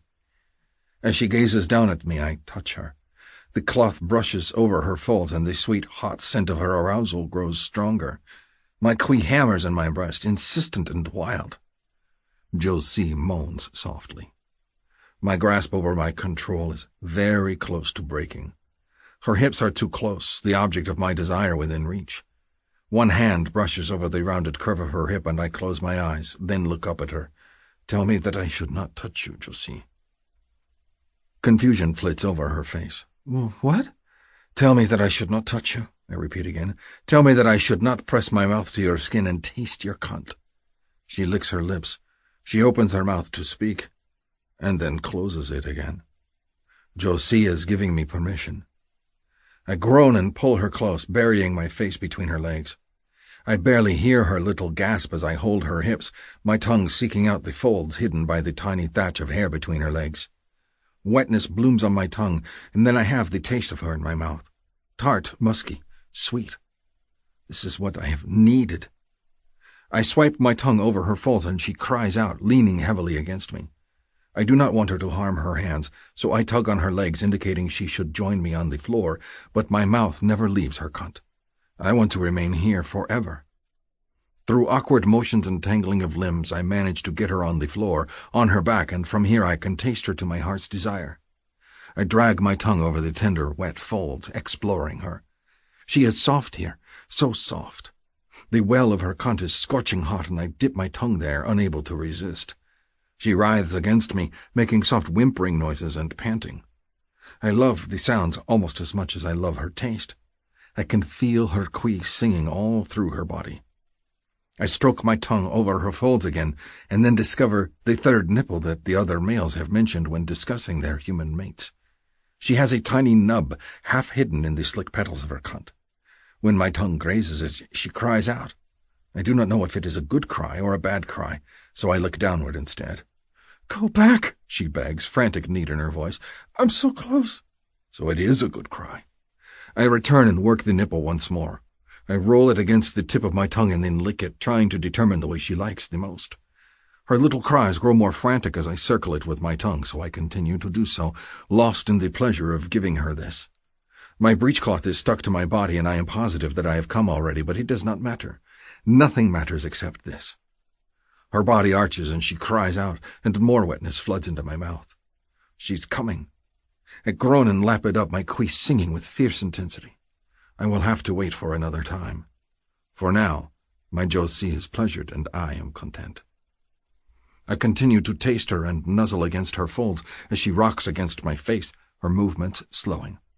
Finally, she gives a gusty sigh, and then all of the tension seems to leave her body. When I lick her again, she squirms. "You can stop now, Hayden. I came." Stop? I never want to stop. I could live with my face buried between her sweet thighs. But I lift my head because pleasing her is more important than what I want. I sit up next to her and lick my lips, and then lick them again because I can taste her on my skin, and already I crave more. She presses the back of a hand to her forehead, and a small laugh bubbles up inside her. "I think we forgot about bathing." "We did not forget," I say. "You were distracted." She kicks at me playfully. I cannot help the grin that curves my mouth. She is smiling. Some of the tension that she carries vanished. Her naked body is a glorious sight to see, and I drink it in, still hungry for her. Her gaze slides to me. "Thank you." Why is she thanking me? I gave her a mate's due, but I don't want to argue, so I simply nod. What about you?" I finished as well. If we are being honest, there is no sense in hiding it. Oddly enough, I feel no shame this time. Is it because she clearly enjoyed my tasting her? And when she nods and dismisses it as if it is nothing, I realize there is no shame to be had, only pleasure between us. I pick up my cloth and dip it into the water, determined to finish bathing my mate. Chapter 14. Josie. I curl up in the blankets near the fire and watch Hayden as he works. I'm sleepy, clean, and well-pleasured, and my hands are tightly bound again with more numbing cream. Behind me, deep in the ship, there's some old, dead bodies, and in the wall are two strangers who are waiting for their chance to be freed. These things are important, I'm sure, but I'm more interested in watching Hayden's movements and contemplating our situation. I might be obsessing, just a little, over the oral sex from earlier, and who can blame me? It was amazing. What he lacked in experience, he more than made up for in enthusiasm. I came so hard my toes curled. And maybe I'm sending mixed signals all over the place, but I couldn't help it. The way he was looking at me made me want to push the boundaries. So I'd pushed. And I'd gotten rewarded with the most intense orgasm ever. I tuck my blankets closer around my body and watch him as he bends over the fire. He's doing a myriad of things, smoking some meat for travel, sharpening his blades, and making sure the fire stays nice and hot. He's got hot tea warming in the pouch, and off to one side there's a freshly scraped skin rolled up, waiting to be finished. I'll say one thing for Hayden. He's not lazy. Nor does he expect me to do anything. If it were up to him, I'd sit around and let him pamper me all day while he works. It's kind of nice. It's also kind of messing with my head. I don't hate the guy anymore. I can't. Not after hearing the reason why he's been so standoffish. He's been afraid. I can't even blame him for that. He's been living in a state of fear, worried that what happened to his last mate is going to happen to me. And haven't I been doing the same thing? I've been worried sick about bringing a child into the world and forcing it to grow up unloved and miserable like I did. I think now we're starting to realize that both of us are wrong. Maybe, just maybe, this thing between us can end up working out. I'm cautiously optimistic. I'm also an utter hornball because as he leans over the fire, I think about him being a virgin. I think about him making sure I orgasm and taking nothing for himself. I want to turn the tables on him and do the same for him, actually. I want to see how he reacts if I touch him, if I lick him the way he licked me. The thought makes me give a little shiver and my cootie starts up again. I might not be ready to seal the deal on this resonance thing, but I'm down with exploring a little. Of course, I can't do anything right now with my hands like they are, but I can use my imagination. He looks up and catches me staring. His eyes narrow. What? Nothing. Just thinking. He grunts a response, and when I don't say anything, he looks over at me again. Well? Well, what? Are you going to tell me what you were thinking? Oh, I don't want to tell him I'm thinking about giving him a blowjob, so I cast about for another topic. Do you like children? Hayden looks at me like I'm asking the world's stupidest question, and okay, I can't blame him. I just asked a man who comes from a slowly dying tribe who had very few children prior to the arrival of humans. Of course children are prized. I want a lot of kids, I said. When I settle down, I want a big family. I never had one, you know, so I always dreamed about having tons of babies and just filling my house with them, like 5 or 6 or even 8 kids. I'd be down with that. You? That is a lot of mouths to feed.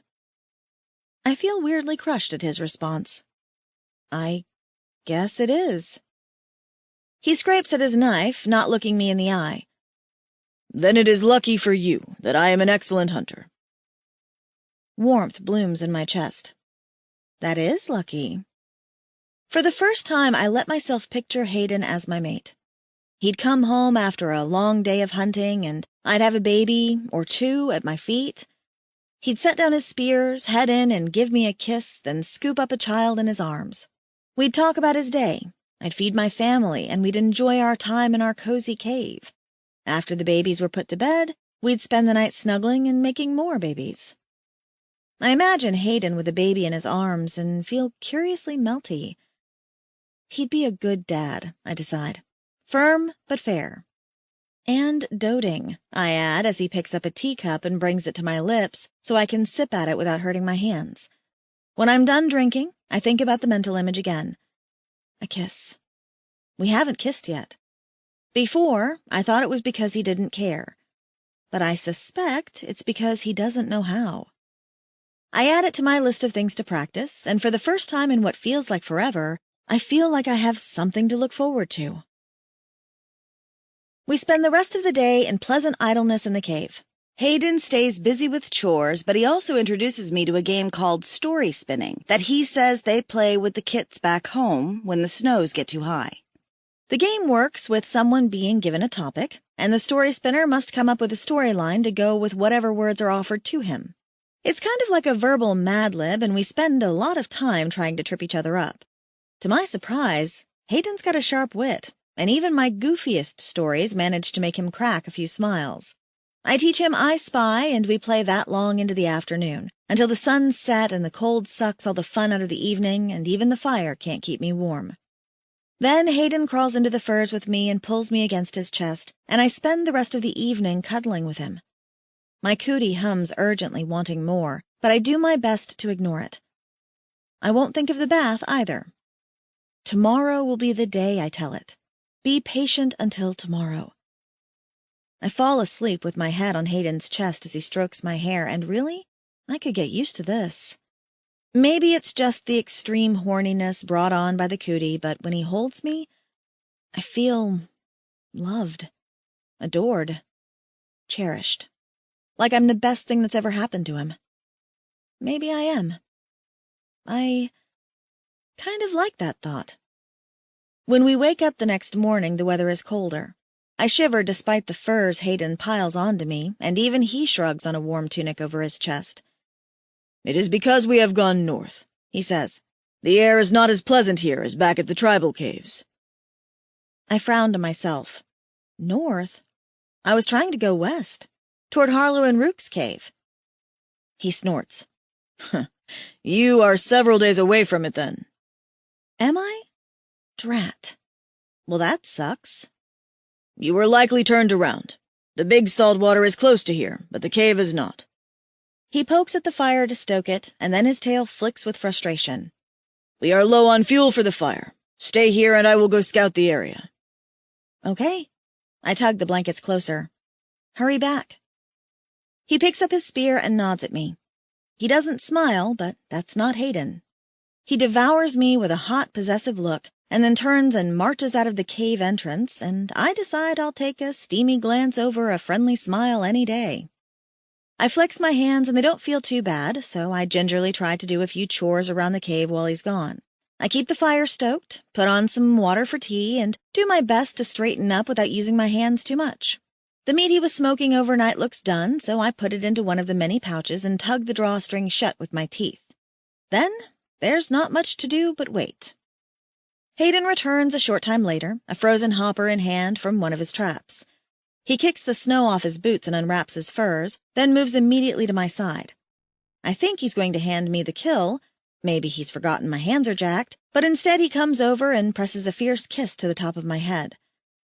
And again I melt. Why did I think this guy was a douche? Hard to get along with sometimes, yes, but loving? Absolutely. "Everything okay?" I ask, worried. "Any sign of Metlax?" "All over," he says and squats by the fire. He looks surprised to see that it's burning strong and there's a pouch of tea on. He glances over at me. "Tea?" "I thought you might be cold when you came back."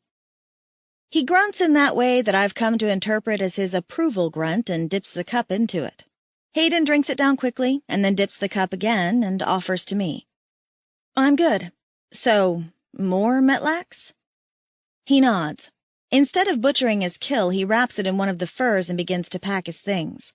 "Tracks everywhere, young and old. They know we are here, but they are scared to come after us with the fire. We must be deep in their territory." Goosebumps prickle my arms. So what do we do? "We leave the moment your hands are better." He turns to me. "I will not put you in danger."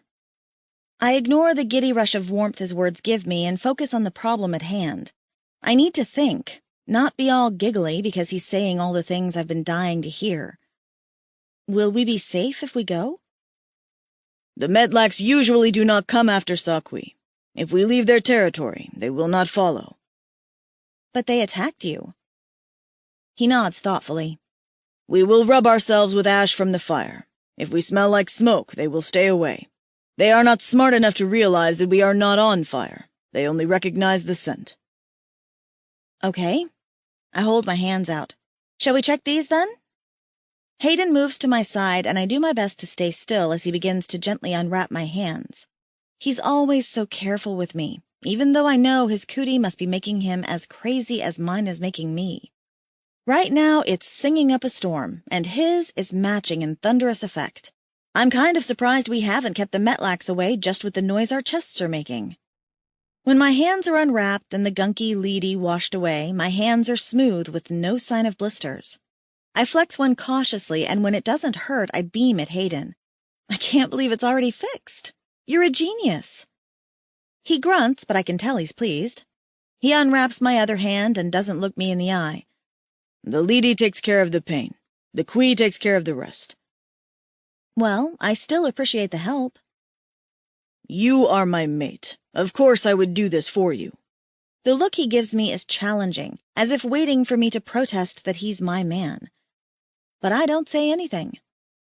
Let him chew on that for a while. As he wipes my hands clean, I turn to gaze at the wall where the green lights dance, and I know there are at least 2 women sleeping. Do you think they will be okay? "They have been here for many moons. As I have said, what is another day or 2? Yes, but what if the Metlaks come in and damage the walls, or somehow pry them loose? That will not happen, and we cannot take them with us. We are not prepared to bring 2 weak humans, and they will be weak, over the mountains to take back to the caves. We cannot build caves. Back, and I'm probably going to get my head bitten off for leaving on my own. I'll have to endure the pitying looks of the others and the smirks of those that realize we haven't completed our resonance yet. I'm reluctant to go back. I love the tribe, but right now it's touchy for me. So I grip Hayden's hand.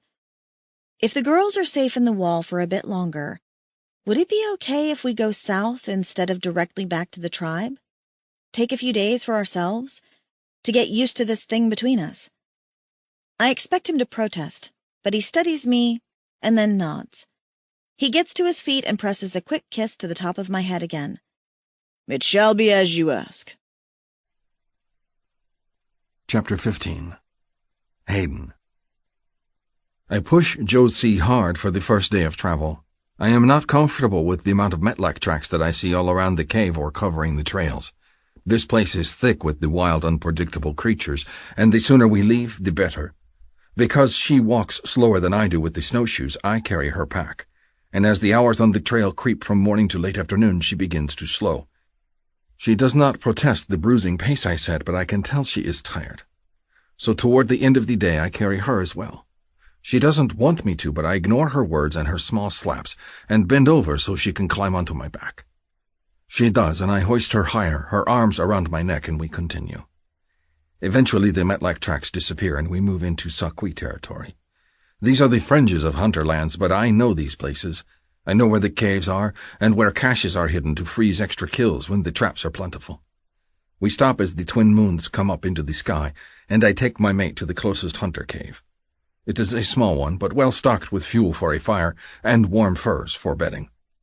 I set her down gently and then sling the packs off my front. I must scout the area to make sure we are safe, I tell her.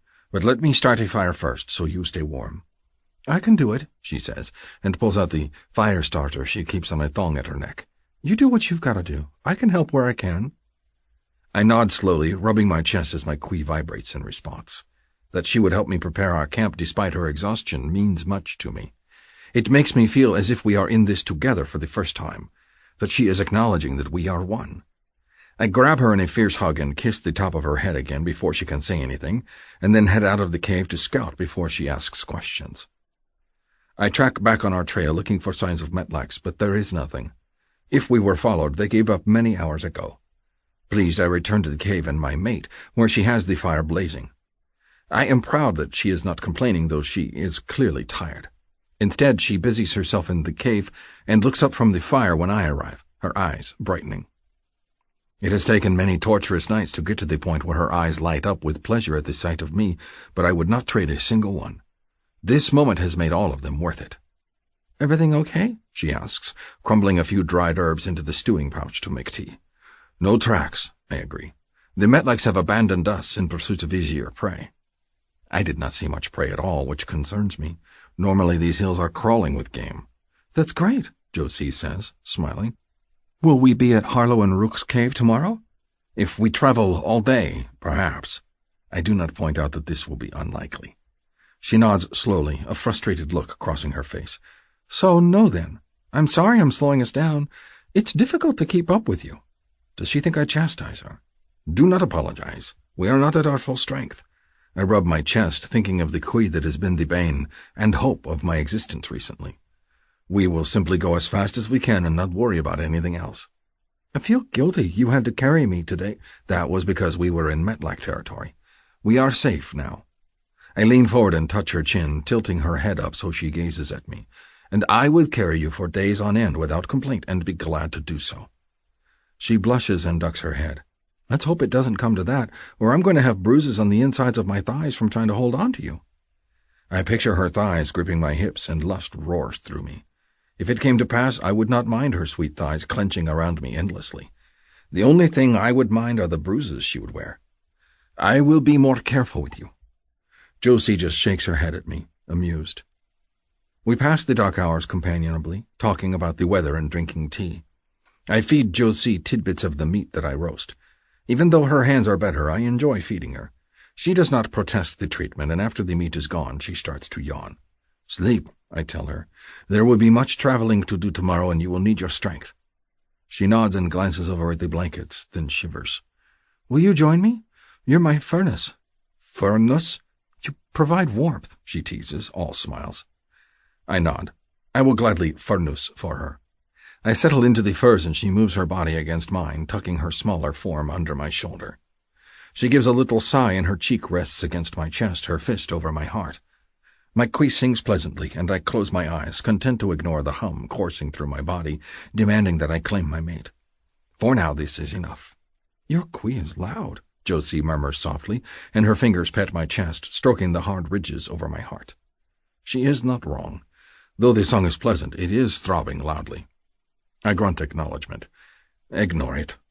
Josie says nothing, but her hand continues to stroke the ridges on my chest, and my cock, already ready, grows achingly hard. I keep my eyes closed and my body still, determined not to react. If she wants to pet me harmlessly as she goes to sleep, I will welcome it without protest. Her every touch is a gift. Moments pass and her fingers continue to stroke my chest.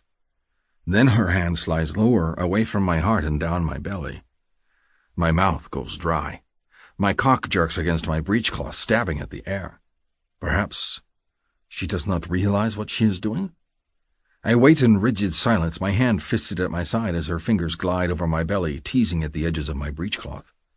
I listen to her breathing to see if she is sleeping and her hand is simply wandering. But then I smell her arousal in the air, faint but growing stronger. The groan I have been biting back escapes me. Josie, is it okay if I play a little? Her voice is hushed and soft, and her fingers stroke my belly, over and over. Do a bit of exploring? I give a jerky nod, as if I would refuse this. No male could. Her hand moves lower. I never thought about you being a virgin, she confesses in a hushed voice. I admit it changes my perspective on things. How so? My voice cracks as I speak, and I clear my throat. It's weird, but I feel like I understand you now. Why you're so scared of me being weak, and it makes it feel like, well, you're all mine. Funny how that's so appealing, isn't it? It is not strange to me. The thought of another male touching her fills me with helpless rage. I belong to no one but you, I tell her through gritted teeth. I know, she says softly. I kind of like that. And then her hand slides over my leggings and cups my shaft. I choke on my own breath, my fists tight against my side. Part of me wants to pry her hand away so she does not torment me further, and part of me wants to grab her by her small wrist and have her pump my cock until I spurt all over her fingers. You're really hard, she sounds fascinated. And big. I'm impressed. You have seen me unclothed before? It is difficult to get the words out when she is touching me. My mind cannot concentrate on anything but her hand gently stroking. Yeah, but seeing and feeling are two different things, you know? Her voice is breathless with wonder, and I'm definitely feeling something impressive. Her hand leaves my cock and I could cry out in frustration, but then I feel her fingers move to my leggings. The knot in the waist cords give, and then the material loosens. And she pushes it down, exposing my cock to the air. Can I keep going? She asks, sitting up. The breath gusts out of me, as if I could stop her. Pre-cum slicks the head of my cock and dribbles down the ridges on my length. My sack is tight. At any moment I feel ready to explode. At the same time, I do not want to come too soon, not before she is finished. She takes my silence as permission, because her hand returns to my cock and she lets her fingers lightly dance along my length, tracing the veins and ridges. It feels better than anything I have ever imagined, her hand on my cock, and I close my eyes and think of hunting and tracking and metlacks and snow, anything to keep from losing control. Your skin is so warm. Josie's voice is soft. She leans closer and then I feel her breath on my cock. And you're so thick. A groan escapes me. How can I think of metlacks when her lips are less than a finger span from my length? How can I think of anything? And these ridges, she says with a little sigh, tracing her finger over one. I think you might have the perfect dick, Hayden. I can't believe I'm the first woman to touch it. Only, I grit out, voice ragged, you are the only female that will ever touch me, because I am hers and hers alone. Instead of being afraid of my words, she gives a throaty little chuckle that makes my sack tighten even more. "Just me," she says, and the tease is back in her voice. Her fingertips lightly stroke up and down my length. "Only me." Then she leans in and presses her mouth to the flat of my belly. The breath hisses from my throat. I am in agony. Pure, perfect agony, and it has been created by my mate's soft mouth. Her tongue lightly touches my skin. "Hayden?" "What?" "I need to ask a favor," she says, and then licks my lower belly again. Her mouth is so close to my cock that obscene, fascinating images scroll through my mind faster and faster. I do not dare to hope that her mouth will go lower.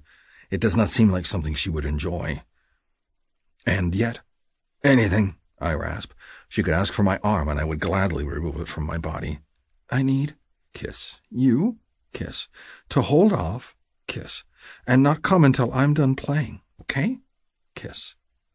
And then her mouth, her soft, wicked mouth, goes to the head of my cock, and she presses a small kiss to it. Fire ignites my body. I clench at the blankets, sweat breaking out on my forehead. What she asks is impossible, yet I hunger to please her. "I will try." Her sultry giggle at my response makes my skin prickle with awareness. Her breath is on my cock, her hand gripping my shaft. My belly is wet from the touches of her tongue and her lips. My queue is throbbing an intense beat that seems to have settled itself into my cock. "Do not come?" With her mouth so cruelly, wonderfully teasing? Surely a hunter would be more likely to be struck by lightning. But Josie wants to play, and I will do anything for her. So I lie very still, my nails digging into my palms as she lowers her head. My tail thrashes wildly against my thigh as she moves closer, and then she presses another kiss to my cockhead. Her other hand seeks out my spur, the hard length above my cock, and she rubs it, dragging her fingers back and forth. Pleasure bursts through me, and I hold my breath. Metleks hunting outside the cave. Josie in danger. Metleks with their tearing claws. Her mouth closes over the head of my cock, and her tongue swirls against the tip. The breath I've been holding explodes. My hand goes to her hair, as if I am no longer in control of my body. When she raises her head to laugh again, I push it back down, dying for more. I am so close to coming that fire burns in my belly, and I can feel my seed rising in my cock, the throb of my queue making it unbearable. And I need her hot mouth, her tongue, her lips on my cock again. She makes a small, humming noise of pleasure, and her arousal spikes the air around me, even as her mouth closes over my cock again. Then she pulls, sucking with her mouth and taking me deeper, even as her fingers play with my spur. I thrust my hips, unable to stop, and push deeper into her mouth. She makes a noise of encouragement and sucks harder, and then, despite my vow, I spill my seed violently. I can feel it spurting into her mouth, her tight, hot mouth that feels like nothing I have experienced before. My entire body trembles with the force of my release, even as she makes small, humming noises and waits for me to finish. Shame grips me as she releases my cock and gives it a final lick. I let go of her hair and close my eyes as she sits up. "I am sorry. I failed you." Her sweet laugh fills the cave. "Hayden, I was just teasing you. Don't be so serious." She moves to my side and curls up against me.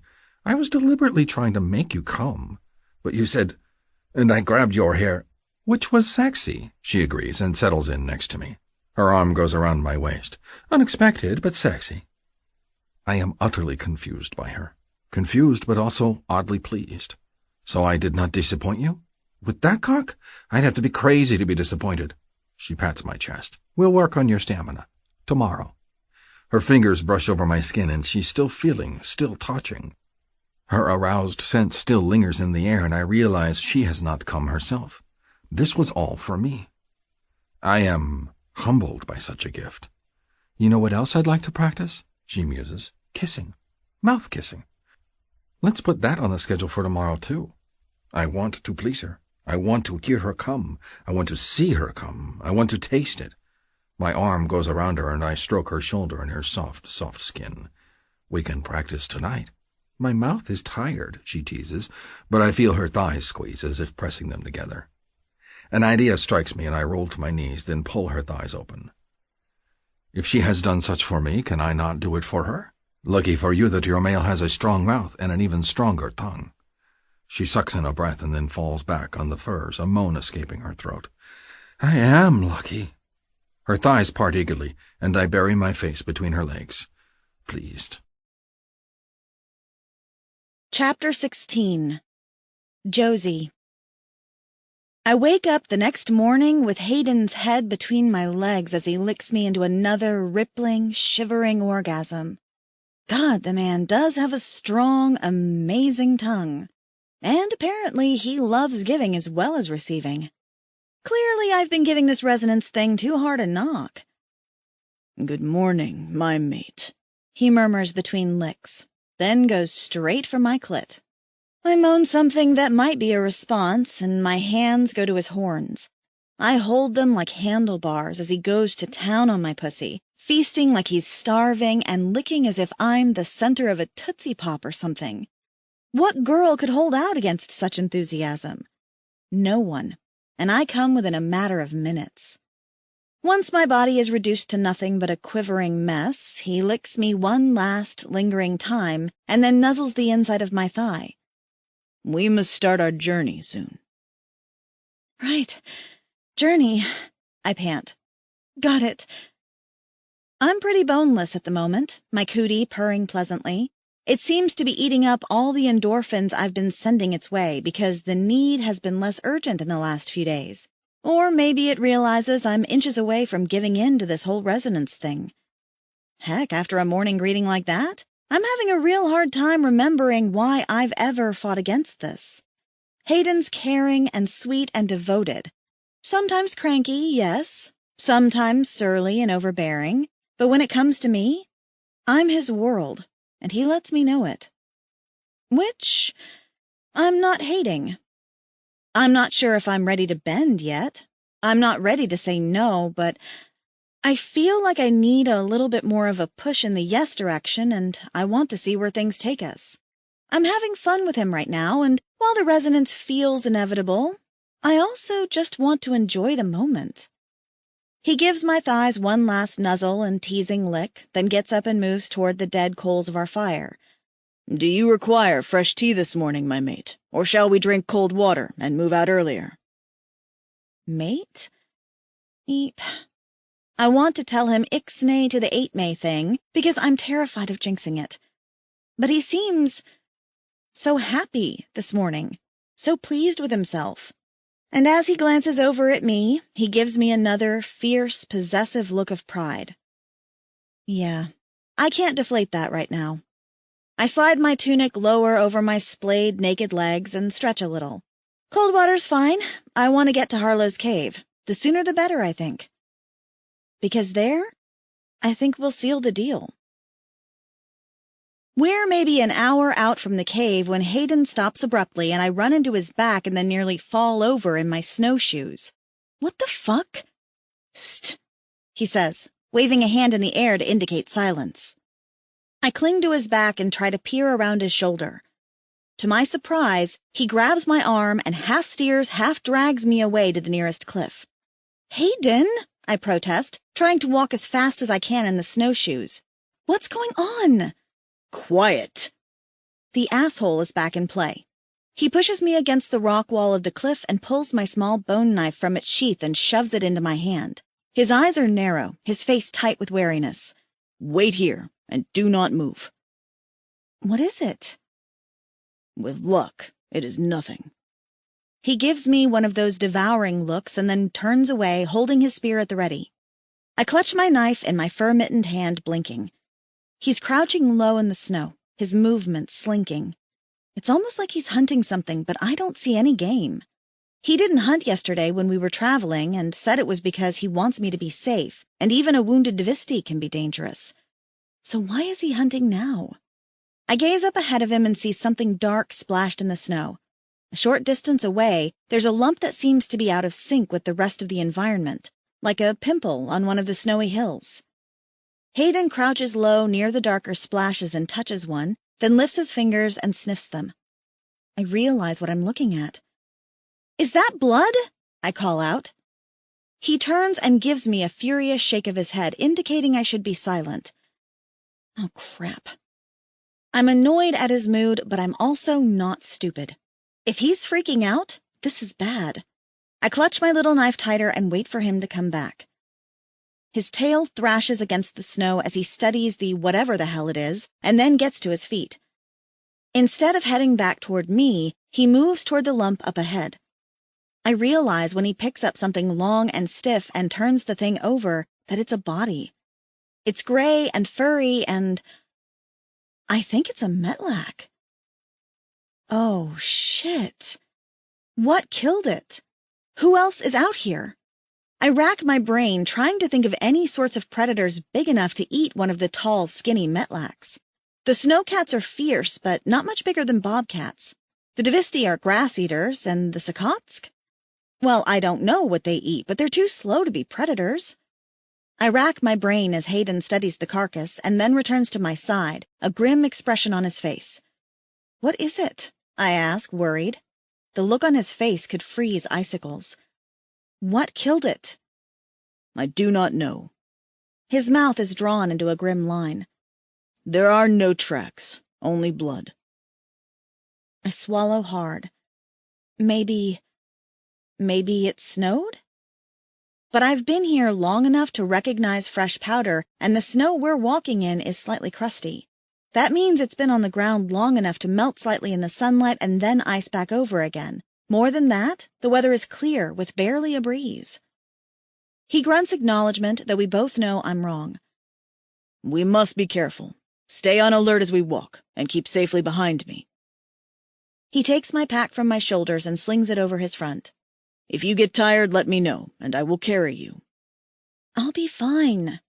If things are as bad as they seem, I don't want him to be weighed down by carrying my sorry human ass.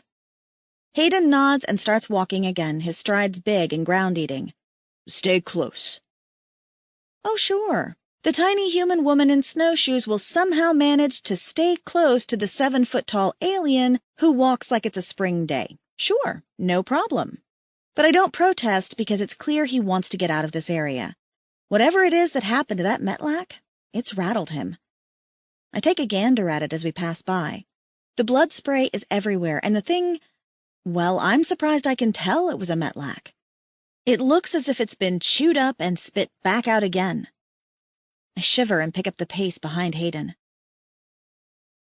We keep a murderous pace through the day, and I do my best to keep up. It's clear to me that the easy but brisk travel of yesterday is gone, and in its place, we're marching at a breakneck pace. It sucks.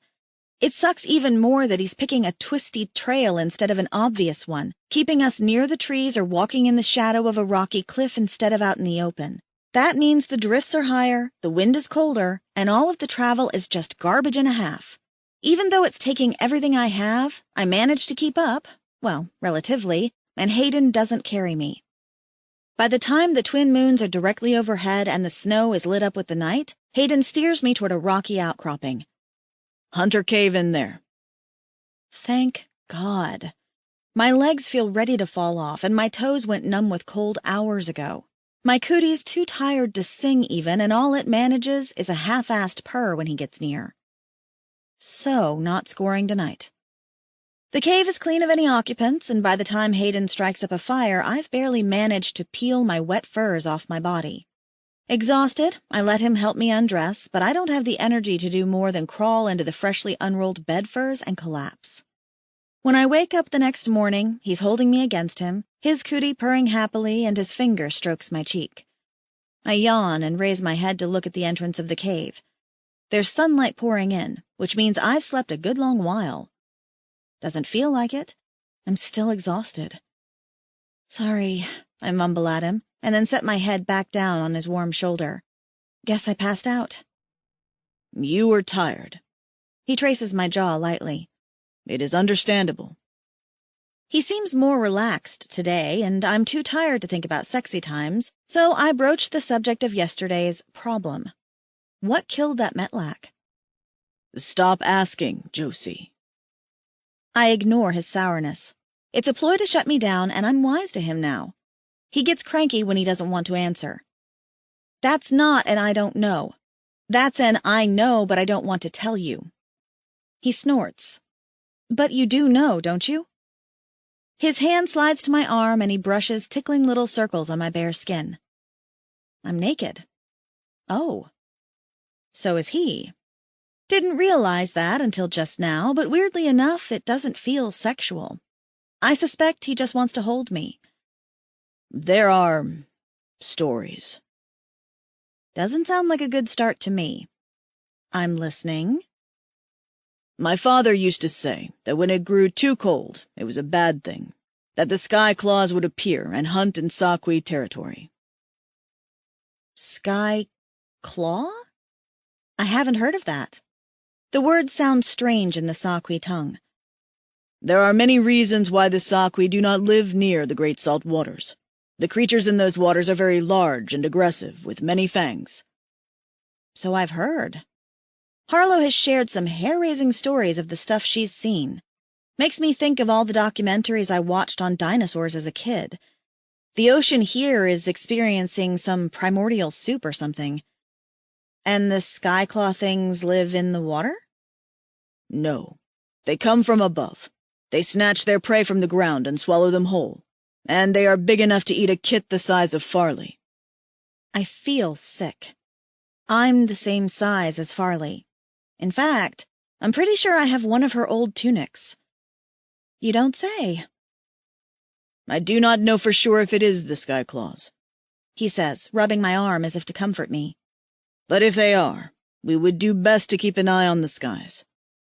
Weirdly enough, I think of the big shadow I'd seen flying overhead a few days ago when I had my spyglass and was scoping out the island. I hadn't been able to find out what it was. The thought that it could have been some sort of gigantic flying predator that eats people for breakfast fills me with fear. So the skyclaws hang out on the coast? How come Rook and Harlow never said anything?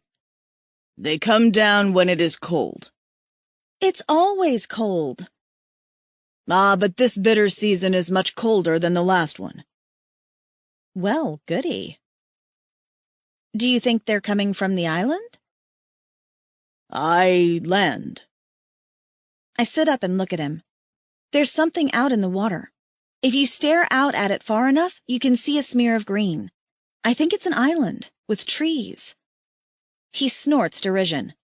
Trees are pink. Like you. His hand smooths down my arm and he gives me a hungry look. My nipples harden and I remember that I'm naked and giving him some full frontal action. I tap his chest with my hand because he's starting to look distracted. Pay attention, Hayden. Trees are green on my planet. Chlorophyll or some shit. Anyhow, I took this glass thing from the Elder's spaceship and it lets you see long distances. I promise I saw a bunch of green and I'm pretty sure that it's an island. Do you think the skyclaw things are coming from there? He shrugs. Does it matter? The area is not safe. We need to avoid the coast and head inland, toward the tribal caves. All right. Which means we should leave soon. I groan and flop on the blankets face down. I'm a heavy sleeper and I need my rest, and I feel like I need a heck of a lot more of it. How soon is soon? He chuckles. Very soon. And then the bastard rips the blankets off of me, leaving me bare-assed in the cold. I'm dragging.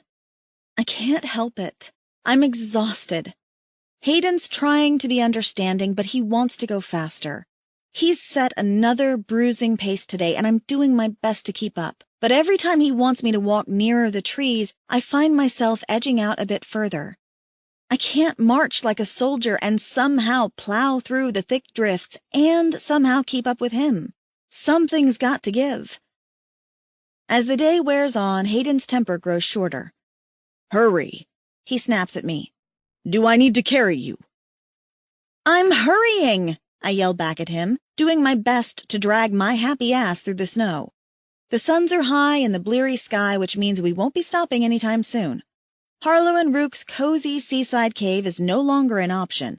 Hayden's taking me deep into the mountains, which means more snow, which means it's even more difficult to keep up. And do I bitch? No. I shut my mouth and walk faster, or try to. I'm covered in sweat, though, and my furs are freezing against my skin. My poor cootie is thrumming, but I'm pretty sure it's expending most of its energy trying to keep me from being a human popsicle instead of getting me pregnant. Priorities and all. Meanwhile, Hayden just storms through the snow ahead of me, faster and faster like it's nothing. I glare at his back and his twitching tail. He's carrying my pack and his, and I should be grateful, but I'm so stinking tired. I just want to rest for a day or 3. There's no rush, I tell myself. There's no clock to beat. The girls in the tubes are safe for another week or 3 or even a year. We can camp out in the next little cave for a while and relax. The idea sounds like heaven, and my frozen feet slow even more. I'm exhausted. Maybe he does need to carry me for a bit this afternoon, because I don't know. A shadow moves over the ground and glides over me. I freeze. Hayden? My voice is a mere whisper. I clutch my stupid little knife, the one he tells me I need to keep out at all times, tight in my hand. I think I just saw something. He doesn't turn, too far ahead of me to hear my words. Hayden? I call louder. This time he turns. I think I saw... A screech. The shadow falls over me again, and then I'm plucked from the ground and something hot and wet surrounds me like a vise. There's a horrible stink and something hard and pointed drags against my bare skin. Teeth. The vise flexes and then it grows completely dark. Oh my God. My thoughts are in an utter panic. I've just been eaten alive. Josie! Chapter 17. Hayden. Josie! My mate's name is ripped from my throat as the sight of the skyclaw as he descends on her and his pointed mouth plucks her from the snow as if she is nothing, a mere tidbit of meat. My heart stops in my breast. I stagger to my knees. My mate, my everything, she's gone. No, no, no. No! The life crushes from my chest as I watch the skyclaw flap its wings and lift into the air again. It begins to soar, all wing and sinew and massive, massive jaws. My mate. I let out another anguished cry of her name, staggering after the creature, even though I know there is no way I can catch him. I cannot fly. Even if I could, my Josie is gone. Gone! I am in agony. I watched the creature soar away and turn my knife to my breast. I will not live without her. I cannot. There is no world if it does not have her smile and her bright, sparkling eyes in it. I have failed you, my mate, I say, placing my knife over my chest. The plates protecting my heart will not let me stab directly. I shove the knife against one and watch as blood wells against my skin. All it will take is one solid thrust, and then I will join her. My gaze seeks out the loathsome skyclaw in the distance. The creature is a black spot growing smaller on the horizon. Then it wobbles in midair, dips, falters. The wings begin to beat erratically. It struggles to climb higher in the air, only to plummet further. Fury rushes through me. I chase after it, moving swiftly over churned snow. It disappears over the next ridge, and I race after it. I will cut out its heart with my knife and offer it to scavengers. I will hack out its eyes and flay the skin from its filthy body for daring to eat my mate.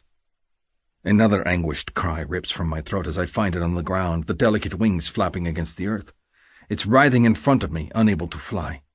The creature is unlike any other bird I have seen. The face is a scaly, pointed triangle with thick, tufted brown fur on its throat and body. The wings are naked and stretched thin between finger joints like fine leather stretched tight over a privacy screen over a cave. The entire thing is longer than some caves I have seen. It is hideous, but it is on the ground. Now's my chance. I give another cry of anger and stab at the thing's throat. My knife sinks into the throat and hot blood splashes over me. With a vindictive howl, I drag my blade through the throat until the thrashing head goes limp and I am covered in its lifeblood. That was for Josie. I stab my knife into its side, just under the wing, unsatisfied. I do not know why it landed, but I will take the opportunity to avenge my mate. I will carve it into pieces and enjoy every stab of my blade. Another howl of anguished loss escapes me. My face is wet with blood and the tears that must be streaking down my face. In one moment I have lost everything. Everything. I had a mate, I snarl at it, stabbing my knife into its side again, and I loved her. You took her from me. Over and over my knife sinks into it. Then I rest a hand, my heart pounding against the creature's large belly. The belly moves. I recoil backward, staring. Is it pregnant? Are more young about to spill forth from the creature? But the belly moves again, and then something sticks out of the center of the belly. Something small and hard and pointed, wet with red blood. A tooth. Or a knife. My Kui, silent until now, bursts into song. Another howl escapes my throat and my movements become frantic. "Josie! Josie!" I slam my knife in next to the other and then begin to slice at the creature's thick stomach, trying to carve a hole. The thick, blubbery hide over the stomach fights me, and I snarl as I put both of my hands on the handle of my blade and use all of my strength to cut deeper, wider. A blood-stained hand emerges, human fingers reaching and frantic. Joy blasts through me, and I continue cutting. My mate! My mate! She lives!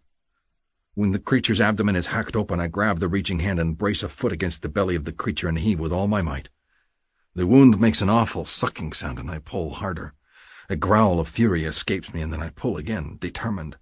It will not keep her. It will not. Then the creature's stomach gives way, and Josie, wet, covered in gore and gasping for breath, slides out of it and into my arms. My mate. My everything.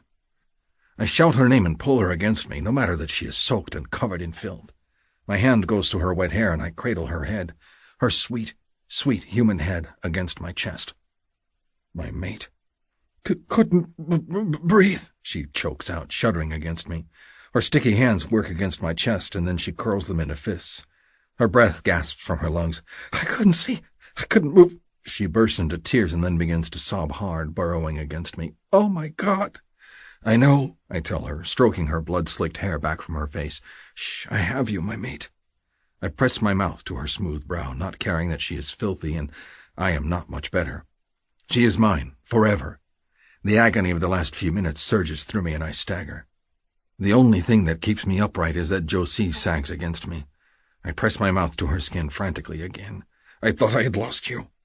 She just sobs, pressing her cheek to my chest. My poor mate. I want to clutch her against my chest forever and never let her go, but she is shivering and upset. I throw my pack down on the ground and tear it apart, pulling out the bedrolls. I wrap her in the furs, not caring that she is filthy. She must be warm. Do not cry, my mate. I will take care of you. Says the guy that wasn't just swallowed fucking whole. I know, I murmur, kissing and touching her everywhere. I cannot stop reaching for her. I will never stop seeing that awful vision of the skyclaw swooping low to scoop up my mate as if she is nothing. I will protect her with my life. Once she is bundled in the furs, I pick her up and begin to run. I do not care how long it will take to get her to the next hunter cave.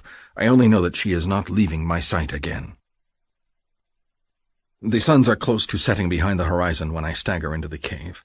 A quillbeast yips and scurries out, and I mentally curse myself for not checking first to see if the cave was occupied. My mind is a whir of scattered thoughts, all of them focused on one thing: keep my mate safe. Josie has been quiet for some time, and I set her down gently inside. Wait here. She shivers and nods, but does not speak. When the shadows move over her face, I see a blank look there.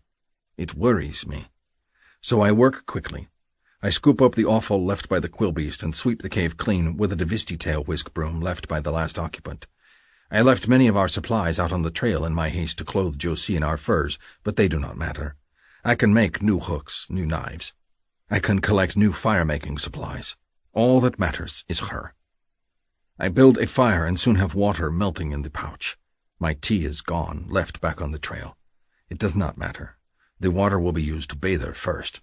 After that, I will worry about tea. Josie is quiet in the firelight, but her entire body still trembles. Come, I tell her, and wince when my voice seems unnaturally gruff in the silence.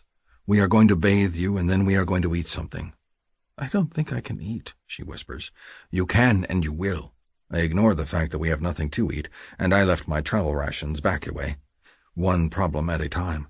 Don't tell me what to do, she snaps, turning to glare at me. I will take her anger. At least she is not staring vacantly ahead. I narrow my eyes and give her an irritated snort in the hopes of riling her temper. I am your mate. I know best. We're not mated, she cries out and then bursts into new tears. I almost died, and you almost lost a second mate again because I'm a selfish asshole. Her raw sobs fill the cavern. I sit, frozen in shock. She was worried about me? All this time? Here I have been frantic with worry over her, how small she is, how shocked she must be, and she is thinking of me? My chest aches. I rub it, ignoring the small nick at the top of my chest, where my knife dug into my skin. To think I almost killed myself while she was still alive in its belly, working to get out. The thought makes me ill. I crouch in front of her. When she avoids looking at me, I cup her face in both my hands, ignoring how filthy she is. "Josie," I say, waiting for her eyes to meet mine. When they do, I continue. "You were mine the day you landed in this world. I felt a connection the moment I saw you, and it frightened me. When we resonated, I realized that you are always meant to be mine, and I will keep you safe." Her eyes shimmer with tears, and she opens her mouth to protest. "I will keep you safe," I repeat. My thumbs smooth over her rounded cheeks. "You are mine. That is all you need to know. If you are taken, I will come after you. If you are sick, I will never leave your side. If you leave, I will follow. You will never be without me, because I will come after you. Know this." I brush my fingers over her breast, where her qui thrums. "Feel this, and know it to be true." "But we're not, and when you are well," I tell her in the same firm voice, cutting off her protest before it starts, "I will lie down with you in the furs and take you as mine. We will mate until you carry my kit. Then resonance will be sated. But do not seek to tell me that you are not mine yet, because you have always been mine." Her wounded eyes blink, and then she nods slowly. "Yours," she whispers. "Always," I growl back. Chapter 18. Josie. I must have passed out at some point, because I wake up sometime later to find the fire crackling higher than normal, and I'm naked on top of the filthy furs.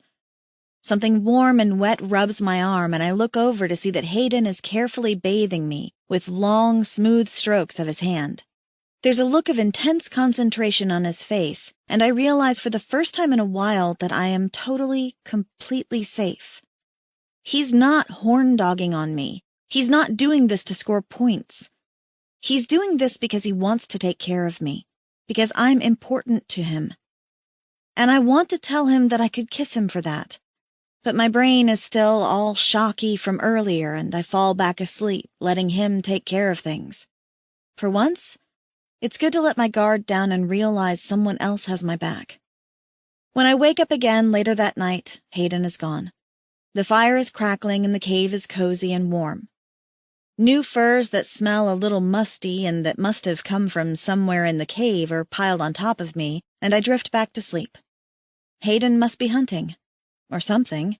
Strangely enough, I'm not worried. I know he wouldn't leave me if there was a chance something bad would happen. I sleep on. I wake up the next morning with Hayden's arms wrapped tightly around me, and his naked body is under the furs next to mine. We're spooning, and his cock is hard against my butt, but I can hear how deeply he's asleep. I roll over slowly, my body moving inch by slow inch, so I do my best not to wake him up. Every muscle in my body aches, and I don't know if it's from the endless hiking or from being swallowed whole. Just the thought makes my gorge rise, and I spend the next few minutes doing my best not to freak out all over again. Hayden, however, is warm and strong and wonderful, so I snuggle closer to him and his arms tighten around me reflexively. My cootie is purring loud, joined by his, and the ache between my legs has returned. We need to fulfill resonance, and soon. I lift a hand to smooth it down his chest and realize there are deep scratches down my naked arm.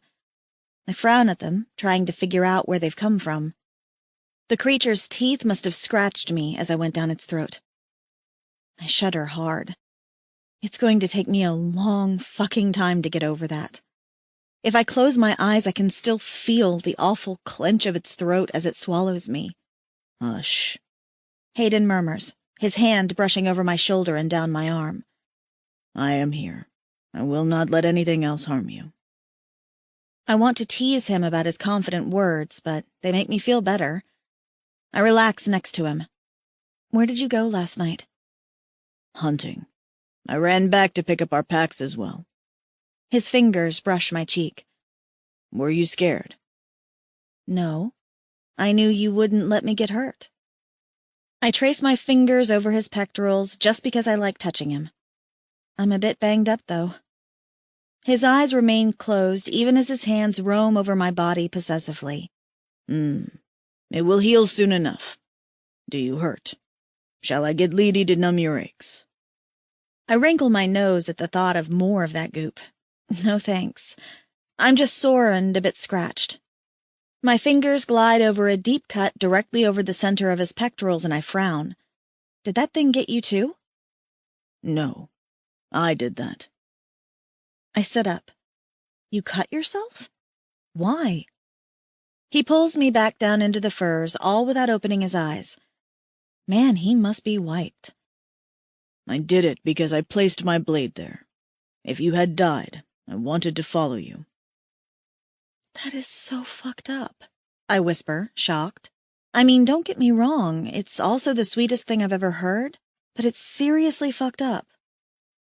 You are my mate. There is nothing for me if you are gone. And he pulls me back down against him and fits my head against his shoulder. Rest now. I relax against him because I know he needs his sleep. I can't drift off, though. Not without thinking about him, grieving and upset at the thought of losing me. I think hard, and then, because I'm insecure, I poke him in the chest to wake him up. Did you try to do that after Zala? He struggles awake, blinking at me. Do what? Did you try to kill yourself after Zala died? He snorts as if amused by the thought. No. Go to sleep. For some reason this pleases me. I'm more important to him than Zala was. I shouldn't care about something so petty, but fuck that. I totally care. And it makes me happy.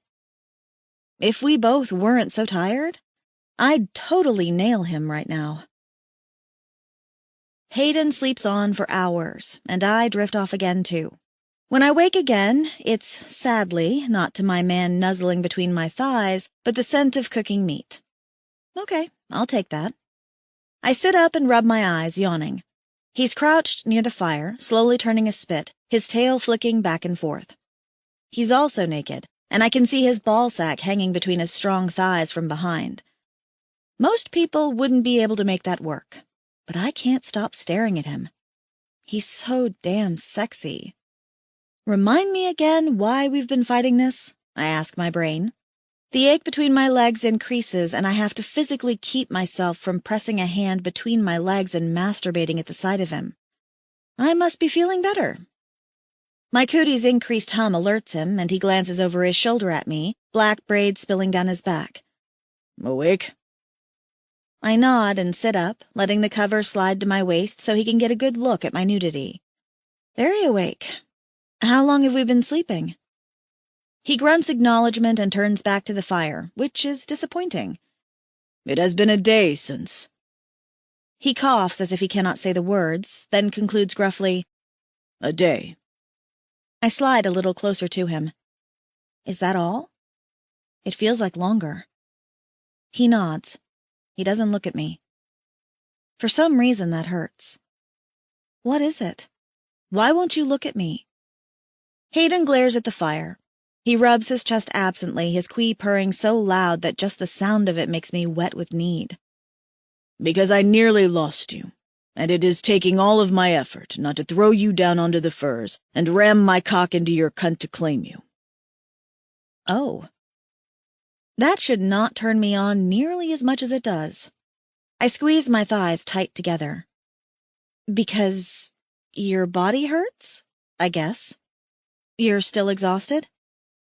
He snorts in derision. Not me. You are not well. You are fragile and need more rest. Oh, barf. More of this fragile Josie shit? Does he think now I'm going to break into a million pieces if he touches me? Because some bird the size of a bus tried to have me as a snack? Because seriously? Yes, I'm traumatized. But the best solution for that would be for him to hold me, not ignore me. Clearly, I'm going to have to take matters into my own hands. I want to move forward, not backward. I want us to become one. I want to become his mate. I reach out and grab his swishing tail. It immediately curls around my wrist, feather soft and smooth. He glances over at me then. Hi, I say, smiling. Remember me? Your mate? His brows furrow in confusion, not getting my joke. You promised you'd practice kissing with me. We can at least do that, right? I bat my eyes at him, doing my best to look innocent. My plan is an evil one, though. I figure if we start with kissing, he won't be able to stop. And really, I think it's long past time we consummated this thing. Hayden scowls in my direction as if I've just suggested we go for a naked morning jog. You want to practice kissing. Now. What's wrong with now? You are tired and ill. I'm not. He tries again. You have had a bad time of things. But you saved me. I bat my lashes again. Hayden moves forward, peering at me, and cups my face. Is there something in your eye? God, he really sucks at flirting, doesn't he? Nothing, I say sourly, then change tactics. He wants to play nursemaid? Alrighty. Though I do have something that hurts. He stiffens, all alarm. What is it? His hands smooth over my skin, checking me. Where do you hurt? Oh, man. He's so worried about me that it takes all the fun out of my idea of cupping my pussy and saying, "Here, big boy, I hurt here." He's so sweet and so determined to protect me from everything that could harm me. How did I ever think he was a dick? I pat his chest. I'm just teasing Hayden, but I do want to practice kissing. His ridged, thick Saqui brow wrinkles. Are you sure?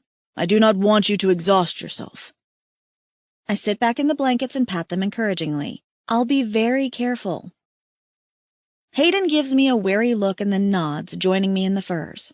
He moves with grace despite his big body, and I can't help but stare at the fact that he's got a raging hard-on already. Is he denying himself for me? How sweet. How misguided. I'd love to help him with that little problem. Or not so little. His cock is impressive, and my girl parts give an anticipatory little squeeze. We're doing this tonight, come hell or high water. I've fought long and hard not to be his mate, but it's funny how things work out. I can't imagine anyone but Hayden for me. Even his gruffness is just a show, and I realize that now. He's crabby because he cares too much, and it scares him. And if that doesn't make a woman turn to goo like a marshmallow, I don't know what does. Hayden thumps onto the furs next to me, his face close to mine. I give him a little smile to let him know that things are fine, that I'm not tired, and that this is gonna be great. I decide to start off slow. So I know you're a virgin. He scowls. You keep bringing that up.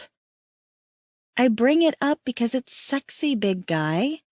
I shift a little closer to him and put my hands on his chest, letting my slight weight lean against him.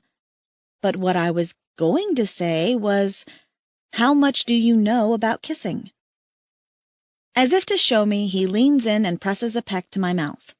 It's quick and polite and like something a stranger would give. Yeah, that won't do. I know he knows kisses are filled with emotion. He presses his mouth to my face and almost kisses all the time, and I get the impression he knows it involves lips, but not the depths behind it. Oh, this is going to be fun. That's how you start out, yes. But there's a lot more to it. His eyes narrow as if I've told him he's doing something wrong. My kiss does not please you. It pleases me, I say quickly, stroking his chest with my hand. But there are things you can do with mouths and kissing that are even more pleasing. The look on his face gets smoldering. Like when you put your mouth on my cock, or when I lick your cunt. Oh, mercy. Did it just get warm in here? I half fan myself. Like that, yeah. Except we do it to each other's mouths. He looks intrigued. Why? Because I've never thought about why people kiss. We just do. I slide a hand up his chest and move it to the back of his neck, moving closer to him. Because it feels good? Because it's wet and slick and tongues feel amazing? My words become husky and I'm getting aroused just talking about things.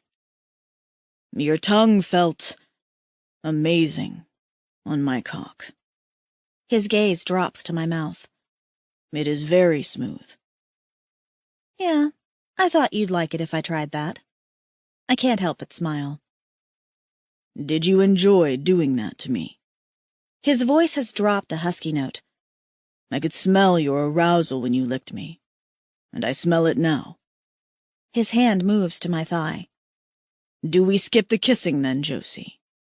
I can lick your cunt until you scream. I enjoy doing so. He runs his tongue over his lips in anticipation. Very much. Oh, dear Lord. Such an offer. I'm tempted, but I want to seal the deal with my man, and the incident yesterday has made me crave becoming one with him. I want this. I want all of this.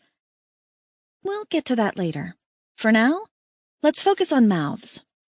I tap on his lower lip and then lightly rub it with the pad of my finger. There's a type of kiss that we call French kissing. French kissing. Close enough. I tease my finger against the seam of his lips. It's where I put my mouth on yours, or you put yours on me, and our tongues mate. Recognition dawns on his face. I have seen this. You have? He nods. I never thought to try it. We always seemed too far from that. The look on his face gets hungry with need, and his gaze moves to my mouth again. I want to try it, Josie. I want that too. His hands go around my waist and he pulls me forward, and then my breasts are pressed against his chest, my legs straddling one of his thick thighs. Our mouths are inches apart, and then he pushes his lips to mine. Not a gentle press, but an awkward push of his face against mine. I remain still, waiting for him to feel his way through things. It's a little awkward, but I don't want him to feel like he's not doing it right. To encourage him, I part my mouth, and when he doesn't swoop in, I take the initiative and flick my tongue against his. A groan escapes him, and I feel his arms tighten around me. His tongue rubs up against mine, and it's full of ridges and strange creases, just like his cock. I moan as they drag along my tongue and set my nerve endings on fire. I like this, he rasps between licks of his tongue against mine. Oh, boy. I do, too. I'm not able to do much more than whimper along with each thrust as he experiments with kissing. He tries moving his tongue in different ways, slicking along mine and trailing along my teeth. When he's satisfied he's got the thrusting tongue part down, he teases my lips with his. The deep, licking kisses turn to light, playful nibbles that make me ache just as much as the others. He's entirely too good at this for a beginner, and all I can do is cling to him and enjoy the ride. Over and over he kisses me, mouths melding, tongues teasing, until I'm a quivering lump of woman in his lap. His mouth on mine is doing crazy things to me, and it's like I can feel my cootie vibrating through every inch of my body right down to my spleen. Hayden nips at my lower lip, and he's careful despite those big sharp teeth. They graze over my lips softly, and I feel his tongue flick a moment before he lifts his head and gives me one of those laser-focused, intense looks. Josie.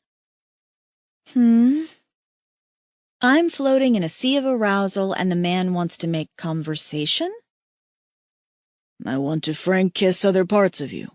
He garbles the two words into one and then nips at my lip again. Oh? I've never been propositioned quite so sweetly and yet so dirtily. I thought you said I was fragile. He moves lower, nips at my chin, and then begins to trace my jaw with his tongue. I will do the work. You can rest, and I will kiss you. I giggle.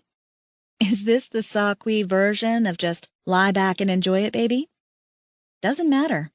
I'm glad I've convinced him that it's playtime instead of Josie is fragile and needs bed rest. I will do my best not to interfere then, I say playfully, and I set my hands on his shoulders with every intent of leaving them there and doing nothing to interfere. He gives me a scorching look that makes my thighs quiver, and then puts a hand to the back of my neck and gently maneuvers us until we're lying in the furs. I'm on my back underneath him, and he's looming over me, all blue suede skin and muscle, his horns casting shadows in the firelight. He looks a bit like a demon from this angle, hard face cast in shadow except for his glowing blue eyes, and I shiver again because it shouldn't be half so sexy as it is. You are shivering, he points out, a look of concern on his face. Shall I stoke the fire? It's sexy shivering. He snorts, not believing me. No such thing. Sure there is. I'm shivering because you're so hot. In typical Hayden fashion, he misunderstands me. I am too warm. His body immediately lifts off of mine, his fists pressing in the furs on the sides of me. He looks frustrated and disappointed. No, no, I tell him, and grab the long braid of hair that hangs over one shoulder and tug it forward. I love Hayden's hair. He shaves the sides of his head short and braids the rest of it into one long braid that hangs down his back. All of the Sakui have thick hair that they plait in different ways, some just to keep it out of the way, but I like Hayden's the best. I wrap his braid around my hand and pull him toward me. It's a human expression. We say something is hot when it means we find it pleasurable or stimulating, arousing. To me, you are hot, perfect, sexy, wonderful. His eyes gleam, and I realize it's been forever since he's had that dead look in his gaze.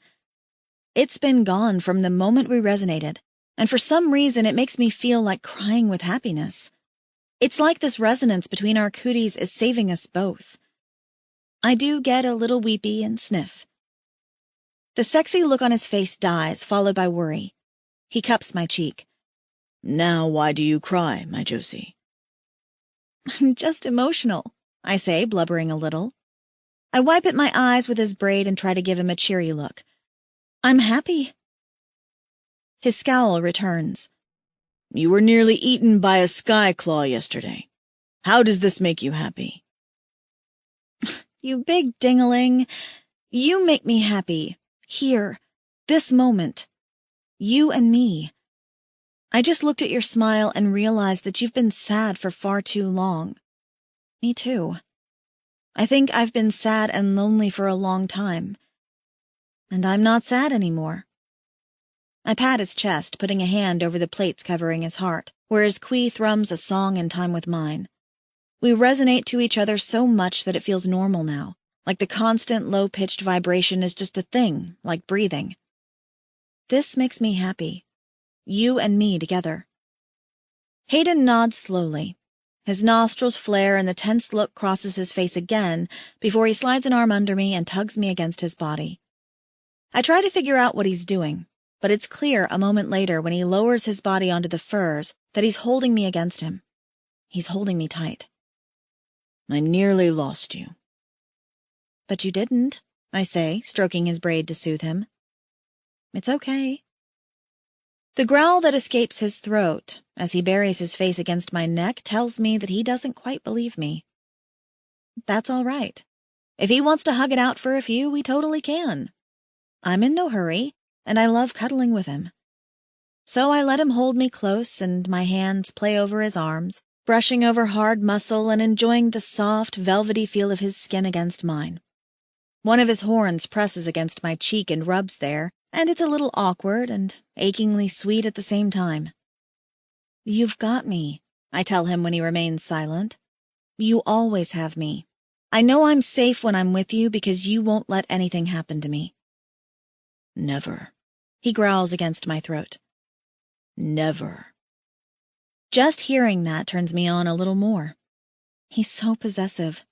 Funny how that's never turned my crank in the past, but now it makes my nipples hard. Funny how it's Hayden's possessiveness that makes me so wet with lust. I never thought I'd fall for the guy in a million years, and yet my cootie sure knew what was up. Good cootie. I'm totally listening to you from now on. While I'm lost in thought, Hayden nuzzles my throat again. Then I feel his tongue rasp against my neck, in the sensitive spot between collarbone and throat. Ooh, I moan. He licks it again and then begins to press frantic, quick kisses and tiny bites along the line of my shoulder. It's like he can't get enough of just touching me, and I stroke my hands over his arms and down his chest, doing my best not to interrupt him. Because really, I want more of this. I want more of his mouth on my skin, his body pressing mine into the furs. I want more of everything. He licks at the curve of my shoulder again and then nips at the skin with his pointed teeth. It stings just a little and I gasp. He makes a tisking sound under his breath and then licks the wound, and another moan escapes me. All right, I'm down for biting if it means I get more tonguing. I like this frank kissing. He breathes against my skin. You are so soft everywhere. It is a pleasure to touch you. Pleasure's all mine, I tell him, and it's true. I'm not doing more than touching his arm and grabbing at his braid. He's making this all about me. You do whatever you feel like. I want to frank kiss all of you, Josie. He moves back to my throat, nipping and kissing and then dragging his tongue over my skin. I want my tongue all over your body. Oh boy, I want that too. My cooties practically throbbing in my chest, it's so excited. I'm all yours. He nuzzles his way down my front, heading toward my breasts. Your teats are so full, he murmurs as he explores the valley between my breasts with his lips. They are? I've always been a pretty flat-chested girl, but I suppose compared to the Saqui women, I'm downright busty. They have more flat pectorals unless they're nursing. Come to think of it, Malak the healer is the only one I've seen that fills out a shirt, and she's both nursing and pregnant. Oh, I never thought I'd be considered busty. You like? Love, he growls and licks along the slope of one small breast. He moves to the tip and then runs his lips over my nipple. So soft, here. I squirm, moaning with need. Soft? My nipples feel pretty dang hard. He lifts his head and his eyes are glowing a fierce bright blue. His cooties humming like a freight train, too. Soft, he repeats. Hayden takes one of my hands and guides it to his breast, placing my fingers over his nipple. Not like me. I touch his nipple and it's as he says, hard as a rock. It feels a lot like the ridged, rough plates covering his breast, actually. Huh. I stroke it and glance up at his face. Does it feel good when I touch it? He shrugs his big shoulders. It feels like a touch. All of your touches feel good. Big, sweet man. But I guess it doesn't feel like when I touch your cock. I slide my hand lower between us and brush against the length of it. Hayden's gaze darkens and I can hear his sharp intake of breath. I'm going to take that as a no, not the same. It feels that way when I touch your nipples. To you. I nod. It feels almost as good as when you touch my pussy. Pussy. I am so not explaining that word to him. I point primly. He grins, looking smugly pleased. Your cunt. And he reaches between us and cups it because he's a bold son of a bitch. Your wet, warm cunt. A little hitching moan escapes me. That's the one. I will get to it soon, Josie. But first I want to finish frank kissing your teats. Go right ahead. I'll even ignore his repeated use of the unsexy word teats if it means he's going to tease my breasts some more. I arch encouragingly, thrusting my breasts out in an invitation. Hayden notices and his gaze drops back to my breasts. There's a fascinated look in his gaze as he leans in and very carefully, very slowly, licks the tip of one aching breast and watches my face to see my reaction. I nearly come right then and there. A little whimper escapes my throat and I wriggle under him. Oh, do it again, Hayden. He does and then growls low in his throat. Say my name as I lick you, Josie. I want to hear it on your tongue. I moan. That's so damn filthy. And so sexy. Hayden, I say breathlessly, and then whimper again when he gives my breast another teasing lick. God, yes. Just like that, Hayden. My big, sexy mate. My big, sexy mate growls again and takes my nipple between his teeth, lightly nipping and then licking away the hurt. My pussy clenches hard in response and I gasp. I swear I'm going to come if he continues this, and that's a first for me. Normally it takes a lot for me to get into sex. My past hang-ups have left me with a lot of unpleasant memories. But with Hayden, none of that exists anymore. It's like he touches me and I'm instantly in the zone. And I love it. He moves to my other breast and begins a thorough, leisurely exploration of it with lips and tongue, as if it's a fresh new part of my body to discover instead of a twin to my other much-loved breast. His enthusiasm makes me quiver hard, and I cry out his name again as the intensity builds. Hayden, please. I'm panting, my cootie singing desperately. Please, I need more. My pussy's clenching around empty air, and I'd be stoked if he gave up on the foreplay and went straight to the fucking. Please. Hayden moves over me and cups my cheek, worry mixing with the heat in his eyes. What do you need, Josie? Tell me, and I will give it to you. I need to come, I tell him, grabbing his braid and tugging on it. I'm so empty. I need you to fill me up. Fill you? Here. His hand cups my pussy again. I moan loud and spread my legs, eager for his touch. Yes, put your finger inside me. He captures my mouth with his again, and I moan into his mouth. His ridged tongue slicks against mine, and I can taste him, all delicious, musky male. Our quees throb together even as his finger glides through my folds, and I nearly come off the blankets when I feel the thick length prod at the entrance to my core. Please, I pant again, utterly shameless. You want to ride my hand? He growls, nipping at my mouth and then kissing a line along my throat, making his way to my ear. You wish me to fuck you with my hand. I shiver, because I want everything and anything he's willing to give me. I worry that he might be offended somehow, though. He's a virgin. Will it feel wrong to him to use his hand instead of his cock? It's not like I don't want his dick. I'm greedy. I want everything.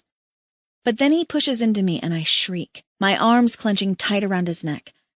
I'm coming, my pussy clenching around his thick finger as he gently bites my earlobe. It's the hardest I've ever come, and wave after wave of intense orgasm washes over me. My legs quiver and jerk as he slowly pushes his finger in and out. And then another moan escapes me when he licks my earlobe and begins to thrust into me with his finger. Did I say I was greedy? Because I want him to stop, and at the same time I want more. Rippling aftershocks flutter through me with every pump of his finger, and my hips raise off the ground to meet the thrusts. It's like the orgasm train hasn't stopped. My cootie's going a mile a minute, and the quivers it's sending through my body are only amplifying the pleasure. It's like I've got a vibrator in my chest and in my pussy, and I wrap a leg around him, digging my heel into his ass as I start to come again. His tail thrashes against my leg as I cry out, another orgasm ripping through me with brute force. Josie. He groans into my ear, and I feel his body rubbing up against my side. A moment later, I realize it's wet. He's come against my hip, unable to help himself. And for some reason, I love that. I wrap my arms around him and kiss him fiercely, even as he continues to stroke his finger into me with hard, rocking thrusts. You came while making me come? I kiss his mouth lightly and then suck on his lower lip. That's so sexy. My need. Too great. He sounds as out of breath as I am. His finger strokes deep into me again, sending a new quiver through my body. Hayden kisses me again, a quick press of his mouth against mine. My cock still aches for you, though. I don't doubt it. I've come twice in the space of about a minute, and my cootie's still revved up. It's ready for more. It's like, now that we're close to the finish line, it's not going to let us back away. I tug on Hayden's braid again and rub my foot against his buttock. He's so muscular, it's a bit like rubbing against a velvet-covered bowling ball. But even that thought turns me on. He's rock hard, my mate. Do you want to stop playing? I ask him. The look he gives me is one of derision. I have not finished frank kissing my mate everywhere. Oh? A new little quiver rips through me. He pushes his finger in and out, a little more slowly. I'm not ashamed to say that I'm so wet from coming twice that every motion of his hand is making wet sounds. I've never been so slick from arousal before, and I love it. Hayden nods and sits up in the furs, his hand leaving my pussy. I'm a little sad about that, but the naughty gleam in his eyes is making me anticipate what comes next. I admire his body as he rests back on his knees, because there's not an ounce of fat under all that velvety blue skin. He's nothing but rock-hard muscle and abs that go on for miles. And a big dick. Can't forget that part. He grabs one of my legs by the ankle and carefully lifts it into the air. I can't help but giggle. What are you doing? He frowns down at my laughter and gives me a serious look. I told you. I am frank kissing my mate in all her places. Oh, sorry, I say, teasing. I won't interrupt again. Good, he says, voice sharp. This requires all of my attention. For a moment, I think he's suddenly in a pissy mood for some reason. But then I see his mouth twitch, and I realize he's fighting back a smile. Another peal of laughter escapes me, especially when he holds my foot close and then licks the bottom of it. I squeal, wriggling at the ticklishness. Don't lick my foot! Silence, female. Your mate is pleasuring you. He licks my foot again and then nips at my toes. I can't stop laughing. It's ticklish and silly all at once. But then he kisses the side of my foot, and all of the laughter dies in my throat because that one tender little action just made me melt. And then I'm no longer laughing as he kisses my ankle and then drags his tongue over it. When he moves on to my calf, nibbling at my skin, I've gone from finding this amusing to finding it terribly arousing. My cootie agrees, humming loudly. He continues to make his way forward, ignoring the outside of my leg in favor of inner knee and then inner thigh. He glances at me every so often, as if wanting to make sure that I'm watching. Like I could turn away? I'm utterly fascinated by his mouth on my skin.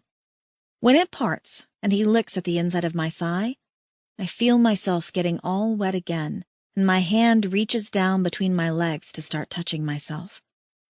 When Hayden sees that, though, he pushes my hand away. That is mine. Pfft, I can touch myself if I want. And I put my hand there again, my fingers seeking out my clit. He pulls my hand away again. Do I need to show you that it's mine, female? Ooh, now I'm all hot and bothered, especially at the sly gleam in his eyes. Maybe? He grunts acknowledgement of my response and presses one last kiss to my inner thigh before putting a hand on the opposite thigh and pushing it wide. He leans over the juncture of my hips, and his braid falls onto my leg. This is mine, he growls low in his throat, and that's the only warning I get before he pushes his face between my thighs and begins to kiss my pussy. And oh God, I almost come again right then and there. Like he promised, he kisses my folds and then licks them with his tongue. This isn't exploration as much as it is sheer determination to torture me, and he's doing a really great job at it. I moan as he drags his tongue over my sensitized clit. So wet, he rasps between licks. Your taste is like nothing I have had before. It makes me only want more. I grab the braid on my thigh, feeling desperate to anchor myself to something. But when that doesn't satisfy the urge, I take his horns instead. He holds my thighs spread apart and licks me with long, slow, leisurely strokes of his tongue, and each one makes my hips buck and rise. I want him to go on forever, even as I want him to stop and fill me with his cock. It's torture, all right, but the best kind. Hayden, I moan. I need you. I need you to come for me, he replies in a husky voice, and then licks my clit with that delicious, ridged tongue of his. I want to have my tongue inside you when you do. Another moan rips from me at the visual image, and I push his head back down for him to continue licking.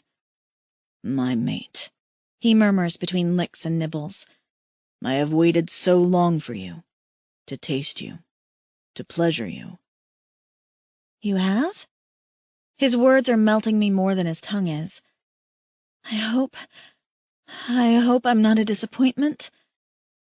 I fought him so hard, and I'm feeling guilty that I've pushed him away for so long. Never a disappointment. It is everything I have wanted, and more. For some reason, it makes me weepy. Maybe it's all the emotion barreling through us, courtesy of our cooties. Maybe it's because it feels like for the first time I'm loved and cherished. Whatever it is, a sob escapes my throat. Hayden tenses, and a moment later he's up in my face, frantically kissing me. My mate, my heart, what is it? Why do you cry? I shake my head. I'm just happy. Emotional, but happy. You're giving me everything I ever wanted. We have not fully mated yet. He reminds me with another kiss. I can taste myself on his lips, and it's a weirdly erotic flavor. So what are we waiting for? I slide a hand to his hip and wrap my legs around him, trying to maneuver him into the perfect spot. An engraved invitation? What? His brow furrows. That's human for stick it in already. Hayden's eyes narrow. It is? Close enough. He hesitates over me and then leans in to press another kiss to my mouth. I do not want to hurt you, my Josie. Human females are not as strong or large as Saqui females. What if I am too much? I pat his shoulder. That's sweet, Hayden, baby, but there are 11 other women who are very happily mated to your tribesmates, and not a single one has complained that her man broke her in bed. We'll be fine. There are 11 other females, but I do not care about them, he says, and strokes my hair gently. I only care for my mate, and she is small and fragile. She can take it, I assure you. I'm torn between frustration at the delay and giddiness at his sweet words. We'll go slow, and I'll let you know if it's too much, all right? Like hell I will. But if he thinks I'll sound the alarm, at least we can get things moving. And I'm getting desperate for things to get moving. The deep ache inside of me urgently needs filling. He gives me another look of concern, but then kisses me, because he knows kisses are awesome and they don't hurt me. I return the kiss with urgency of my own, dragging my tongue against his in what is hopefully an enticement for more. He pulls his mouth from mine and groans, eyes closing, and I realize just how difficult this is for him. He's already come once, and if I'm sensitized, I'm sure he's in agony. And yet he's stopping because he doesn't want to hurt me. God, that's sweet. I caress his cheek. I love you, Hayden. He grunts acknowledgement and thrusts his cock against my pussy. It slicks against my folds, dragging along my heated, sensitive flesh. I moan encouragement. He thrusts against me again, and his cock barely stabs at my entrance. I'm not sure if this is foreplay, stalling, or him just not entirely sure what to do next, but it's time to take matters in hand, it seems. I reach between us and take his cock in my hand. The breath hisses between his teeth and his body stiffens over me. I wait, just in case he's going to come, but when he doesn't, I realize he's just trying to hold out. You're doing awesome, baby, I whisper, and then guide him to the entrance of my core, my cunt, as he crudely calls it, and set the head of his cock against me.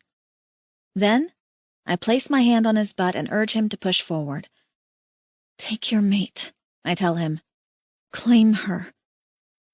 A roar begins in his throat, soft and growing louder. His body shudders and then he thrusts, hard, into me. I gasp, because it's an onslaught of sensation all at once. He's big. Really fucking big. And thick, and when he pushes in, I feel every ridge on his cock, every twitch of his muscles. His spur pushes through the folds of my pussy and rubs against the side of my clit, like a big extra bonus that I never knew I wanted until this moment. His tail lashes back and forth like an angry cat's, and it sends little motions through our joined bodies. Our quees hum in time, synced up, and my entire body feels like it's vibrating, which only enhances the sensations rippling through me. And his cock inside me? God. It's a strange cross between pleasure and pain with his initial thrust, but as he stiffens over me and his body freezes, it slowly morphs into a bone-aching pleasure. Did I harm you? Hayden strokes my hair again. You made a sound. I reach up, and boy, that seems like effort because I feel a bit like a butterfly pinned to a corkboard, except, well, a sexy version. It's like I'm a bundled mass of nerves that are centered around where he's impaling me against him. It's amazing. Josie? Oh, shit. He wants an answer, and here I am all dopey with endorphins. I'm wonderful. I breathe, a blissful smile curving my mouth. I need to move, he says in a strangled voice. His hips grind against mine just a little, as if he's trying desperately to hold back from going to town on me. Then do it, I encourage. I move my hands to his big shoulders and squeeze my legs tighter around his hips. This close together, the sheer size and bulk of him against me is emphasized, and if it were anyone else, I might have a real concern for my safety in his arms. But this is Hayden, and he would absolutely die before harming me, so I know I'm safe. I trust you. It's like my words cause the dam to burst, and his control flies out the window. He groans loudly, and then his hips surge against mine. It's a strong, hard thrust of his cock deep inside me, and then I'm groaning just as loud as him because when he moves, not only do I feel every ridge drag back and forth inside me, rubbing against my walls, but his spur glides against my clit, brushing against the hood. It feels incredible. Then he's moving again. And again. Each thrust seems to grow in strength until he's pounding into me, and it feels amazing. My groans have turned into little cries, and I'm lost in the whirl of sensation. The entire world has boiled down to just this moment, just this place where our bodies are joined, and all pleasure seems to be exploding through me at once. As he fucks me, it's like every sensitive spot in my body is being teased at the same time, and it's too much. Another blistering orgasm rockets through me, and I scream out his name, my nails digging into his shoulders. I can feel my pussy clenching tight around him like a vise, and somewhere in the blur of pleasure he's shouting my name in a hoarse voice, and my cootie is singing with his so loudly it's like a freight train is barreling through the cave. And I just keep coming through all of this cacophony of sound and bliss. Over and over, orgasm after orgasm wallops me. I'm pretty sure I pass out at this point. At some point, my senses come back to me, and I realize I'm flat on my back on the furs, still gasping for breath. My body is wet with sweat, and the warm velvet that is Hayden's skin is stuck to my own. His big body is crushing mine into the furs, but strangely enough, I like it. And my mate? He's pressing kisses to my neck, our cooties purring gently in our chests. Wow, I breathe. You might have boned the consciousness out of me. Eh? Nothing. I pat his shoulder absently. Was it good for you, baby? He exhales deeply and props up on his shoulders to gaze down at me. I realize that I might still have his long braid wrapped around one hand, or what's left of it. I think there's more hair loose than in his braid at this point, and this is the most mussed I've ever seen Hayden. He's sweaty and flushed, and his long hair is everywhere, and it makes me grin. It was enjoyable. Wow. Faint praise much? I frown up at him, and I realize that I blabbed about loving the guy mid-bone, and all he did was grunt at me. Maybe he didn't hear me. I love you, you know. Hayden narrows his eyes at me as if I've said something puzzling. Of course you do. We are mates. I shove a hand at his shoulder. Are you serious? I just confessed love to you and you're all duh about it? I am what? I start wriggling out from under him. No mean feat, given that his epic cock is still buried inside me and feels amazing and still a little hard. and try to get away. Get off of me. I am so done here. What? He grabs me and holds me down under him, and all my squirming just seems to make all my sensitive girl parts get all turned on again. Why are you mad? Why am I mad? Because I told you I loved you and you act like it's nothing. I smack a hand on his shoulder. You're all mates love each other, and all I have to say to that is bullshit. I've seen Asha and how she treats Hemelo. She can't stand him. I wouldn't be surprised if she was screwing someone else just because she wants to piss off her mate. Or how about Zala, huh? Did she love you? Did you love her? Because you resonated to her just the same as me. He looks at me with surprise and stiffens. I see a flash of anger cross his face, and then that awful dead look returns to his eyes. He gets off of me, and I feel an ache of emptiness when his cock slides from my body and moves to the fire. He pokes at it with a long bone and won't look at me. I should be mad, but instead, I feel like I fucked up. I feel guilty and awful, like I just crushed whatever we had under my foot. I threw Zala in his face, and that's a low blow.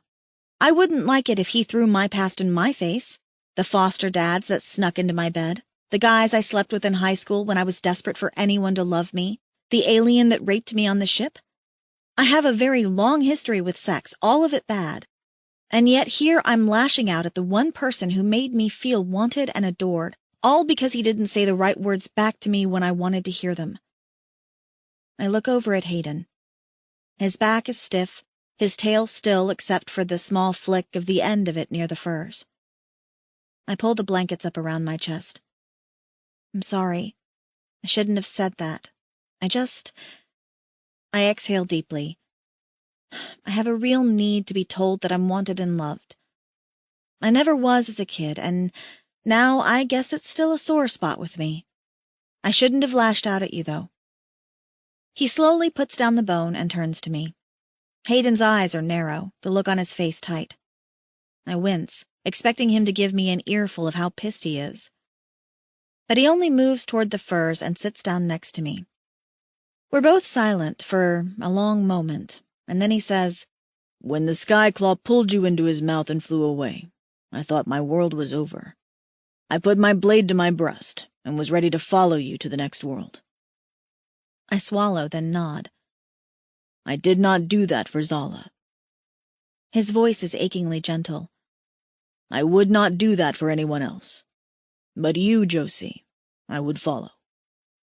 My eyes brim and hot tears start to slide down my cheeks. I nod again because what else can I say? He's right. I was looking for words when all along he's been a man of actions. Words are easy to say, but actions are everything. He reaches up and gently brushes the tears away from my face. I have never had a mate before, Josie. I will not always do the right thing. I will not always give you the words you feel you need. He cups my chin and forces me to look up at him. But make no mistake. If you leave this world, I will not be long behind, because I cannot live without you.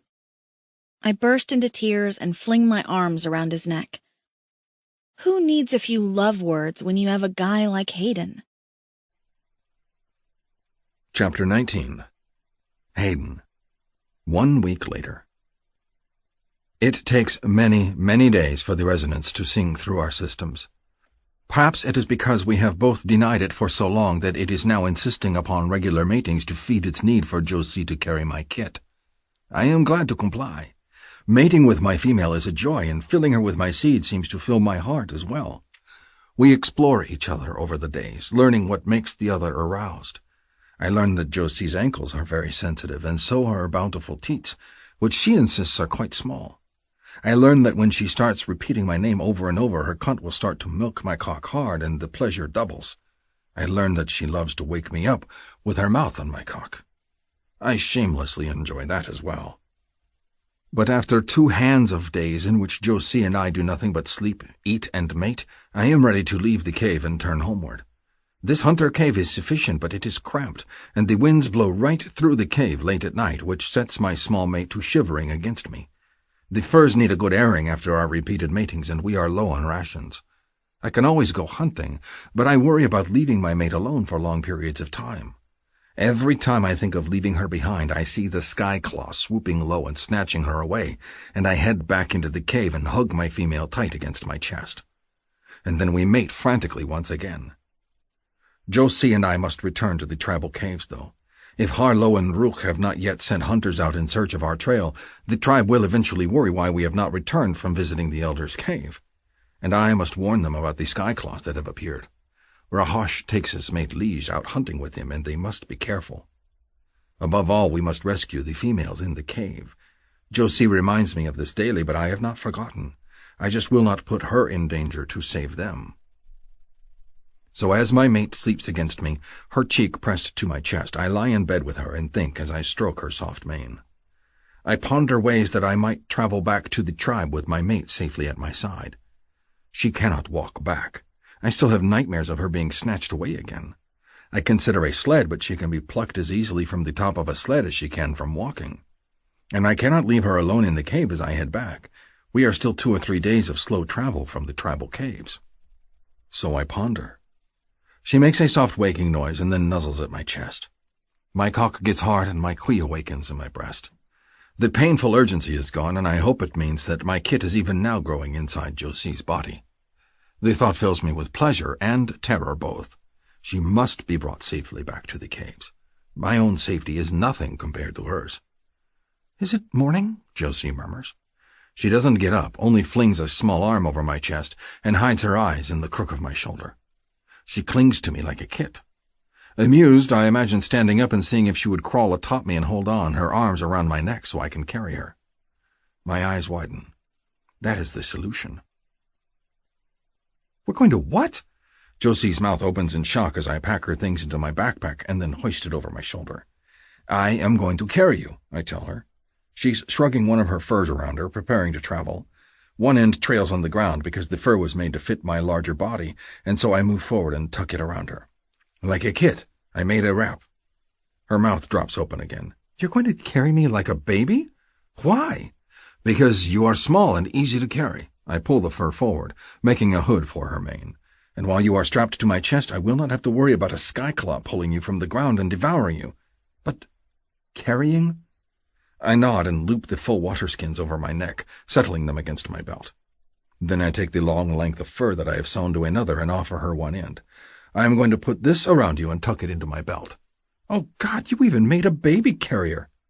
She holds one end with a look of horror on her face. "You're not joking about any of this." "I am not." A short time later, Josie's arms are around my neck, her legs are around my hips, and the fur is wrapped tightly around the both of us, strapping her to my chest. Her cheeks are bright red, and she wriggles against me in a way that makes me wonder how far we will manage to travel. I can feel her cunt resting against my cock through the furs, and my quee starts a humming song. But she is safe this way, and her weight is nothing. I can walk with my cock aching in my breechcloth. Have I not done so for more than a turn of the moon? I take a few steps, and she sucks in a little breath and clings to me tighter, her teeth pushing against my chest. "This is very personal," she says, a quiver in her voice. "I'm not sure if this is the best idea or the worst." I am not certain either, but it will keep her safe. We start out from the cave, my gait awkward but sure. A fresh snow has fallen, and my steps crunch with every landing of my boots. All of this just confirms that my decision is a good one. The air is crisp and refreshing, but Josie shivers against me. It is colder than usual, which means the skyclaws will be hungry and seeking prey. Not my mate. Not this day. I walk faster, one arm resting against her bottom to hold her in place. Her face is pressed up near mine, but she is silent. She does not seem happy with me carrying her, but I am pleased with my decision. Now I can walk as fast as I need to, and she is safe. This is best. I jog a little, eager to get home and take my mate into our cave. Josie's hands grip my leather vest tightly, and she moans, burying her face against my neck. I stop. "Josie?" "I'm fine," she mumbles. "Carry on." Her words are confusing. Her body is tense against mine. I can feel it, but she pretends otherwise. It concerns me, but we must leave the safety of the small hunter cave and start our journey home. She cannot hide in it forever, and I will not leave her. So I press a hand to the small of her back, my other supporting her tailless bottom, and continue forward. We walk, continuing. The flat open snow changes to spindly trees, and a distant cliff lines the edges of a valley. On the horizon there is a herd of divisti, and the churned snow here tells me that they came from this direction. I move to follow the herd, as it will be easier for a skyclaw to pick off a divisti kit than a human, but I will not let my mate walk, regardless. Her arms clench tighter around my neck, and she moans again. I feel her thighs quiver around my hips, and a surge of lust grips me. A moment later I smell her scent on the air. She's aroused? Josie? I know, she mumbles against my neck. I'm sorry, just this position is really wild. Every step you take pushes me against your dick, and I thought I could just kind of quietly endure it, but why did you have to be so sexy? Then her small tongue flicks against my skin. I nearly stumble. My cock is achingly hard at once, and my quee, quiet until now, begins a loud, insistent song. The need to claim my mate overwhelms me once more. We will not be able to travel if this continues, and it is a problem I am all too eager to resolve. I look around for something to lean my mate up against, and finding nothing suitable, I reach between us and begin to undo the waist tie of my leggings. She gasps and wiggles against me. What are you doing? I am going to pleasure my mate, I tell her. Keep your arms tight around my neck. Ooh, we're stopping? We are not stopping, I tell her. At least, that is my hope. I free my aching cock, and my leggings slide to my thighs. She notices this, and a breathless giggle escapes her. We're not going to get far with your pants around your knees. Hush, I tell her, nipping at her earlobe. I rather like having her against me like this. I do not tower over her this way. Our faces are close together, like in our furs at night. I fumble under her tunic to find the tie to her leggings, and her hand pushes mine out of the way so she can free herself. She shoves the material down, but not very far. Her spread legs gripping me will not allow the leather to give much. It does not matter. I can feel her warm cunt, smell her perfume on the air. I lick at her soft neck even as I take my cock in hand and guide it into her warmth. I sink into her easily. She is wet and eager. Josie cries out when I enter her, arms tightening around my neck. Her thighs squeeze against me, and she moans my name. It is a tight fit like this, but thrilling. The smallest rocking motion of my hips makes her slam down on my cock, and my spur glides through her folds, hitting the third nipple that makes her cry out with such excitement. Damn, she breathes into my ear and tries to raise her hips in an awkward bounce. She wants more. I grip her body, anchoring her to me, and begin to thrust.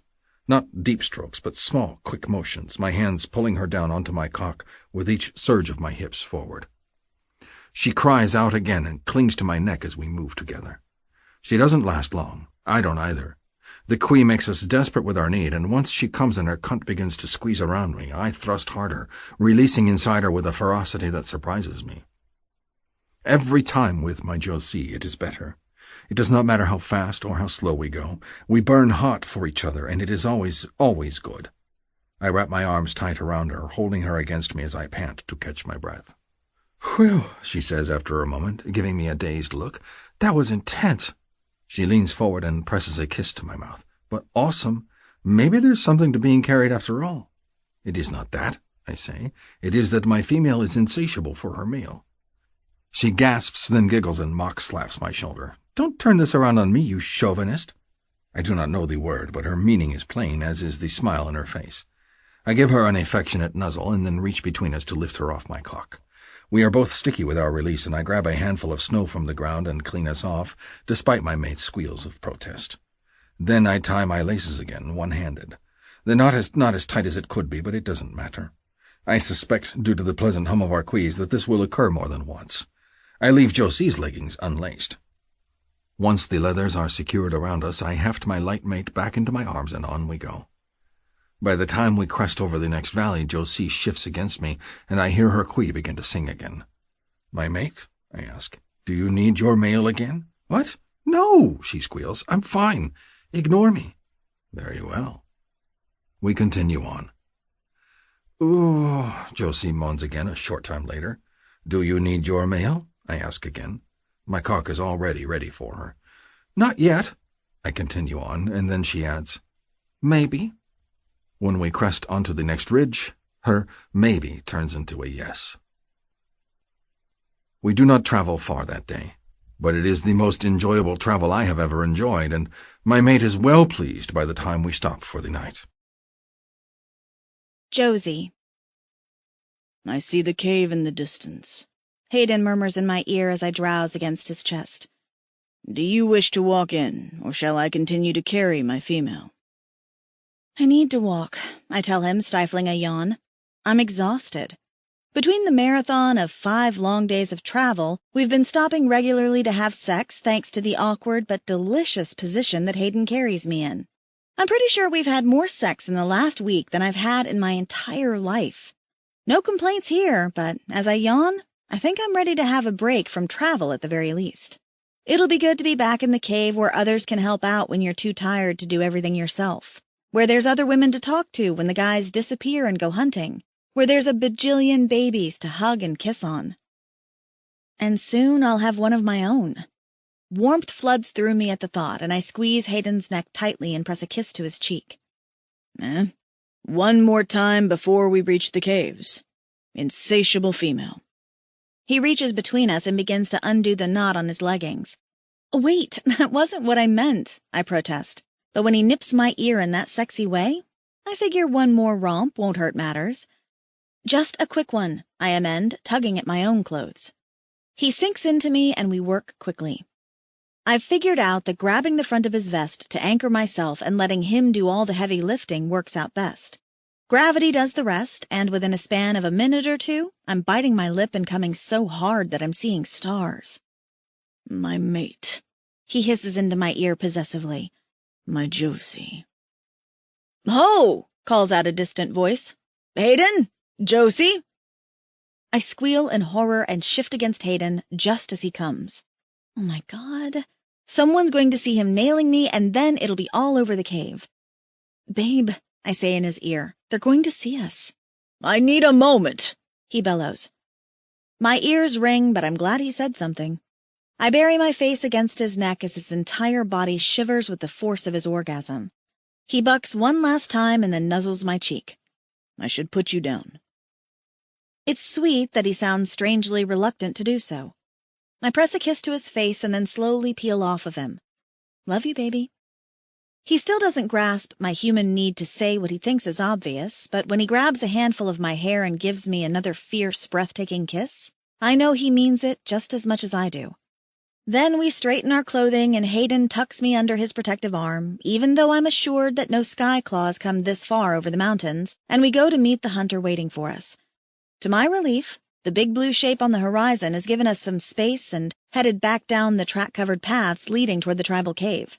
There's a plume of smoke on the horizon, and I feel a strange pang of happiness at the sight of it. To think I wanted to leave and never come back. A lot has changed in a few weeks. I touch my stomach, wondering if even more has changed than I imagine. I really, really hope so. I think of Hayden's baby in my stomach. I think of us as a family, and it makes me shiver with happiness. He pulls me closer and tugs the furs over my chest closed. Cold? We will be home soon. I'm good. I loop my arm around his waist, reaching for his tail. I promise.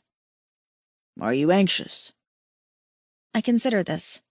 I am returning home, failed in my mission to defeat my cootie.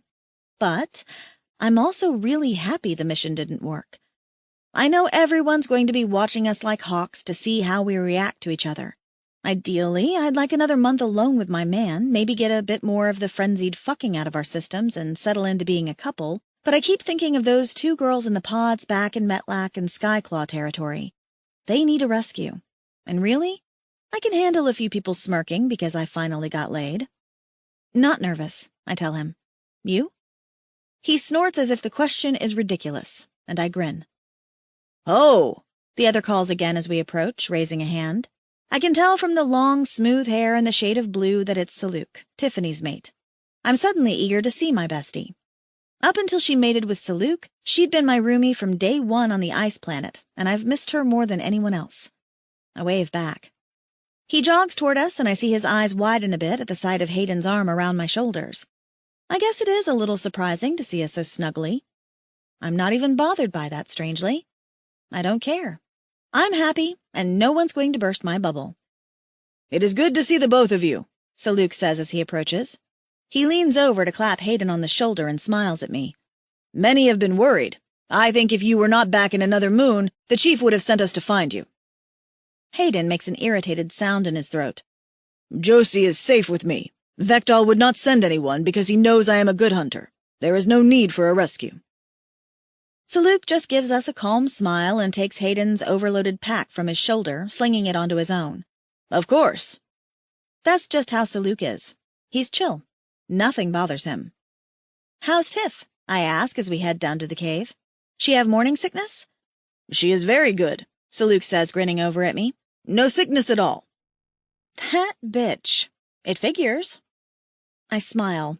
Tiffany is like perfection come to life. She's beautiful, smart, talented, and nice to boot. I'd hate her if I didn't love her like the sister I never had. She's probably going to be the most perfect pregnant person ever. Not in my eyes, Hayden says, his tone a little surly as if the very thought irritates him. And that just makes me even happier. I give his tail a little squeeze, which, okay, probably arouses him. We make it into the cave, and the sense of smoke and roasting meat, the chatter of people, and a baby's cry fill me with a happy pang of homesickness. "Oh my God!" someone squeals. "It's Josie and Hayden!" A moment later, we're surrounded by people determined to hug and greet us. I'm smothered in a wave of people as Nora, Stacy, Ariana, Megan, and Georgie take their turns hugging me. Liz shows up next and plops her baby into my arms. "Because you'll want to see Rochelle before her mommy, right?" she smirks. "Get that practice in?" I blush. Maybe. Ooh, someone sealed the deal. She leans in and puts a hand to her ear. "I don't hear your cootie humming like a freight train anymore." "Geez, Liz, why don't you be obvious about it?" I say, but I'm smiling. Rochelle looks bigger than the last time I saw her, a thick shock of black hair sticking up and pulled into a tiny leather bow atop her head. She's so stinking cute. "Didn't you know? Obvious is my middle name." She gives me a half squeeze. "I'm glad you're back and everything worked out." "How are you sure it all worked out?" I ask, curious. I haven't even had a chance to say much of anything. "Because you're all goofy grins," Georgie butts in, shifting her baby on her hip. "And Hayden keeps looking over here like he'd like to snatch you by the hair and drag you back to his cave Neanderthal style." I glance over, and sure enough, Hayden's giving me a scorching hot look, even as the other hunters greet him and chatter his ear off. I blush again. Then Tiffany appears, and Kira and Harlow, who's come to the main cave for a few weeks in the hopes that I would return. I'm handed babies to hug, and I admire Megan's baby bump. She's so close to giving birth, and Claire is just now starting to show, and everyone can't stop talking and hugging me. It's wonderful. I realize we're a family after all, the 12 of us. I never had a family in the past, and it's like fate has handed me a brand new one full of eclectic people. I'm so happy I could cry, but that would upset Hayden, so I just beam at everyone and hug the babies. "So, what made you run?" Harlow asks, handing over her little Rukar for his turn for my attention. "And did you bring back my glass disc? I need that for the next rock cutter." "It's in my bag," I tell her, and press a kiss to Rukar's little blue cheek. Of all the babies, he's the smallest, but he also looks the most saqui. As for the running, it's a long story. "Look at you, Rukar, you're getting so big." As if to prove that he's not going to fall for my clumsy attempt to change the topic, Rukar grabs a handful of my hair and yanks, burbling. I wince and detangle it from his little fist. "I'm glad you're back, though I was starting to wonder if you'd ever return. You can be a little stubborn." I grin, even though Rukar's bobbing fist just yanked out several strands of hair by the root. I wasn't planning on it at first. "What changed your mind?" Kira asks. Oh, shit. No one else knows about the other girls yet or that I found the crashed ship. And Kira? If she finds out there were other pods, broken pods, she'll be devastated. She brought down the ship by destroying the crew, and while I haven't shed a tear for the kidnapping, rapey, murderous bastards, it's different when you realize there were humans on board. It's a long story, and one I should probably tell the chief first. Georgie steps forward and hands her baby to Liz. "I'll get Vektal. Meet me in my cave?" I nod and give Rukar another kiss before reluctantly handing him back. My stomach is in knots. It's a dual-edged sword, the finding of 2 more girls. On one hand, There are still many, many unmated men in the tribe who would love the chance at a family. On the other hand, I wonder at how this will affect poor Kira, and I think of the recent fighting over Tiffany's attention. These poor girls are going to be mobbed. But that doesn't mean we shouldn't rescue them, of course. I look around for Hayden. He's standing a short distance away with 3 other hunters, and they talk quietly. He turns the moment I look at him and gives me another possessive look, as if he's already done with all this reunion stuff and can't wait to drag me back to our cave. Boy, Liz wasn't wrong about that. I step away from the others, heading toward the cave that Georgie and Vektal share. Hayden immediately comes to my side, and I feel warm with pleasure when he joins me. I lean in close to him. I told Georgie that we need to talk to her and Vektal privately about the ship and the girls. I worry it's going to upset Kira. He nods. If what they say is true, we nearly lost Josie. I will not lose another mother with a kid. All right, then, if you've got this all figured out, sure, she says, anger in her voice. Who are you sending? He looks over at me. Hayden will go. I nod at my chief. Of course, it will be frustrating to leave my mate, but she wants the females rescued, so there is no choice. We will send the unmated males, since they will give us no rest unless we do.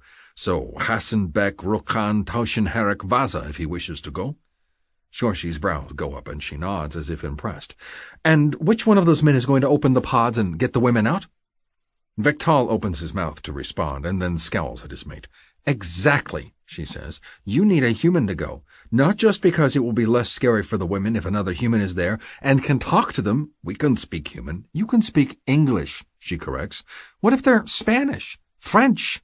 Marlena is French, remember? We're just lucky she knows English, too. Anyhow, that doesn't matter. What matters is, if you get there, you need someone that can open the pod. You need a human. Is it dangerous? Yes. Does it need to be done? Absolutely. She crosses her arms over her chest, mimicking his glower. Oh, and you can't send all the single guys, because they are going to scare the ever-living crap out of those poor girls. His expression hardens as he watches his mate. After a moment, he looks over at us. We will need to speak privately. I nod and get to my feet. Tell me when I shall go, my chief. I am ready. You are not going without me, Josie protests. She stands and lets me lead her out of the cave. I head for our cave at the back of the new tunnel, letting her speak her thoughts. She is unhappy at the thought of being parted from my side, and I am pleased by that, even if it does not override my need to keep her safe.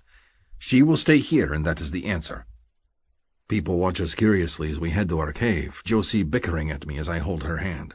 I am smiling, and I think several in the tribe are as surprised by that as they are that I am listening to Josie's endless stream of angry words. In the past we did our best to ignore each other. But in the past she was not my mate. I did not try to know her like I do now. You're not listening to me, Josie says as we enter our cave. I have made it a cozy home for us, even though she would not stay there with me. The bed is thick with furs, enough for a Sakwi and a small human mate to curl up at his side. The fire pit is lined with perfectly spaced rocks, and my supplies are neatly stored in woven baskets. Someone, likely Saluch, has set my traveling pack down in the corner. I am listening, I tell her, even as I move the privacy screen in front of the mouth of our cave. With it up, no one will disturb us.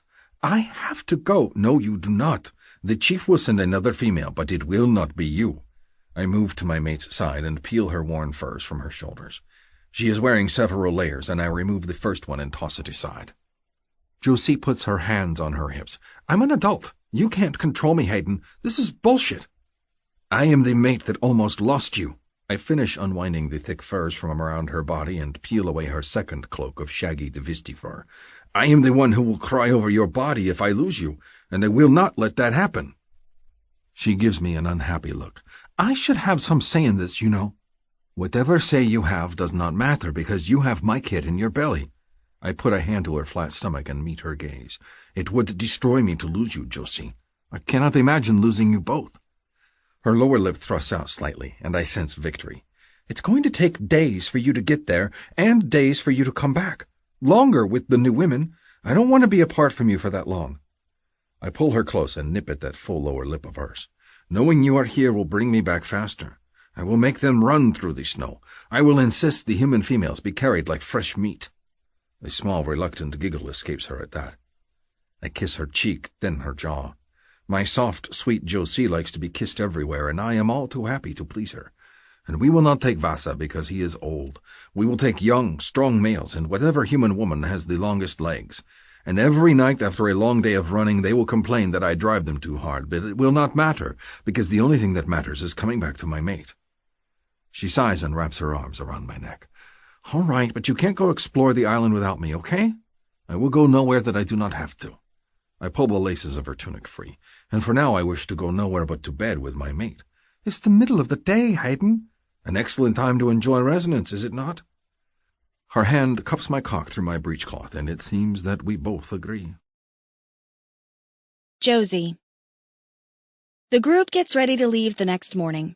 It's been decided that Hasen, Taoshen, Beck, Rokon, and my Hayden will go. Rahash will accompany them because he is the best tracker. The human selected is Claire initially, but Kira has put up a quiet stink to Georgie, and when the party gets ready to leave in the morning, it's Kira and Ihako who join the group. Claire and her mate will stay behind. Kira brings Kai to me. Can you watch over her while I'm gone? Stacy will feed her, and she's starting on solids with a not-potato mash, but I don't want Stacy to have to juggle 2 infants. She presses a kiss to her baby's head, and she looks upset but determined. Of course. Hurry back. Her smile is grim. Oh, I'm going to make them rush. I can't bear the thought of leaving Kai behind for longer than I have to. You don't have to go, I protest. I want to see, Kira says quietly. I need to know. I nod and hug Kai close. Poor Kira's been quietly distraught, and I get that. She wants to know just how many girls she might have accidentally murdered. I get that. I do. So I volunteer to go again. I'm perfectly fine with going and reporting back. Absolutely not, Claire says at my side. She sets her pack down on the ground, ready to stay. You're preggers. So are you. I'm also a half-foot taller than you, Claire points out, and stronger. I stick my tongue out at her because everything she says is the truth. Claire's always been a quiet one, but since mating to Erevan, she smiles a lot more and seems a lot more lighthearted. She looks pleased even though she's not going on the journey. Pregnancy hormones, I guess. And okay, I'm a little excited about the whole preggers thing, because she's right. I've missed my period.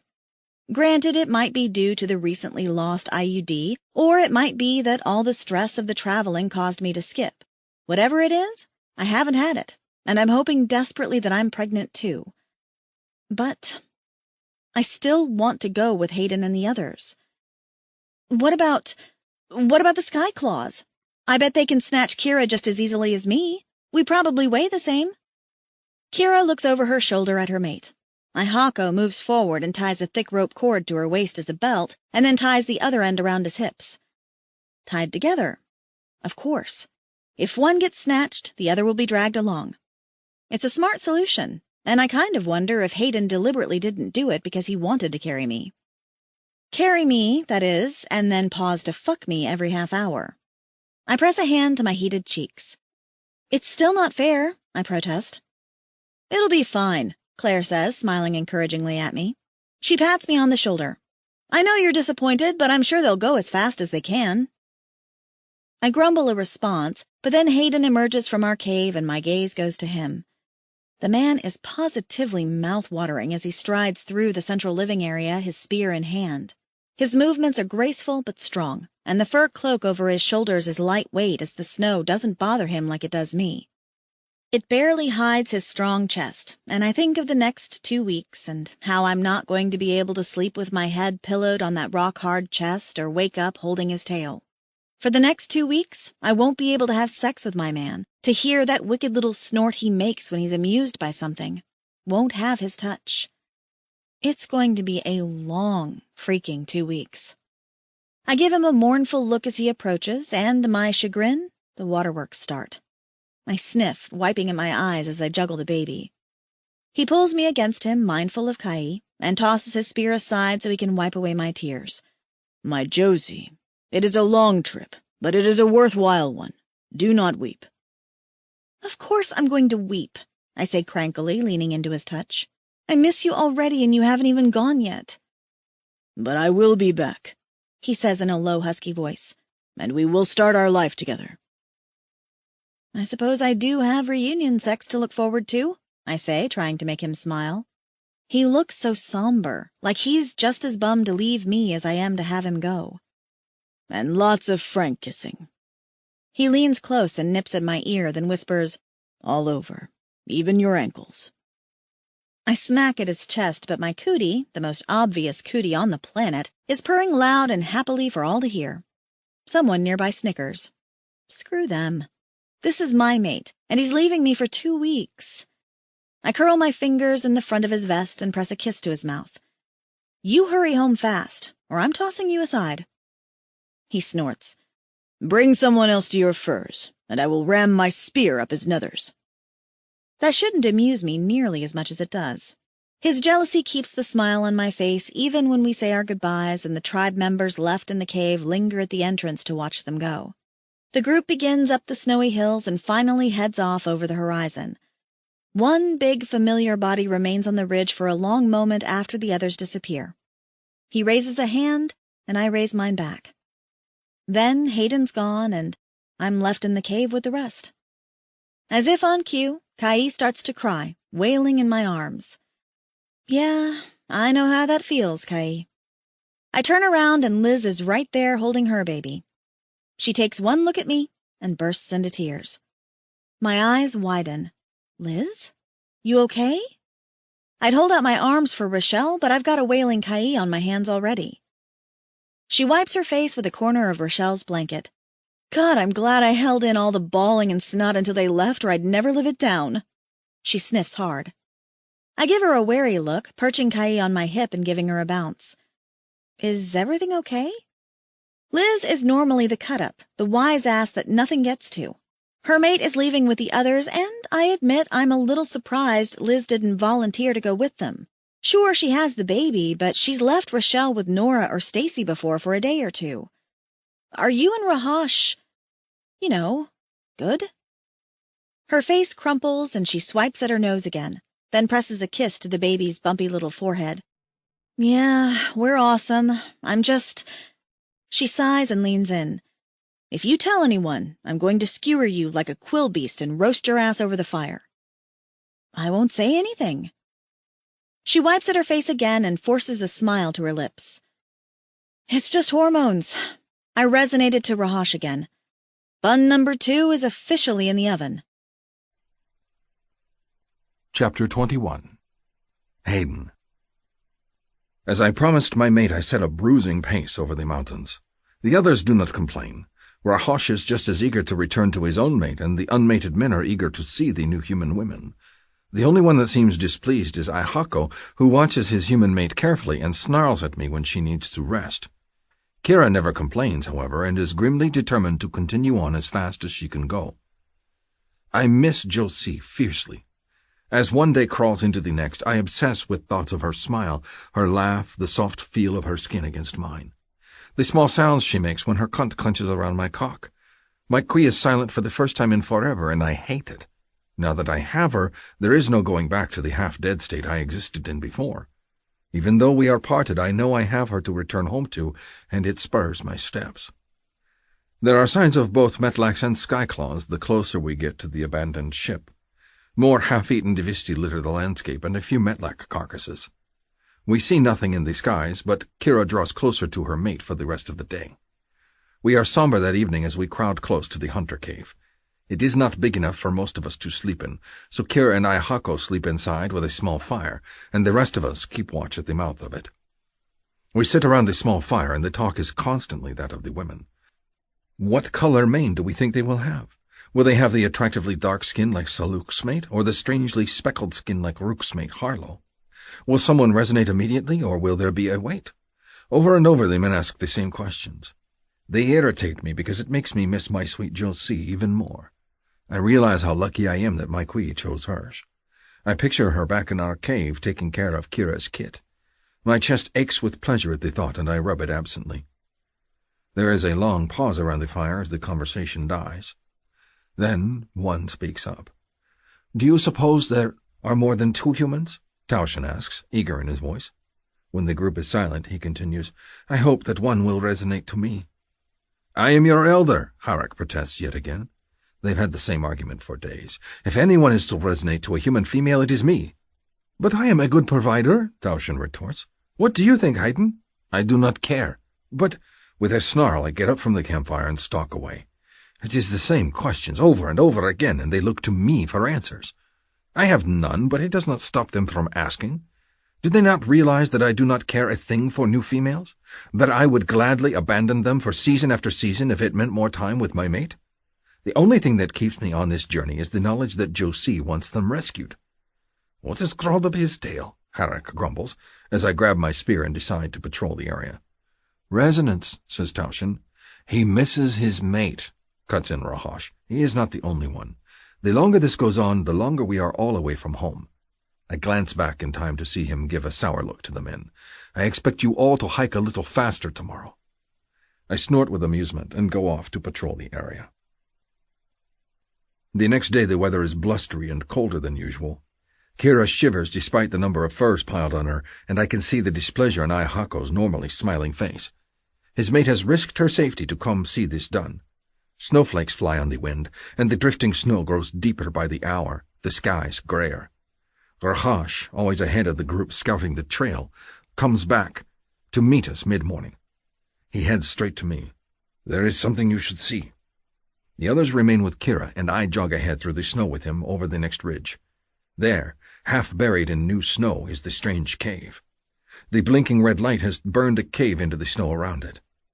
Scattered bodies of skyclaws litter the ground before it. I frown down at the sight, an uneasy feeling churning in my gut. Dead? Freshly dead. The snow is falling thick, but there are many small hills on the ground. He gestures at the area near the cave. Those might be more. He looks over at me. What are your thoughts? I rub my jaw, gazing down at the dead skyclaws. They litter the ground like dung chips after a Divisti herd. I am thinking I am glad that I did not bring my mate on this journey. He nods, and I the same. I do not like this. Are they drawn to the scent of the humans? I did not smell anything, and I was there for many days with Josie. Matlax, then? I squint at the dead corpses. Their wings are spread in the snow, and there is very little blood. Most of the bodies seem to be piled close to the red blinking light. I do not think so. They do not seem smart enough to kill so many skyclaws. How do they pull them down to the earth? He shrugs. It is not normal. I do not like it. I do not like it either, but we are wasting time. The sooner we get the human females, the sooner we leave this place and return to our mates. Rahosh grunts agreement, and we return to the others to tell them of the strange discovery. Aihako pulls his mate under his arm, clearly worried. But we are close, and I will not allow us to stop now, not when it means we are this much closer to returning home. I grip my spear and shake it at the hunters. Follow me. Everyone watch the skies and remain alert. It is a short walk to the strange cave, but it feels much longer. Our group, normally full of trail conversation and the musings of the excited unmated hunters, is silent. Rahosh pokes at a few of the skyclaws as we pass, but they are frozen with cold, the bodies unmoving. There is very little blood, which is strange. If Metlax were truly hunting something as large as the skyclaws, there would be blood everywhere. They are not clean hunters. It all adds to the worry I see on all faces. But when we get inside the cave, it is just as I left it. The remains of the fire Josie and I left are undisturbed, and the hides I intended to scrape sit in frozen bundles by the cave mouth. There is a fine scatter of snow that has blown in, and no tracks. No Metlax, Rokan says, and sniffs the air. Storm will get worse before it gets better, though. Where are the females? Hassan demands, looking around the cave-like room. He turns to look at Kira. Can you find them? My mate needs a fire and a rest, Aihako says, the look on his face protective. He keeps his arm locked around Kira's shoulders. Once she is warm again, then we will look for the human females. Tauschen moves forward to protest. But they have been here for seasons, Rahosh bites out. What is one more day? 1 more hour? Calm yourselves. It's okay, Kira says, but the word comes out shivering, her jaw clacking. I can look, but it's really cold, and I think they will need a fire to warm up, too. Immediately, the hunters scramble to build the fire. Rahosh gives me a sour look. I just shake my head. A short time later, Kira has warmed up by the fire, the snow on the floors has melted, and we watch as she runs her mittens along the back of the cave. It is the strange, flat black stone like the other walls, but small lights are flashing in patterns. 2 of them are green, the rest are red. Kira studies them and then presses her forehead against one, her shoulders sagging. "What is it?" Hassan demands, frowning fiercely. Ayahako hovers by his mate, stroking her hair and murmuring. After a few words he looks up and glances over at the nervous hunters. "2 pods," he says. "There are only 2. The ones marked with red are empty." "How does she know?" Taushen asks. "Maybe they are marked wrong?" "I learned the language back on the other ship, the Elder's Cave." Kira's soft voice fills the tense cavern. She points at one of the bubbles with red scribbles across the top. "They all say they're empty. All but these 2. And she swipes at her cheek. I remember my Josie's worry that Kira would be upset that more girls were in the ship and did not live. It is good that there are only 2. I will tell her, and she will smile with relief, much like Kira is now.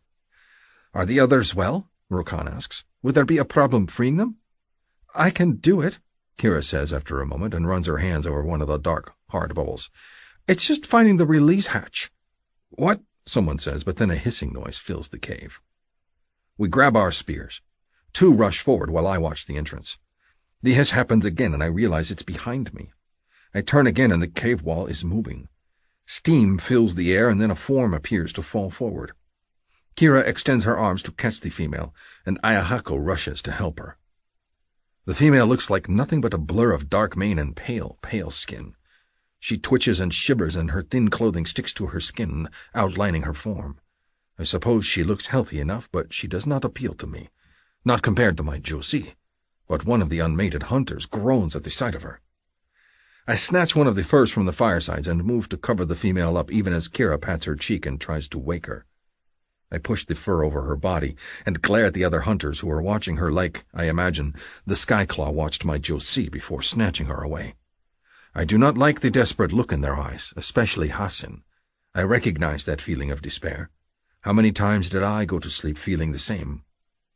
The human females will need watching. "Is this one well?" I ask Kira. "I think so," she says, and pats the human's cheek again. "Wake up. You are with friends." The female's eyes flutter open, and they are green circles floating in a sea of white. I shudder at the sight. She has no qui, and it is a repulsive thing to see. The female whimpers at the sight of us, her gaze flicking with confusion and horror as she looks between us. "Hold her, Ayahako," Kira tells her mate. "Let us get the other girl out, too." As they switch positions and the female continues to make frightened whimpers, I stand guard so the unmated males do not rush her and try to force resonance. Warhash hands me a second fur, and we stand guard as Kira opens the second pod and the other female falls forward. This one is pale-haired like Lige and thicker and stronger seeming than the other, though her movements are equally feeble. She has the same dead eyes, though. As I see them, I realize that returning back to my mate will be a longer journey than I imagined. The females cannot live long without a qui, which means tracking and hunting a sekotsk. The enormous creatures are rare this far out of the valleys, so we must drag the sickly humans along with us, which will make things slow. Even then I do not know if they will travel fast. They have been in the cave wall for a long time, and they seem weak. I exchange a look with Rahosh, and it seems we are thinking the same thing, judging from the grim look on his face. 2 frightened, squealing human females in need of a qui, Skyclaws and Metleks in the area, and our band of hunters looking as if they would steal one of the females for themselves at any time? It is going to be a long journey back. Chapter 22. Josie. 3 weeks later. I raise a knee and a fist in the air at the same time, then switch them and begin to do the single ladies dance while humming the song under my breath. It doesn't matter that Kai is too young to know the lyrics. She's a fussy little turd of a baby, and nothing quiets her other than a bit of singing. And since she watches me dancing with big, fascinated eyes while she sucks on her fist, well, she's getting a little Beyoncé today. Sometimes I wish the dang kid liked Adele or something. As I start into the second verse, Kai's face crumples and she begins to wail louder. Well, shit. No singing today, it seems. "I know," I tell her, abandoning my song and scooping her up into my arms. "I miss your mommy, too. I miss my honey bunny. But crying doesn't bring him back faster. Trust me, I tried that. I've been a shitstorm of weeping for the last few weeks, me and Liz both. Even with Kai to distract me, though, it's not enough. I miss my mate. I miss Hayden. I want to tell him that I'm pregnant. I want to see the joy on his face when I tell him. I want him to hold me close and stroke my hair. I want him to hold me down and fuck the daylights out of me. I sigh and hitch Kai onto my hip, abandoning my cave in search of Stacy. Maybe a meal will calm the crying baby down. But Stacy isn't in her cave. Nora isn't in hers. We're the three at the back of the new tunnel, and they're normally at home due to the fact that they have small children and there's always more chores to be done. It's weird. Hello? I call out, curious, and head down toward the main cave with Kai wailing in my ear. When I get there, though, the fire is unattended, and the cave is mostly empty, except for Farley, who's dashing across the cave. Where is everyone? She skids to a stop at the sight of me, her eyes wide. Bouncing behind her ankles is her pet, Chompy, and he grabs at her leather tunic and tugs on it. You did not hear? Hear what? I ask, cranky. I move forward with Kai, rubbing the baby's back patiently. It's not Kai's fault she misses her mommy. I can't hear anything over... I stop because a familiar hum starts in my breast. I'm resonating. That means... I look up at Farley in wonder. They're home? She nods eagerly and waves me forward. Come, they are heading down the ridge. I trot after her, trying not to jostle Kai, but with a squealing, angry baby in my arms, I can't move very fast. I settle for a power walk and head outside after Farley. It's brutally cold, and I pull the blankets tighter over Kai's head, even though I doubt the cold bothers her as much as it does me. Sure enough, there are a ton of people outside, and several shapes on the horizon. I push through the crowd, looking for a familiar pair of horns, pale blue velvet skin, and a long, long braid. One smaller form breaks off from the group and races forward, but is too small to be my mate. I realize a few seconds later that it's Kira, her arms out, and I hold Kai up for her. She reaches me a few moments later, scoops the baby into her arms, and frantically presses kisses to Kai's tiny, horned little forehead. Thank you, she tells me between kisses, and I'm not in the least bit surprised to see that Kai's stopped crying. Of course, I say, and try not to sound impatient as I peek behind her. It looks as if a few people on the ridge are arguing. Angry gestures are being made, and I'm pretty sure I recognize Hayden's big form up there. I want him to come down and greet me. I miss him so badly. I press a hand over my heart where my cootie is purring with excitement. How did it go? Kira nuzzles Kai's downy head. I'll let Hayden tell you. It's been a long trip, and I'm glad to be home. I nod, keeping the smile on my face even as Ihako joins her, murmurs a greeting to me, and then they head for the cave. Kira looks exhausted, and I know it's not an easy trip. But now I'm free of baby duties and can seek out my mate. I head up the ridge. The cootie in my breast gets stronger as I approach, but so does the argument. An arm flails, and then a fur hood is pushed back, and I see a human woman, a stranger. Just one? I study her. She's got blonde, tangled hair, and she's a little chunky. And she looks super, super pissed. Her nostrils blare with anger as one of the men standing near her tries to calm her. This is bullshit, she bellows, arm flailing. I don't give a crap if you tell me that you guys are friendly. My sister is gone. I don't want to rest at the cave. I want to go fucking find her and the bastard that stole her and...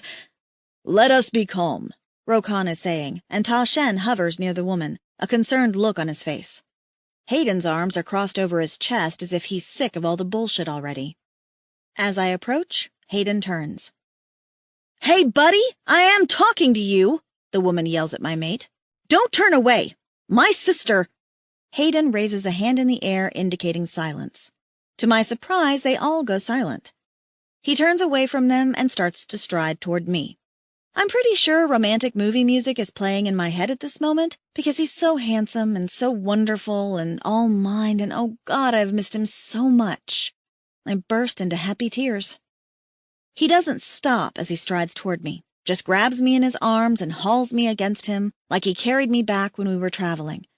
I wrap my legs around his hips, my arms around his neck, and start kissing the hell out of him.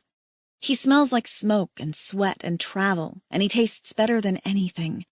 My tongue slicks against his frantically, our cooties purring in time. Where's he going?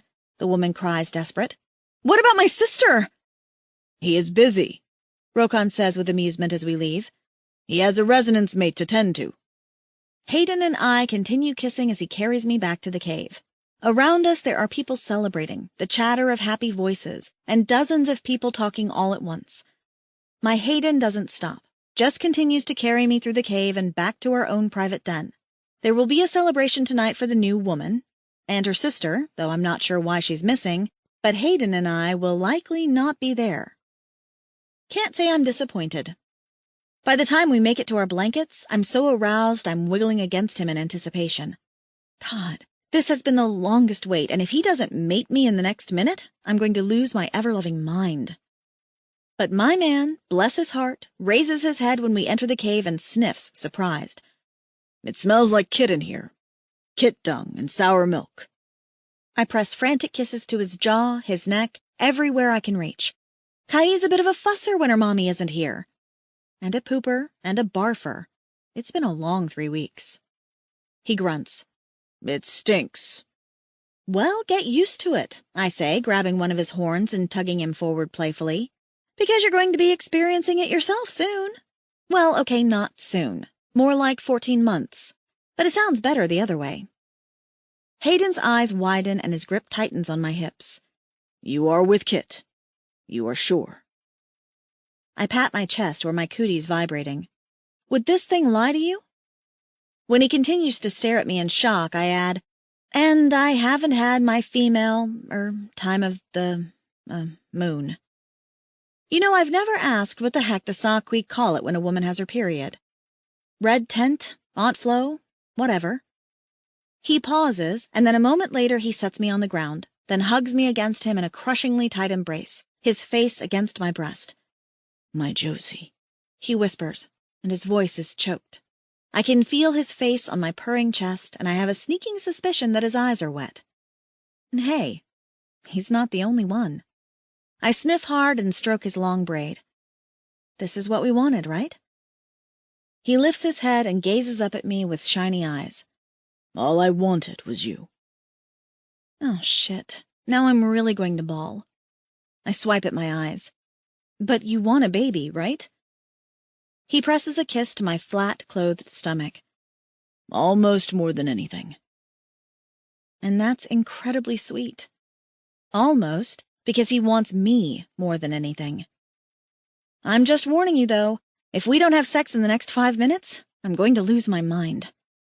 Hayden tugs at my tunic and begins to unwrap me like a present. Every inch of skin he exposes, he kisses and flicks his tongue over. More frank kissing, as he likes to say. There will be a celebration for the new female, he says. Her name is Maddie. Maddie? Don't care. I stroke his horns lovingly. They can celebrate without us. And a hunt for the missing female, Lila. He reveals my boobs and grazes his lips over one nipple. That's nice, I say dreamily, pushing him toward our furs. I don't want to go. You don't either. Let someone else go find her. He lifts his head and gives me a heated, playful look. I am surprised you want me with you, Josie. I thought you would be glad to have your leave of me after so many days of being my mate. Are you kidding? I missed you like crazy. I lie back in the furs and he crawls over me, tugging at the drawstring of his leggings.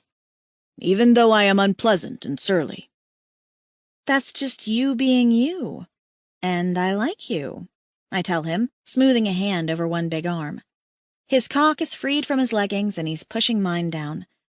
You can be surly all you want to everyone else, as long as you're good to me. I will always be good to you, he says solemnly, all traces of playfulness gone from his hard face. You are my life, my heart, my everything. I wrap my arms around him as he pushes into me.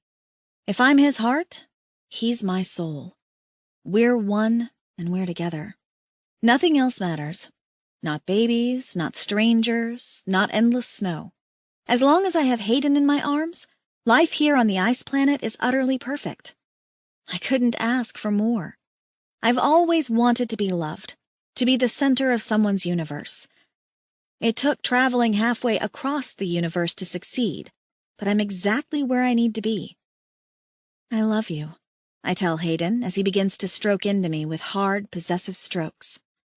And it makes my cootie purr a little louder to hear him say it back for the first time. This concludes Barbarian's Mate by Ruby Dixon, narrated by Holly Jackson and Mason Lloyd.